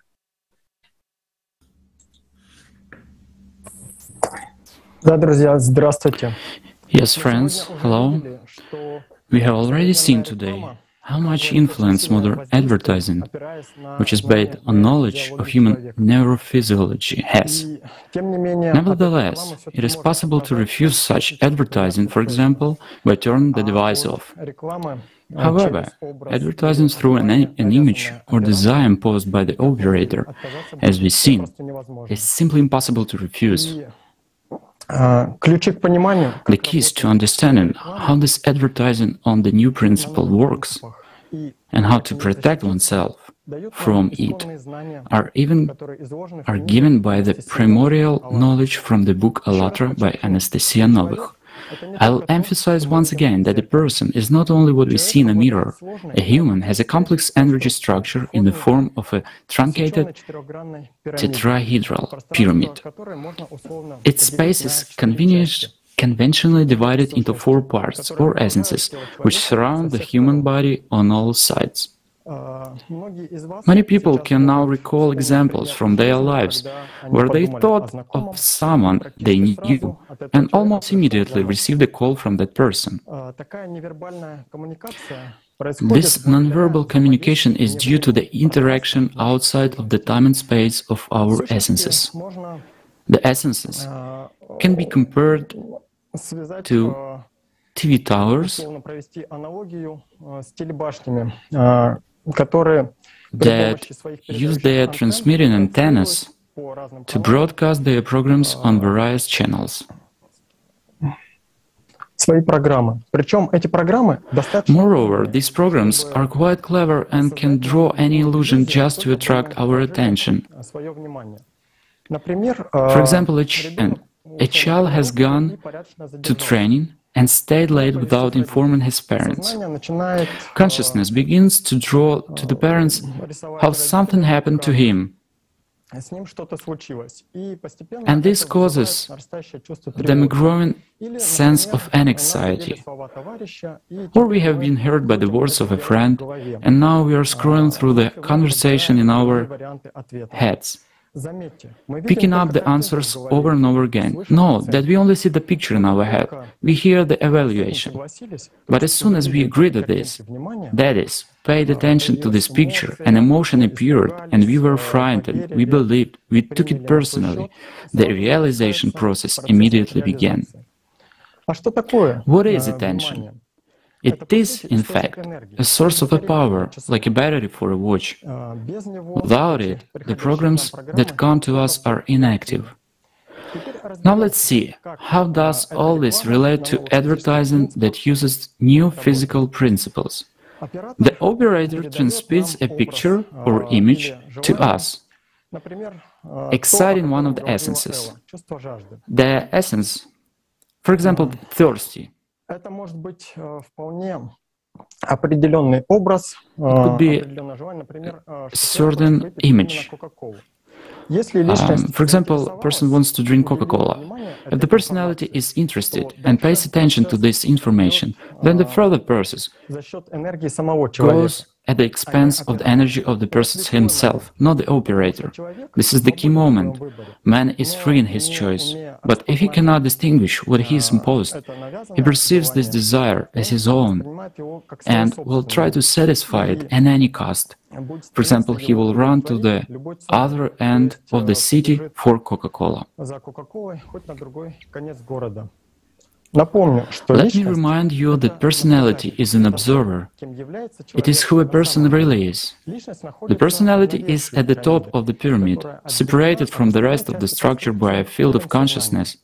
It possesses life force, attention, and the right to choose, and controls, should control, its consciousness. If the personality does not put the power of his or her attention into the picture, thought, nothing will work. Thoughts originate in another dimension and come to us from outside, spontaneously, exciting the world of the energy constructor and the field of consciousness. Then, the personality makes a choice as to whether this information is of interest to her, such as the desire to drink Coca-Cola. If yes, she pays attention to it, and the incoming program receives energy and begins to work. Consciousness sends a signal to the personality and to the brain. The personality sees a picture of the body taking pleasure in drinking the drink. Meanwhile, the intermediate brain is decoding the signal. The brain triggers the chemistry. Saliva is secreted, muscles move the body to a store to buy a drink, and sends a response pulse with a status report on the process to the personality. The operator may purposefully send a picture, image, or sensation. If you do not understand that is not ours, we have not learned to keep track of it, we are easily deceived because we will perceive that image, that feeling as our own. So this knowledge is hidden from us, because we live in a consumer society where people easily overstep their consciousness in another race of supremacy. And of course, everyone has a duty to know their nature and the power of attention. After all, only the individual possesses the valuable source, the power of attention, and is responsible for his or her choices. Our energy structure is a complex machine, and personality is a driver. For the car to go in the right direction toward the goal, the personality must develop and drive it skillfully. Thank you, friends. Thank you, Vladimir. It's scary to some extent what you just told us about advertising new technology, or maybe not that new by now. Absolutely agree on that. Everyone must know their energy structure. Otherwise it's difficult to realize the real value of our attention. Thanks, Vladimir, for this information. And knowing that our attention is transformed energy, or sort of, we can easily see the link. As David Icke says, energy flows where attention goes. Right, let's get back to the hunting for our precious resource, which is precisely our attention. Here's a short video with Igor Mikhailovich Danilov and subject experts for you. Please watch, guys.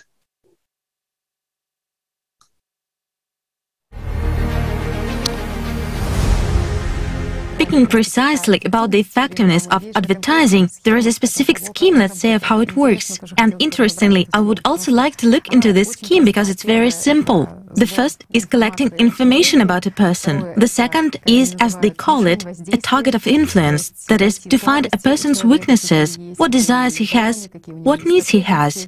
Next, decoys are placed for a person, right? That is, to catch, to interest, to show interest, and naturally an attraction to evoke trust in a person and to lead them up to sales. And even these names themselves are target of influence, decoys. You understand that hunting is really going on. How can it be otherwise for a wallet, for a person's money? The hunt even for human attention. And now let's put everything aside and think, what is actually being hunted? Now, if we remove the financial side at all, what is money? Resource. Energy. Equivalent to time and life. Quite right. Lifetime. The equivalent of attention. Attention, yes. And human lifetime.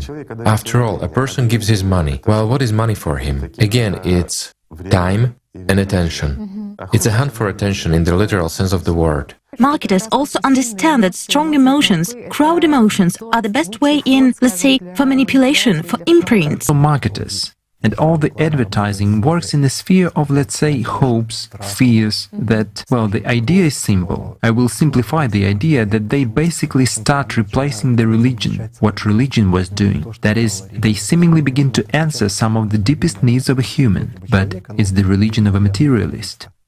Of a consumer. Precisely the need of this three-dimensional world. That is, advertising now, at least for me, is such a new religion of a consumer, a tool.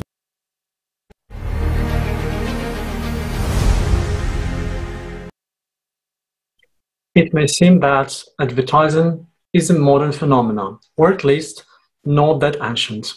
But advertising has been used successfully since the Sumerian civilization. Can you imagine that we have been manipulated, not for tens, not for hundreds, but for thousands of years?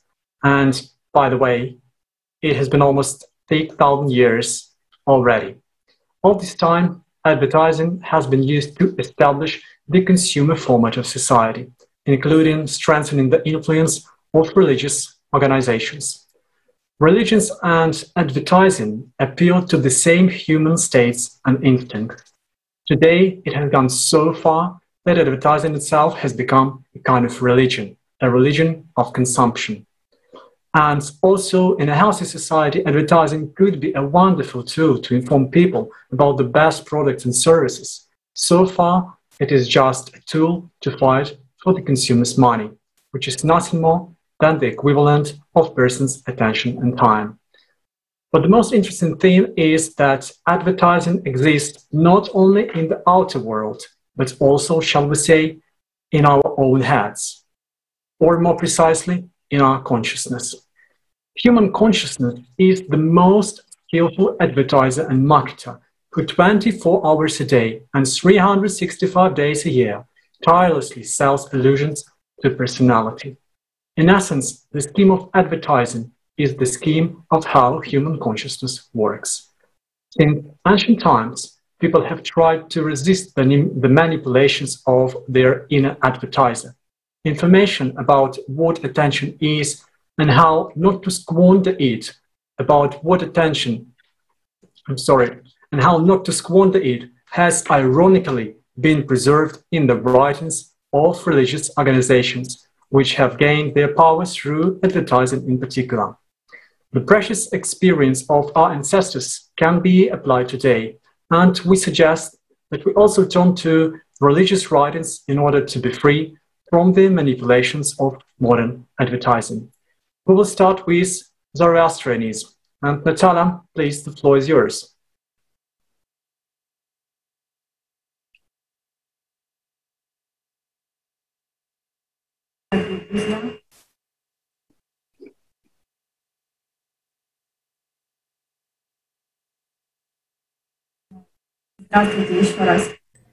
Greetings, dear friends.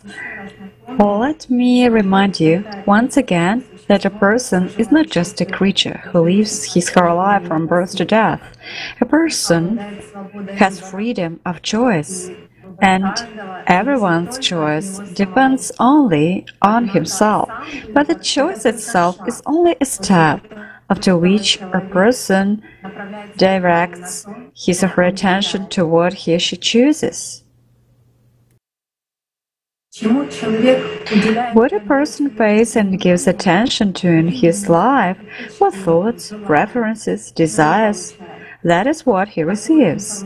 In what information one puts the power of one's attention most and maintains it, then one becomes the conductor of that wheel. The value of a person's attention and the value of choice are revealed in the modern and ancient religions of the world. In the sacred book of Zoroastrianism, the Avesta, a whole chapter is devoted to the duality of a person, his dual nature, and the possibility of choice.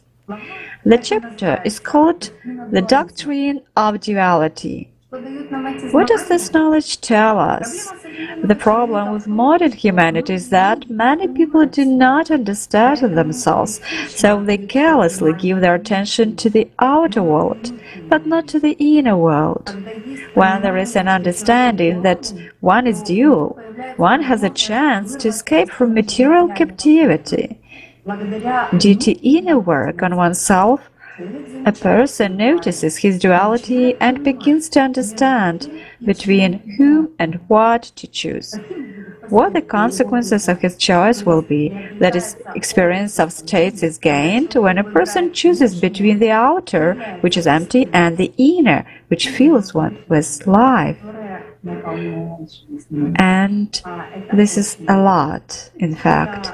It's sort of you sober up after a long hangover, so to say. Zarathustra's prophecy says that each person has two paths. He can choose to live a life of love and happiness by turning to spend to mind you, the Holy Spirit, or he can give his choice to anger mind you, the evil spirit. There is an emphasis in the Avesta that this choice is made by a person. Now, the two primal spirits who reveal themselves in a vision as twins are the better and the bad, in thought and word and action. And between these two, the wise ones choose a right, the foolish not so.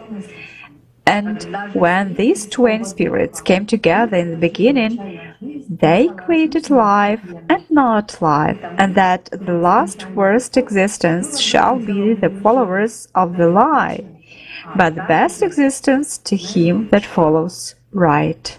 That was a quote. Just I'm wondering, who makes the choice deep down inside a person? In Zoroastrianism, there are indications that there are components in a human being that are related to the choice between good and evil. The most important component is called Urvan, personality, and is translated as one who chooses, one who absorbs. Natalia, I'm sorry, can you hear me now? I can hear you, Alexei. And Ravashi is the one who tells the way. She knows it is the absolute part of God in us. Urvan is directly related to Ravashi, that part of a person that constantly dwells. To plug in earphones, because we cannot hear Natalia clearly. И право выбора. Во все времена разрабатывается управление вниманием человека. И как бы... Please, Dave, you stand by. We're just checking the sound. Yeah, please. Please ask Natalia to plug in earphones, because a lot of people have already written that they were not able to hear Natalia.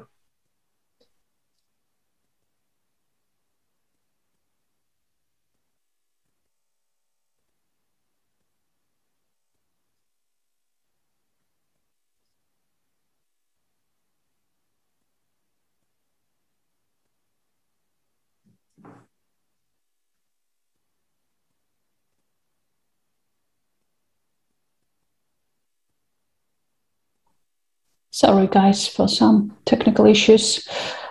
Maybe we will release a special program about what religions say about power of attention, and we will interview Natalia again. Many thanks, Natalia. Sorry about that, guys. Thanks, Natalia. Seriously, thanks for your findings. And I am personally pleasantly surprised what the value of attention has been so widely revealed in such an ancient religion as Zoroastrianism. Obviously, guys, advertising is an ancient tool itself to influence human behavior and was used in religions before and unfortunately still used, attracting you to pray for your health and prosperity. Nonsense. Let's discuss what Christianity highlights about power of attention with Vladimir Pravdachenko. Hi, dear Vladimir. Здравствуйте, дорогие друзья. Hello, dear friends. In Christianity, the power of a person's attention is one of the key factors on the path of spiritual development and salvation. In ancient Christian times, this concept, human attention, was called wakefulness and sobriety. Jesus teaches that the reason that causes the need to be awake and sober is in the devil with his lies and evil. In order not to be deceived and not to accept a lie instead of a truth, a person needs to be attentive, or as Scripture says, to be awake, and not to be seduced by thoughts and images that the devil puts in us. In the Encyclopedia of Primordial Knowledge, the book of ALLATRA, we find that the devil is not a certain creature, a beast that is from outside. People are afraid of his attack from outside, but he is inside of us. He is an integral part of us, and he strives a blow from there, where he did not expect. That is, from our thoughts. To defeat the devil does not mean to renounce everything in the world. To defeat the devil means to defeat our negative thoughts, to put things in our mind in order. And the ancient people said the biggest achievement that any person can accomplish by working on himself is to kill the dragon inside. A person is endowed with the right to choose, and in life is formed either into an angel or a demon. That is, with our attention that we determine our future. In the Gospel of Mark, in chapter 14, part 38, Jesus said, "Watch and pray that you do not fall into temptation." And in the epistles of the Apostle, it is said, "Watch and pray that you may not enter into temptation. Be sober-minded, be watchful." Our adversary, they will prowls around like a roaring lion, seeking someone to devour. After all, no one physically sees a devil walking around. You can only see it within your inner eye by then yourself and your thoughts. Watch the Lord, was repeatedly said. Watch, all the apostles said. But what does it mean to be awake? How to stay awake? What should I stay awake on? In the original text of the New Testament, it was the word agrypneia, mean be awake, had the meaning to stay awake, to be vigilant, to be attentive.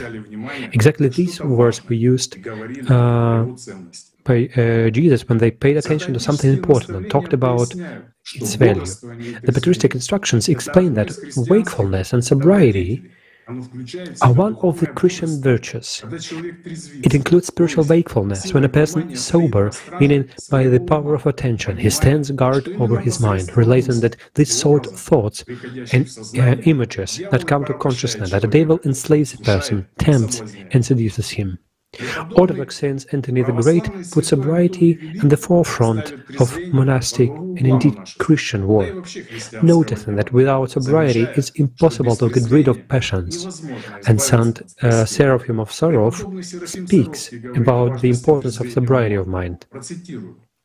Citing, the mind of an attentive man is as of a guard or a tireless watchman of the inner Jerusalem. Standing in the height of spiritual contemplation, he looks with an eye of purity at the evil forces that bypass and draw near his soul. Christian saints who practice the Jesus prayer said that the most important and valuable thing in prayer is concentrate your attention on prayer, removing all external thought, not to be distracted by them. Also, thanks to this tool, they achieved holiness in the sincere love for God. By the way, the Holy Fathers of Orthodoxy call wakefulness and sobriety the science of sciences and the art of arts, and watching themselves learn from personal experience how the devil seduces a person's thoughts. Any passion begins with a thought, which is called prologue. Combination is interview with the thought, and the stage of composites. A complete acceptance of the criminal thought is made. During captivity, the very desire to leave the sinful thought appear. The final step of the ladder to the abyss is passion. When a person has already accepted the thought and agreed with it, that is man enslaved by the devil. A simple and understandable example for everyone. The same mechanism and the same steps are used to advertise. When a person pays attention to advertise product, that is prologue. Think about whether he needs this product. This is a combination. Decide that he needs it. There is captivity, and then does everything possible to get this product. That is a passion. And very often he gets something that he does not need for 100 years, just because he fell in temptation. And so that not happen, the Jesus told, watch and pray that you may not enter into temptation. In simple words, be careful, and attention is the power of life. If we draw an analogy, it's like a ray of light in a projector, that is, it gets on a slide, shows the information contained on it. As a result, we see that what we paid attention to, that is the picture that appeared. And these are not just words, but currently a scientifically proven fact, quantum physics. We're at the position of observer, experiment with two splits. The importance of attention in a person's life is undeniable. At the same time, we even think the value of our attention and where we spend it during the day. You already have affirmed the previous speakers how and for what advertisement is created. The creation of advertisements not only monitor how to satisfy consumer desire, but also how to form his needs, not to manage them, play on them. Know that in Christian tradition there are 8 main passions that enslave a person, namely gluttony, fornication, love of money, anger, sadness, despondency, vanity and pride. Let's try to briefly say at the same time clearly demonstrate how advertisers use human passions to promote products to the masses. Let's take an example of two passions at the same time as gluttony and fornication. It's impossible to count the number of advertisements that depict a half-dressed beauty savoring a chocolate bar. Again, the background of the faint, sweet languor waterized that is a heavenly pleasure. Where did the erotic scene come from in the food advertisement? How is one related to the other? And everything is simple. They try to attract the attention of sweet toothers by exploiting the passion of fornication. Now, the ordinary food product claims to be a heavenly delight. As you yourself understand and see in the consumer society, the power energy of passions is used in the advertising business to attract the attention of a person. Profits are growing, and the moral component of a person is falling. Whoever sows to please their flesh, from the flesh will reap destruction. Whoever sows to please the Spirit, from the Spirit will reap eternal life. Where you desire attention, you will eventually get it. Where you direct your attention. Unfortunately, it often happens that life flies to be very quickly, and a person does not even have time to understand why he was born at all, what the power of his attention was spent on, what trifles, trinkets, like empty desires, he exchanged his valuable reserve of vital forces. Of course, within the framework of speech, we cannot cover the full scope of this topic, since we are limited in time, although in fact it's clear from everything said above that balanced attention, thought, wakefulness and sobriety is an extremely important tool in the spiritual development of every person. The meaning of human life is acquiring love for God. In conclusion, dear friends, I suggest you to watch a fragment of the program Victory Over Oneself with Igor Mikhailovich Danilov. Thank you, and all the best. And what is our attention? For flower, water is what? Vivifying energy that nourishes it, from which the source of life. Light and water. What is the source of spiritual life? For a human being, well, for personality, what is the source of life? The power of Allah. After all, those calories which we consume are energy for our body, but not for personality. Whereas the powers of Allah, yes, meaning what comes from the spiritual world, and what we use again as a tool, that attention of ours. This is exactly that which comes from the spiritual world, is light. Whereas our attention is water. And so if we, water only, one of our parts all day long, and the human being is dual, he or she consists of a material and such a non-material, so to say, substance. That is, there are both, the animal nature and the spiritual nature in a human. And if all day long we, as personality, water only, the animal nature with our attention, just like with this water, what will happen to the personality? A simple question. It will wither. And if we do so every day and throughout our life? It will weaken. In childhood, we were not taught what attention is and how valuable it is, and how significant time is. And so we come to this state when we ponder over our spiritual component, and it turns out that we feel nothing, and we know nothing. Why? Because it will wither like this flower, just like Anya and Tanya have said. In the same way, our personality is in an underdeveloped, withered state, whereas our component, as of representatives of the animal world, meaning of the material part, is well developed, because we pay much attention to it. Well, this is such a simple example that gives an understanding of what the first type and the fourth type are. And the fourth type is precisely when the life of our animal component is supported in a slightly withered state, but still it is supported, while the flower of our spiritual component blooms, blossoms luxuriantly.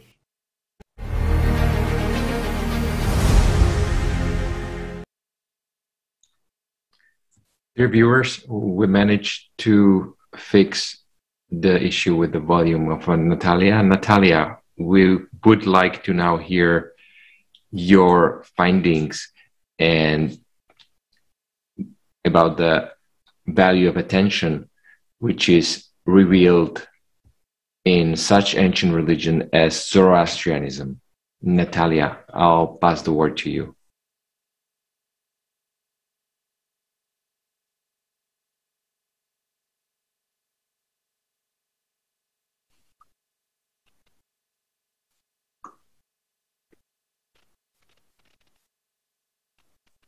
Хорошо слышно.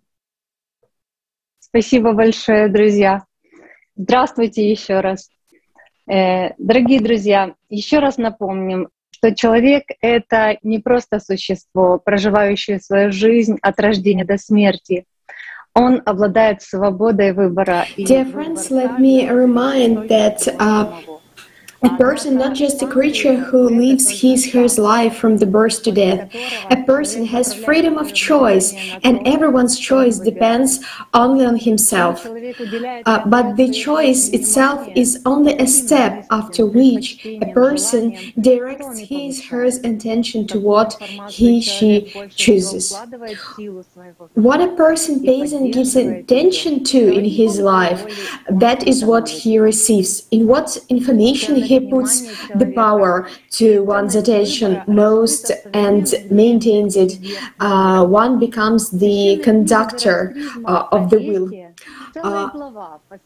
In the sacred book of the Zoroastrians, the Avesta, a whole chapter is devoted to the duality of a person, his dual nature and the possibility of choice. The chapter is called the Doctrine of Duality. The problem with the modern humanity is that many people do not understand themselves, so they carelessly give the attention to the outer world, but not to the inner world. And when the person has a chance to escape from material captivity, then there is an understanding of who is he really is. And due to inner work on oneself, a person notices his duality and begins to understand between whom and what to choose, what the consequences of his choice will be.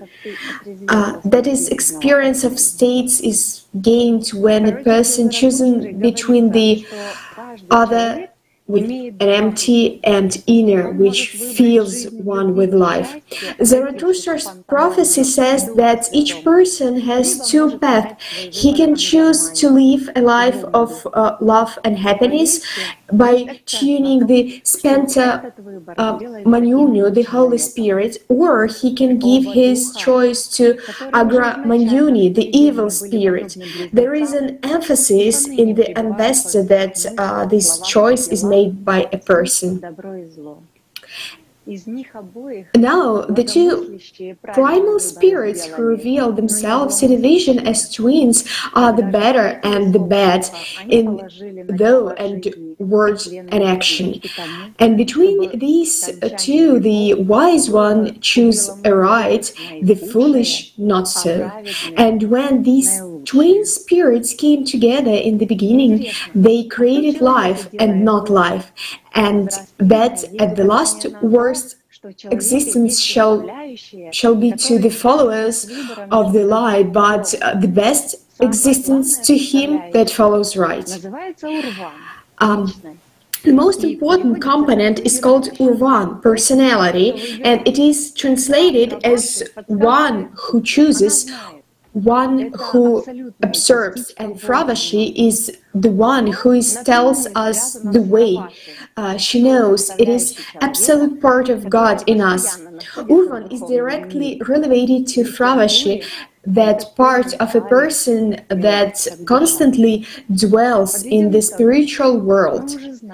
To summarize, we already know that a person is a personality who possesses vitality, attention, and the right to choose. All the times, different ways have been developed to control the attention of a person. And as we have already heard from this Kaleidoscope of Facts, advertising is one way of controlling us as a personality through our consciousness. After all, the point of advertising is to seduce us, make us, to force us to buy something we don't need. This happens through subtle manipulation. The methods of these manipulations are constantly being refined. Everything is done to make people want to buy, to attract attention by imposing thoughts and fictions. But we remember that the person controls his attention and has a choice to accept or not accept the information presented to him or her. Each of us is responsible for our choice. By choosing life of love and happiness, by tuning to the Septra Mainyu, the Holy Spirit, one acquires inexhaustible joy. Inexhaustible joy. Thank you very much for your sincere words. Dear viewers, as you are able to see, religions and modern science are interconnected more than we think. They are both talking about the same thing, only with different words. All you have to do is to translate the text into the modern language. Just apply the ancient knowledge, and all of a sudden, you will see the advertising from a different perspective. My friend Rinat Ahmedzakirov will look at this from the perspective of Islam. Hello, Rinat. How are you? Добрый день, Роберт. Hello, Robert. Thank you so much for the word. Hello, dear friends. Today for me it's a great honor for me to be with you today. Today our speaker has already said much about the values of person's attention, and that attention is the power of life. Since ancient times, people have had knowledge that man's power, the real power of man, lies in his attention. When man directs his attention, this power, this creative power follows, shaping his reality. An associative example might help you understand this process. If you have a torch in your hand, you cannot turn it off. You can only choose where to shine it on, meaning a person controls the direction of the light, which is their choice. The beam of light is a man's attention, its direction and distribution. There is a concept in Islam called zikr, the unceasing remembrance of Allah, God. In other words, is the direction and directing one's attention to Allah, focusing on Him. The Holy Quran says in Surah 13, verse 28, "Those who believe and those whose hearts find comfort in remembrance of Allah, surely in the remembrance of Allah do hearts find comfort." Zikr, in essential contact with Allah, at the level of deep feeling, is the source of happiness, that is, subdues the shaitan, meaning the consciousness of man, weakens its power, the power of its influence on man, is the cause of contentment with Allah, removes worry and sadness from the heart, generates contentment and joy in the heart. It's a clue as to where man's attention should be, but we are endowed with the right to choose where to put it and what to support with that investment, the will of Allah or the will of Iblis. Allah in the Holy Quran says, "So remember me, I will remember you, and be grateful to me, and do not deny me." One may get the impression that a person who goes to Allah has to give up everything material, but that's not true. After all, a person that has to wear something, eat something, live in a house, and so on. And its point is precisely that a person has to become independent of material impulsions and excesses, meaning free from consumption. Let me give you an associative example. When you love someone, most of your attention is focused on that person, and then does not interfere with your everyday life, work and business. The interesting thing is that the distribution of attention is often unconscious, but it's a huge impact on that person and his or her future destiny. That reason in the primordial physics ALLATRA, if a man spends no more than 10% of his attention in material life and concentrates 90% on it, on the state of domination of the spiritual life in his inner world, then the spiritual transformation of man is accomplished. But in the opposite case, when 90% attention is given to material life, to the desires and thoughts of the animal nature, and 10% is given to care his spiritual state, man forms subpersonality during his life, speaking the language of religion, a state of hell. And there are immutable laws of physics. In other words, a man who walks the straight path to Allah, or staying in the world, subdues those lusts that are actively imposed from all sides, especially from the media. The human being does not discard all worldly things, but he also does not pursue them with self-forgetfulness. He knows the true value of his attention. And when a man loves, develop in himself deep feelings that he invests his attention to development of sensual contact with Allah, God, then he is born for eternal life. He is born for the spiritual world, and as a goal of life and every man to gain spiritual immortality. Man's attention is just the resource, and by investing it in eternity or in temporary material things, man desires his future. Everything is in our hands. Thank you. Thank you, Rinat. And please say hello to my favorite Kazakhstan. And before we switched over to our next precious special speaker, I would like to remind you guys, you are watching the Kaleidoscope of Facts, number 14, Impact of Advertising and the Power of Attention.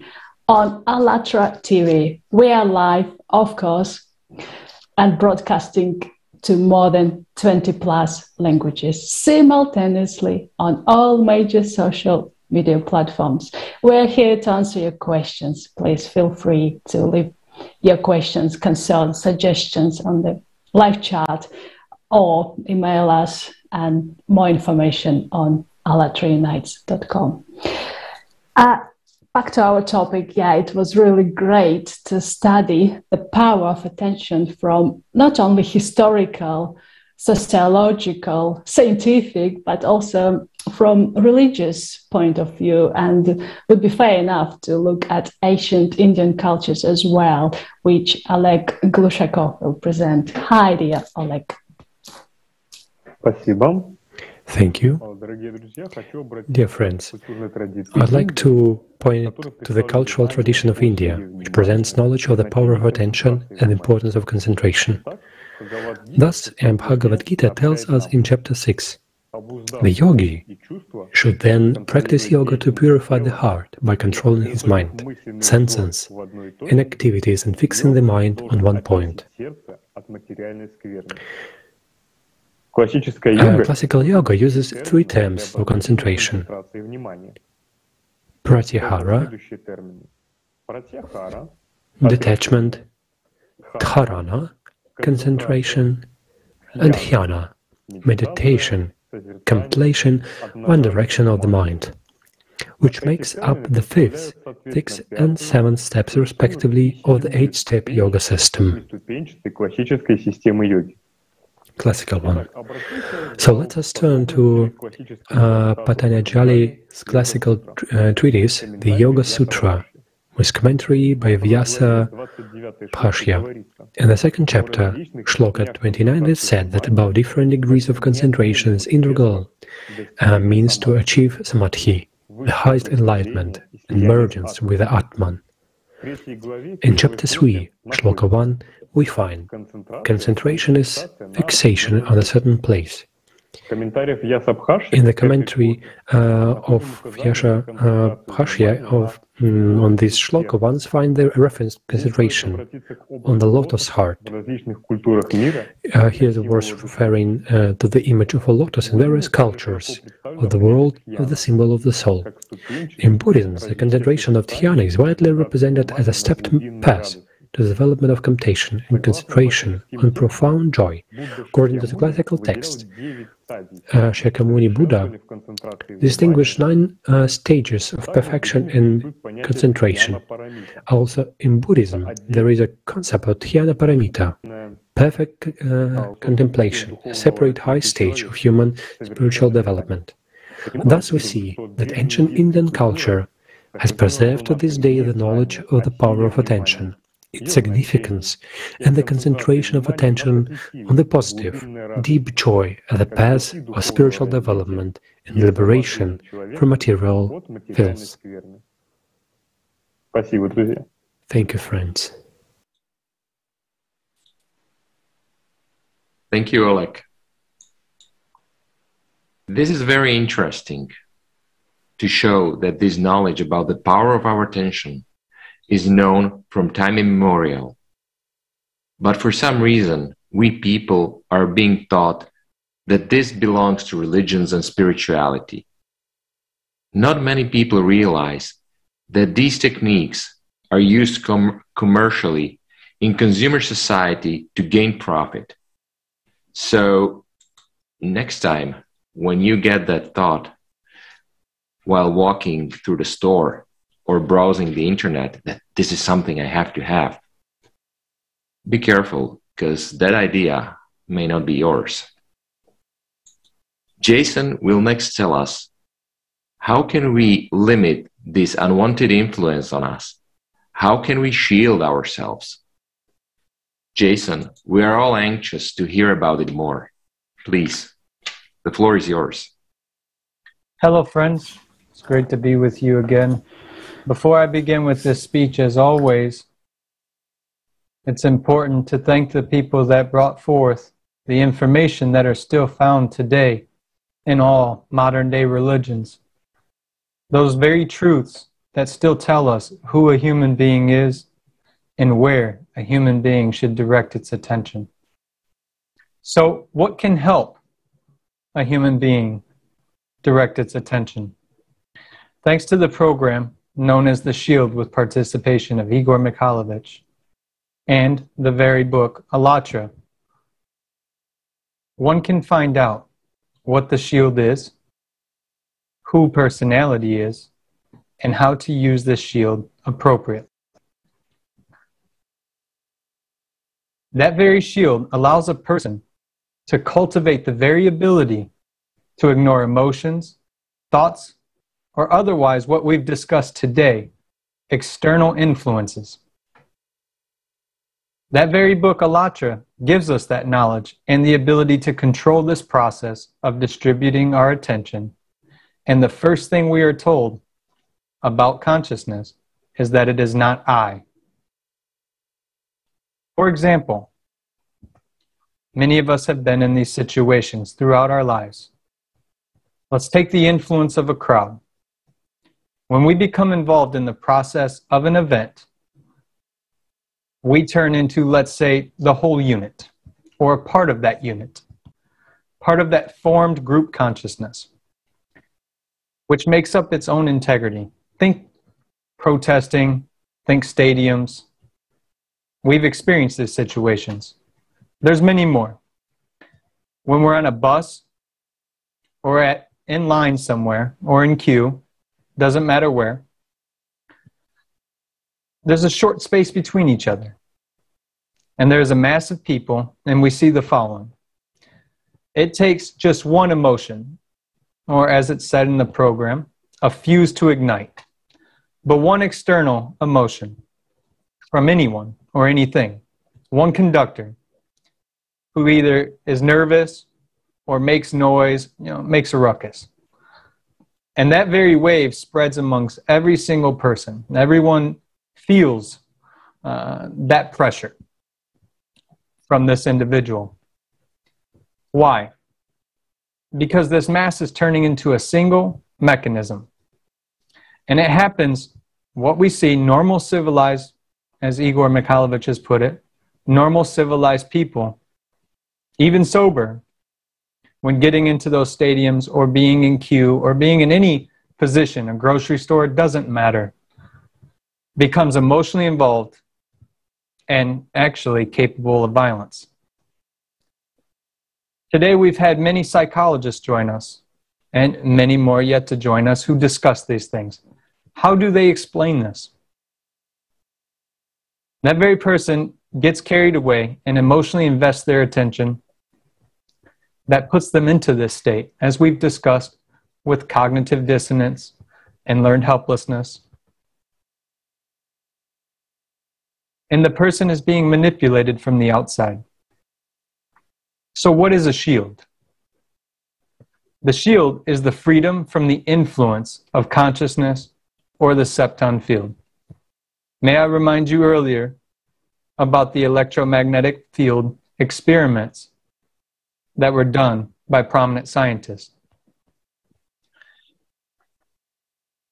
A person is able to move freely without any influence by simply choosing where it invests its attention.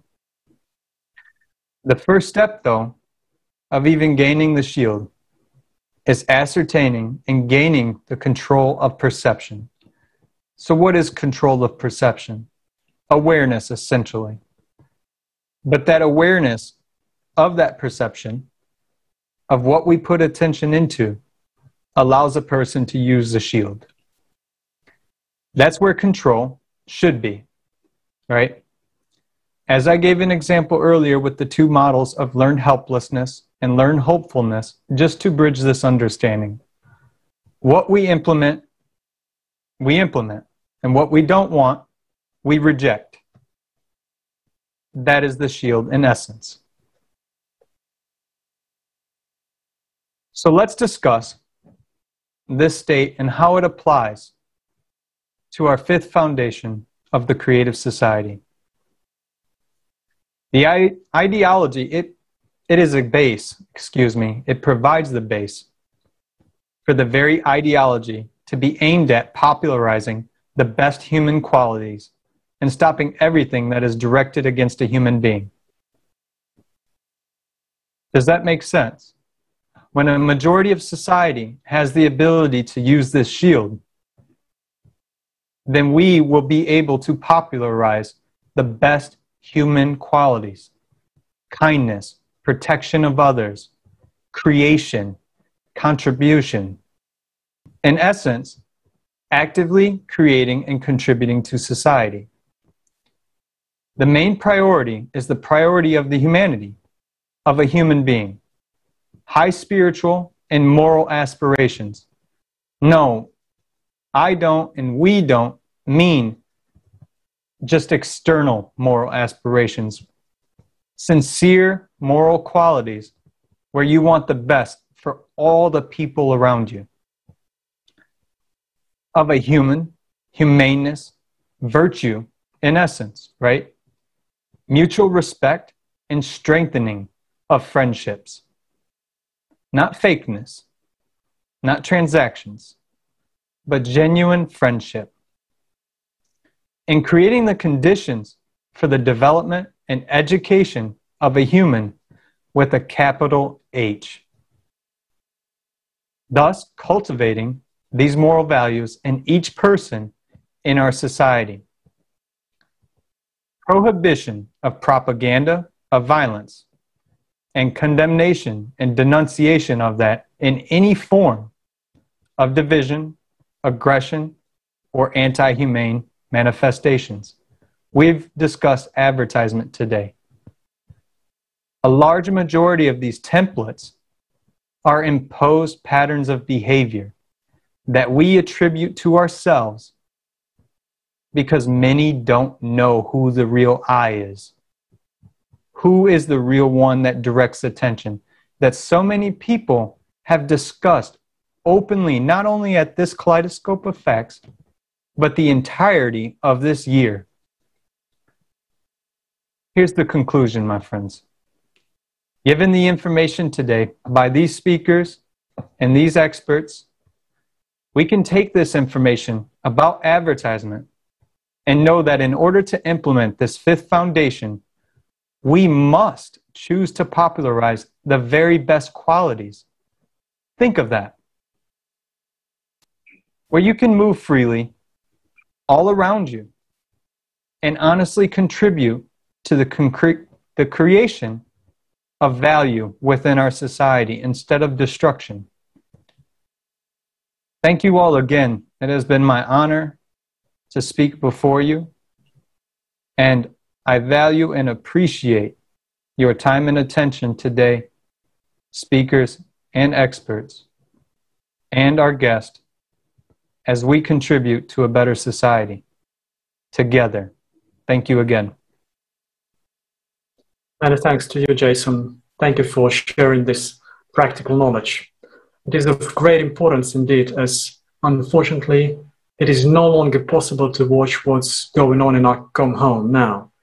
It's definitely time to choose the right path, both personally and collectively. Time to finally get rid of all foolish things which have divided us for thousands of years. Now it's time to unite. It's time to synchronize our actions. Let's watch an amazing video prepared by the volunteers of ALLATRA International Public Movement, by people united by one common goal: to build a society we all could be proud of.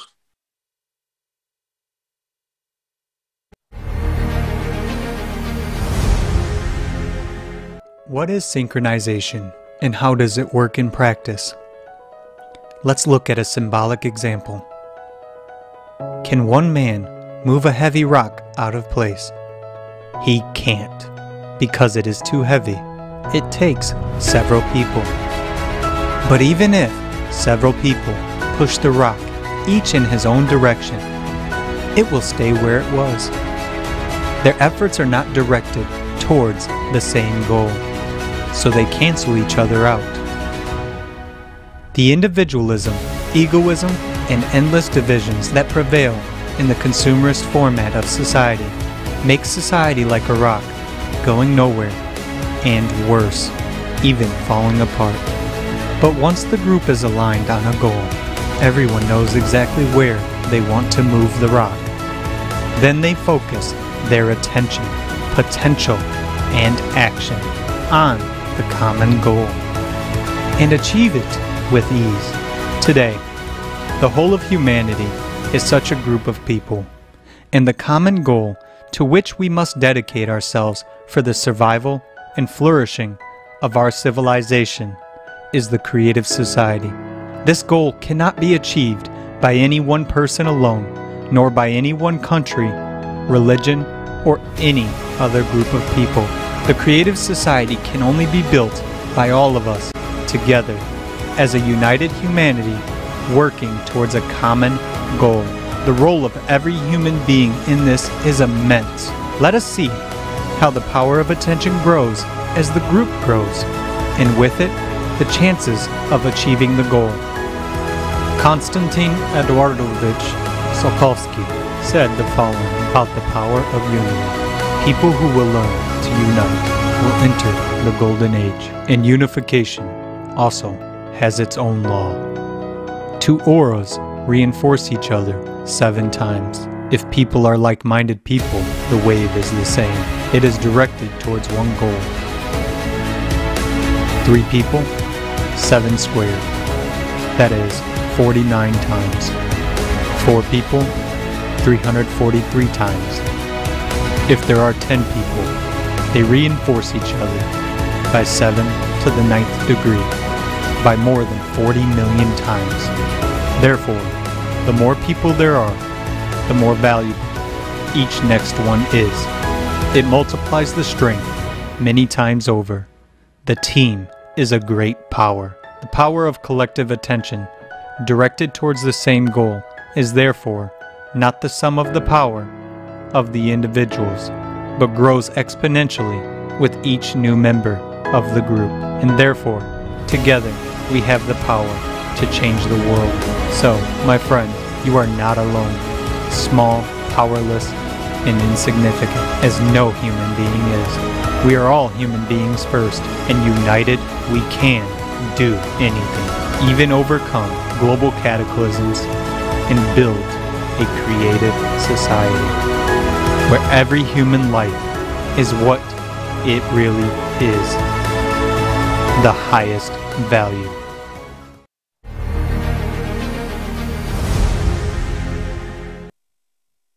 What a wonderful video. United, we truly can. Thanks for developing such a beautiful food for thoughts. You see how the power of attention grows proportionally when we are all united. The bigger the team, the better. Because as it was said in the video, the chances of achieving the goal are increased.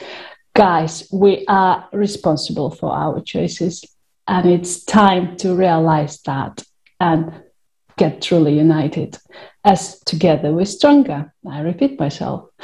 And creative society can only be built by all of us as a united humanity, going together hand in hand towards one common goal. Without knowledge we obtain today about the work of Edward through our consciousness and their all related processes, it will be difficult for a human, ordinary human, to turn off the advertising negative influence when recognized, of course. And without realization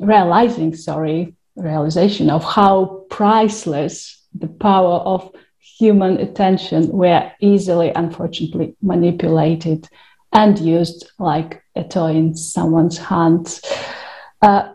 That's why we are here, and it's important to study the subject we discovered and did a great research today, because we need to know what it's about, the power of attention. And we need to share this information to the public. In the creative society, all information is given openly and honestly. All experiments, discoveries, programs like that, conferences, technologies are not belong to individuals. They're the property of all humanity. And today it's up to each of us whether we want to continue to be deceived by the consumering society, or we want to live better. And Natalia Pavlova will tell us a bit more about the fundamentals of the creative society and where we need to put our attention to humane project, not to self-destructive one. Heidi and Natalia. Здравствуйте вновь. Здравствуйте. Здравствуйте, я очень рада. Hello, I'm very glad to welcome our dear viewers. And each speaker had talked about the creative society, and we can talk sincerely, openly. And on today's Kaleidoscope of Facts, the influence of advertising and the power of attention, we were honest with ourselves, with yourself. Through attention, we humans, we can be manipulated. And we who today take part in this kaleidoscope, we also part of the society, and we cannot be not interested to modern society's processes. And our attention is a carrier of energy. Where attention goes, there energy goes. If a person thinks about something or something, he or she gives energy to it. And today we have talked about the manipulation of people, directing their attention to the consumerism. And today's Kaleidoscope of Facts is truly an international conference because each speaker told about the international potential of speakers, of scientists who made a huge influence on our understandings. And as today was told, many who are attending, who are attracting our attention, because if there is no attention, there were no human, there will be no world. Everything around us would not exist, because a man has the power on influence of attention, and where a person directs the attention, the energy goes. And the matter is because people watching it, where we put our attention, there we put our power, our energy. It's all, each person has a huge power. Each of us direct our attention, and we can choose where to attend this attention. And in James Briggs' works, we can find such an interesting aspect. It depends on where we put our attention. This where we put our attention is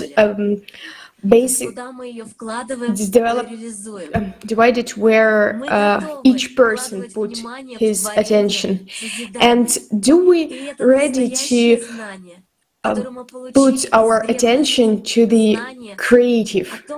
We have this knowledge, and we know that there is such a creative society, and this is a very important the key moment in building the creative society. Why do we need to build the creative society? Because in creative society, the human life is the highest value. I'm a human, your dear viewer is a human, and each person is a human, and each person is the highest value.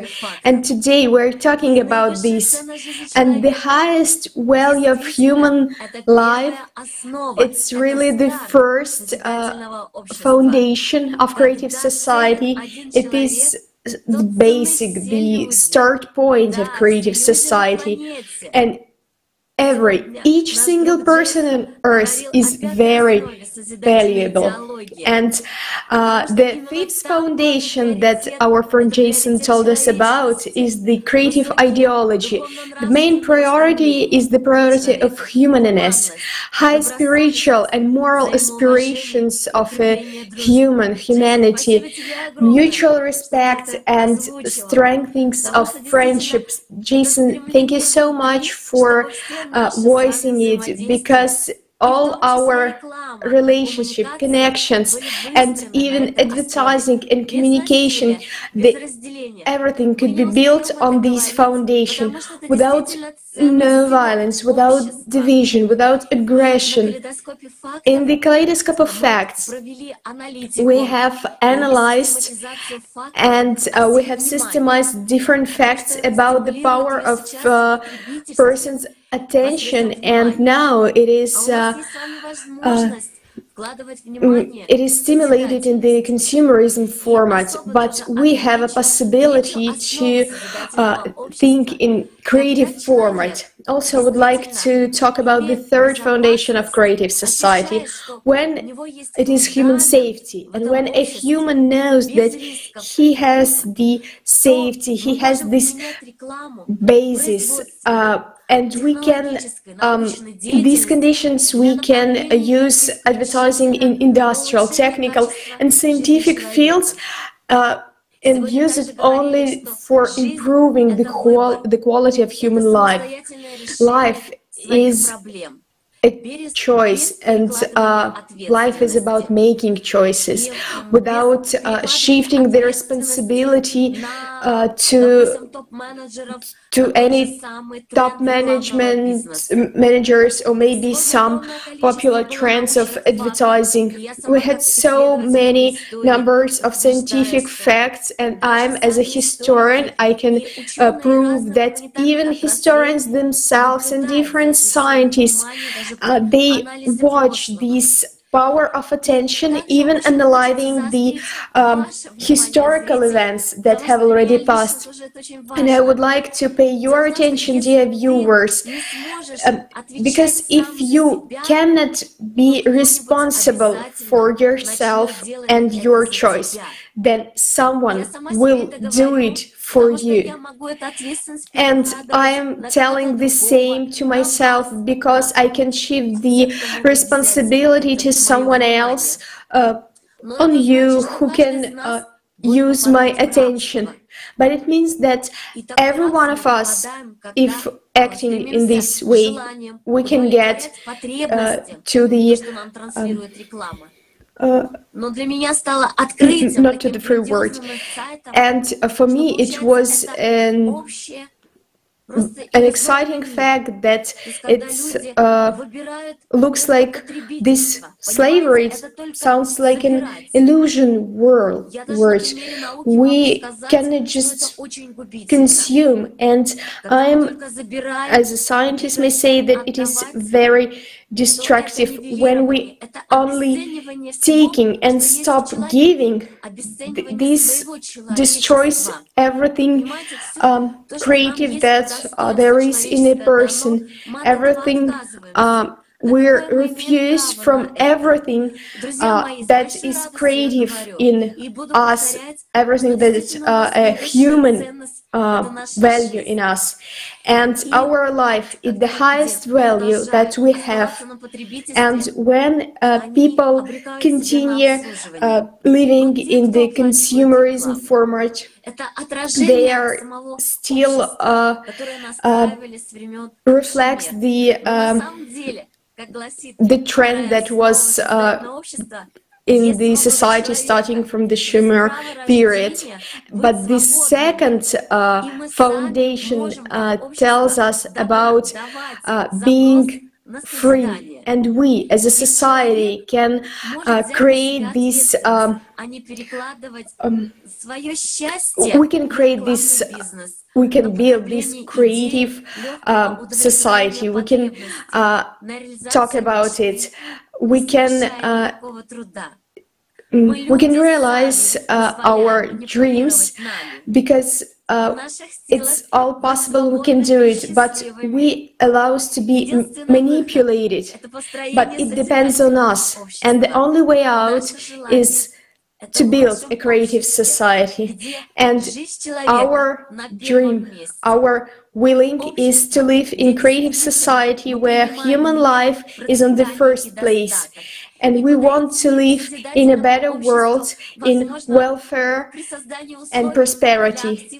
And there is only one way to act, to take part, each of us. If every person take part in it, we can do it. Yes, we all are very, very different. We are specialists from different spheres, from different countries. But each of you, dear viewers and participants of this Kaleidoscope, you are my friend. And I sincerely say thank you to each of my friends, because we shared our understandings, our results of our researches, because we inform everyone. And each of us has taken this responsibility for our own happiness and for society itself, for its developing, because we can create a better life. And the responsibility for it lies in each person. And as a historian, I may say that today we have only one way out as a civilization, and this is the creative society, and we can really build it, but only together. And taking part in the process of transformation of our society to create a great future for everyone. And huge thank you for our translators and technical team, because to each country of the world, this positive information about better future is given, is sounded to everyone. So thank you so much. Many, many thanks, Natada, for your sincere words. And indeed, the prospect of building a creative society is truly inspiring. It is precisely that good, lofty goal which is really worth our attention and which is worth uniting. We all would be incredibly happy to live in a society where everything is geared towards improving the quality of life of every single person, in which, even a subway would be a space which supports people in their aspiration to be real humans, in which even advertising is creative in the highest sense of this word. Let's watch a video about the subway of our potential near future, which we can create together.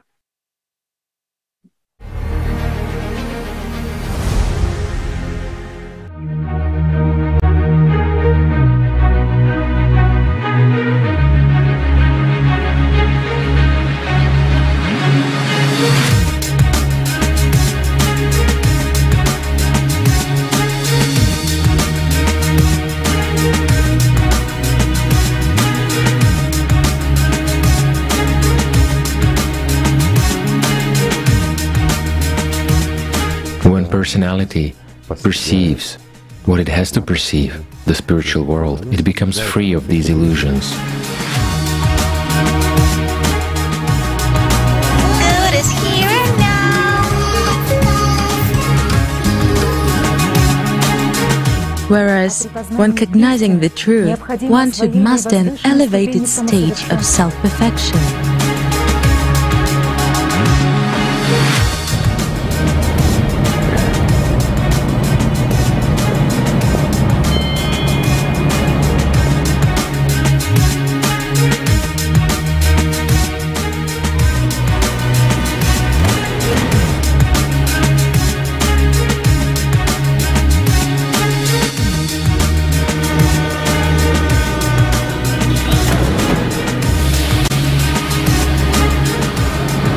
Extremely difficult to describe that world. By means of these tools, words and everything else, it is much easier to let a person feel, but this is possible only when he wants it.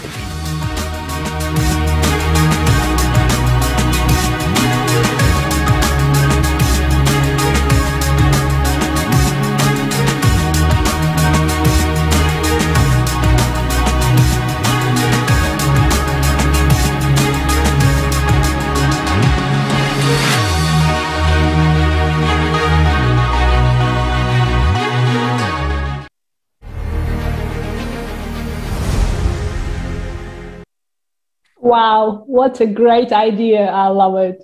Self-education information placed in the tube instead of some useless adverts. Yes, because now we know that attention plays a key role in our life and we don't want to waste it anymore. It's a powerful resource. And our last, but not the least, speaker is Dilara Fatihova. Dilara held a senior position at a big TV and radio company for more than 20 years, and she knows all about commercial tricks, sales targets, and marketing training. That's why Dilara can't keep silent anymore. Dilara, looking forward to hearing from you. Спасибо. Друзья, мы сейчас увидели замечательный пример. в ролике. Думаю, у всех сейчас чувство приятное. Right, I believe that you've just seen this wonderful example and you have this kind feel inside, right? From this video, just inspiring to even give this feeling further. And actually, this is something to strive for, right? This is kind of criterion. What do you really want as a result? What will be the purpose of advertising in the future? Not just as now, profit and gain, but increasing well-being in the true meaning of the word, the state of being well. And as stated in the fifth foundation of creative society, society must strive to nurture the best human qualities, human with a capital letter. And in doing so, would be advertising, it would be just according to the fourth foundation of the creative society, just fully support the development of personality, and according to the sixth foundation, helping people realize and implement, take responsibility for their lives and choices, and also, of course, without any manipulation, including hidden manipulation. After all, there is the second foundation of the creative society, freedom, and the seventh foundation, justice and equality, motivating people to act in the care of life and safety in accordance with the first and third foundations of the creative society. And due to the 8 foundations of the creative society, a clear vector is given. And when we apply it, we simply look at all areas of society, including at advertising through this prism. Today, advertising is all about attracting attention with a commercial goal, while in the creative society, the focus is on a person, and it doesn't matter who will make and distribute these commercials, humans or artificial intelligence. This basic principle must be respected, that human is at the first place. In today's broadcast, we heard about, it just the other way around.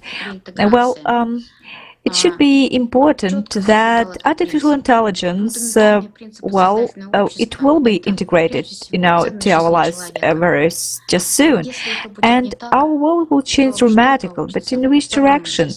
If we really want just humankind to have a future, it's important to already lay in artificial intelligence the fundamental principles of creative society.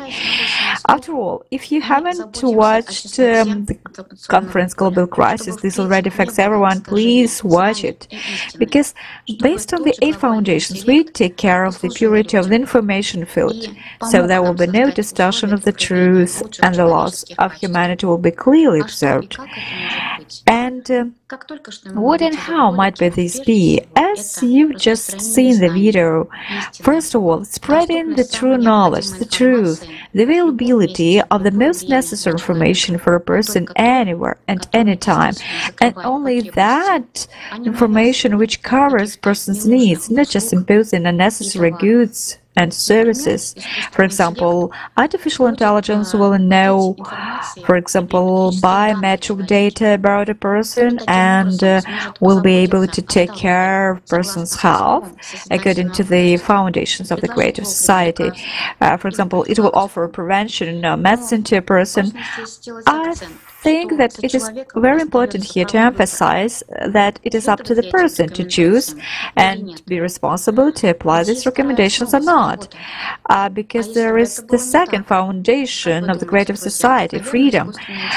Because if we didn't have that freedom, so what do you think? Probably AI would have cured us all one time ago without our permission. Just kidding. But just, I believe that it is worth realizing how complete and profound the model of the 8 foundations of the creative society is, how important the creative society project is, and a huge amount of work has been done by the volunteers of the international public movement ALLATRA. For about 10 years, service all over the world helped to identify the key basic needs of a person. Advertising is informing about goods and services. I would like to point out that, in fact, even now we have everything we need to create high-quality, honest advertising, and it all takes well, what it takes is just the choice of the individual, the businessman or the advertiser. Yes, there is still competition of the consumer format, which dictates the laws of survival, and is often, well, is unscrupulous, I would say. But a person's conscience is an inviolable inner law, and it's the most important. And gradually, with the transition to the creative society, the competition would be, different, just corresponding to the 8 foundations. Because then people would be striving to increase the quality. And also, there would be many positive examples of people who are doing something good for society. And there will be more and more of them, because this is a need of happy people just to share with others, and the creative society is a society of truly free and happy people. In freedom and joy, many wonderful ideas and projects are born and implemented, which we will also learn about through advertising, but only there and then when we choose it ourselves. The value of our attention is an invaluable resource. We have realized this today, haven't we? It is important for us to always remember this and not to shift the responsibility of our lives onto artificial intelligence, so that it does not turn out that due to laziness we have stopped developing spiritually and intellectually. And,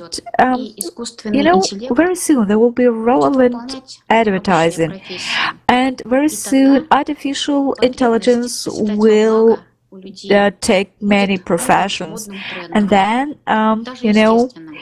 the need of people to create for the benefit of everyone will not just be a fashionable trend, but it will be natural. So very soon we will be happy to be informed that we can fly to explore new planets, and we have the prospect of being just accepted into global humanity, and we would be able to explore the depths of the ocean and to communicate again with the higher civilizations. And again, we have the prospect of being accepted into global humanity, inhabiting many planets and galaxies. Right, probably it sounds right now as advertising, but I do believe that it is possible if we choose it. We have found out about it in the video with the participation of Riga Mikhailovich Danilov of the Creative Society, Prospects of Civilization. And this information inspires us a lot. So, dear friends, with this information, is it possible to doubt our choice of path? Only just let's go forward, let's develop, because only development from the best to the best.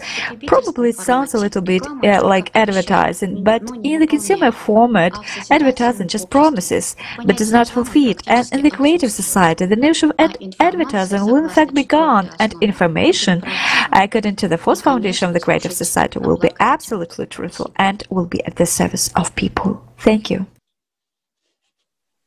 Thank you, Diliara. Yes, we can have a wonderful future if we change the vector of our society.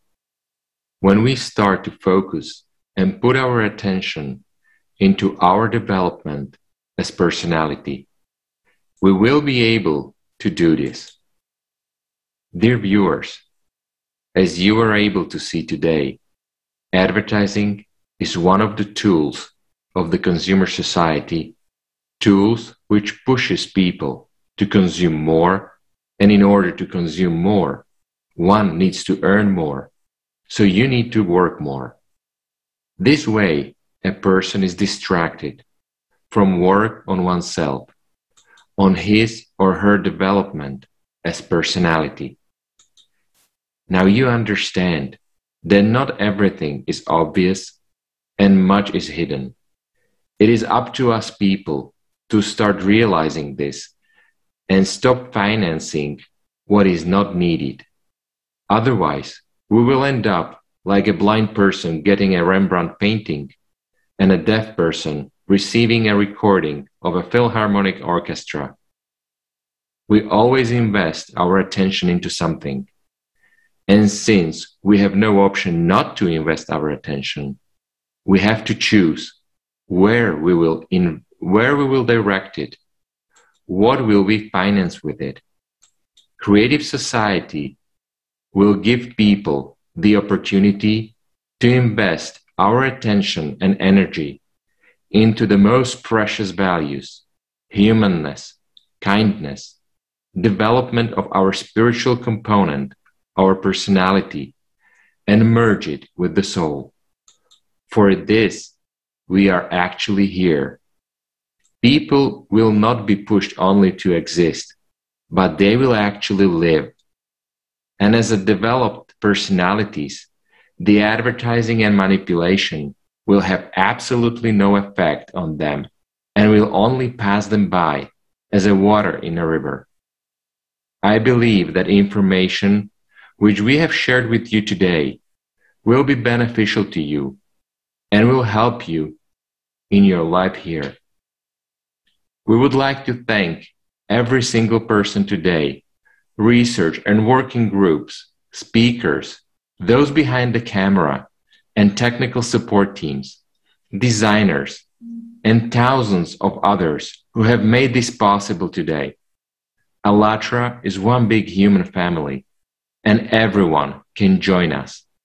Please email us at info@ALLATRA TV. We need you. We would like to invite all of you who are watching us now to the next Kaleidoscope of Facts, The Matrix, From Illusion to Reality, which will take place on October 13th, 2021. Thank you very much for your attention.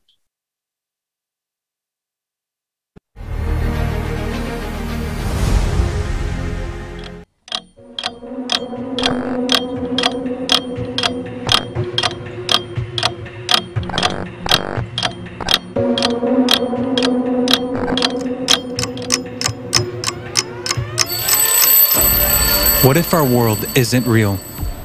What if we all live in a hologram, an artificially created system? In other words, the Matrix. Looking at the evidence and scientific proof of this fact, many questions arise. What is the Matrix? Is our world an illusion? What is a human, consciousness, personality, and human soul? What does a person look like in other dimensions?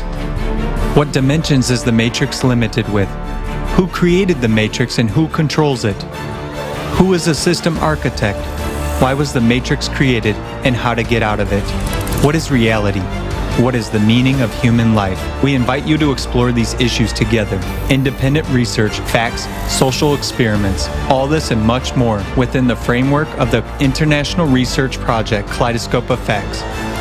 October 13th at 1600 GMT, Kaleidoscope of Facts on the Matrix from Illusion to Reality, organized by the participants of the ALLATRA from Spain and Latin America.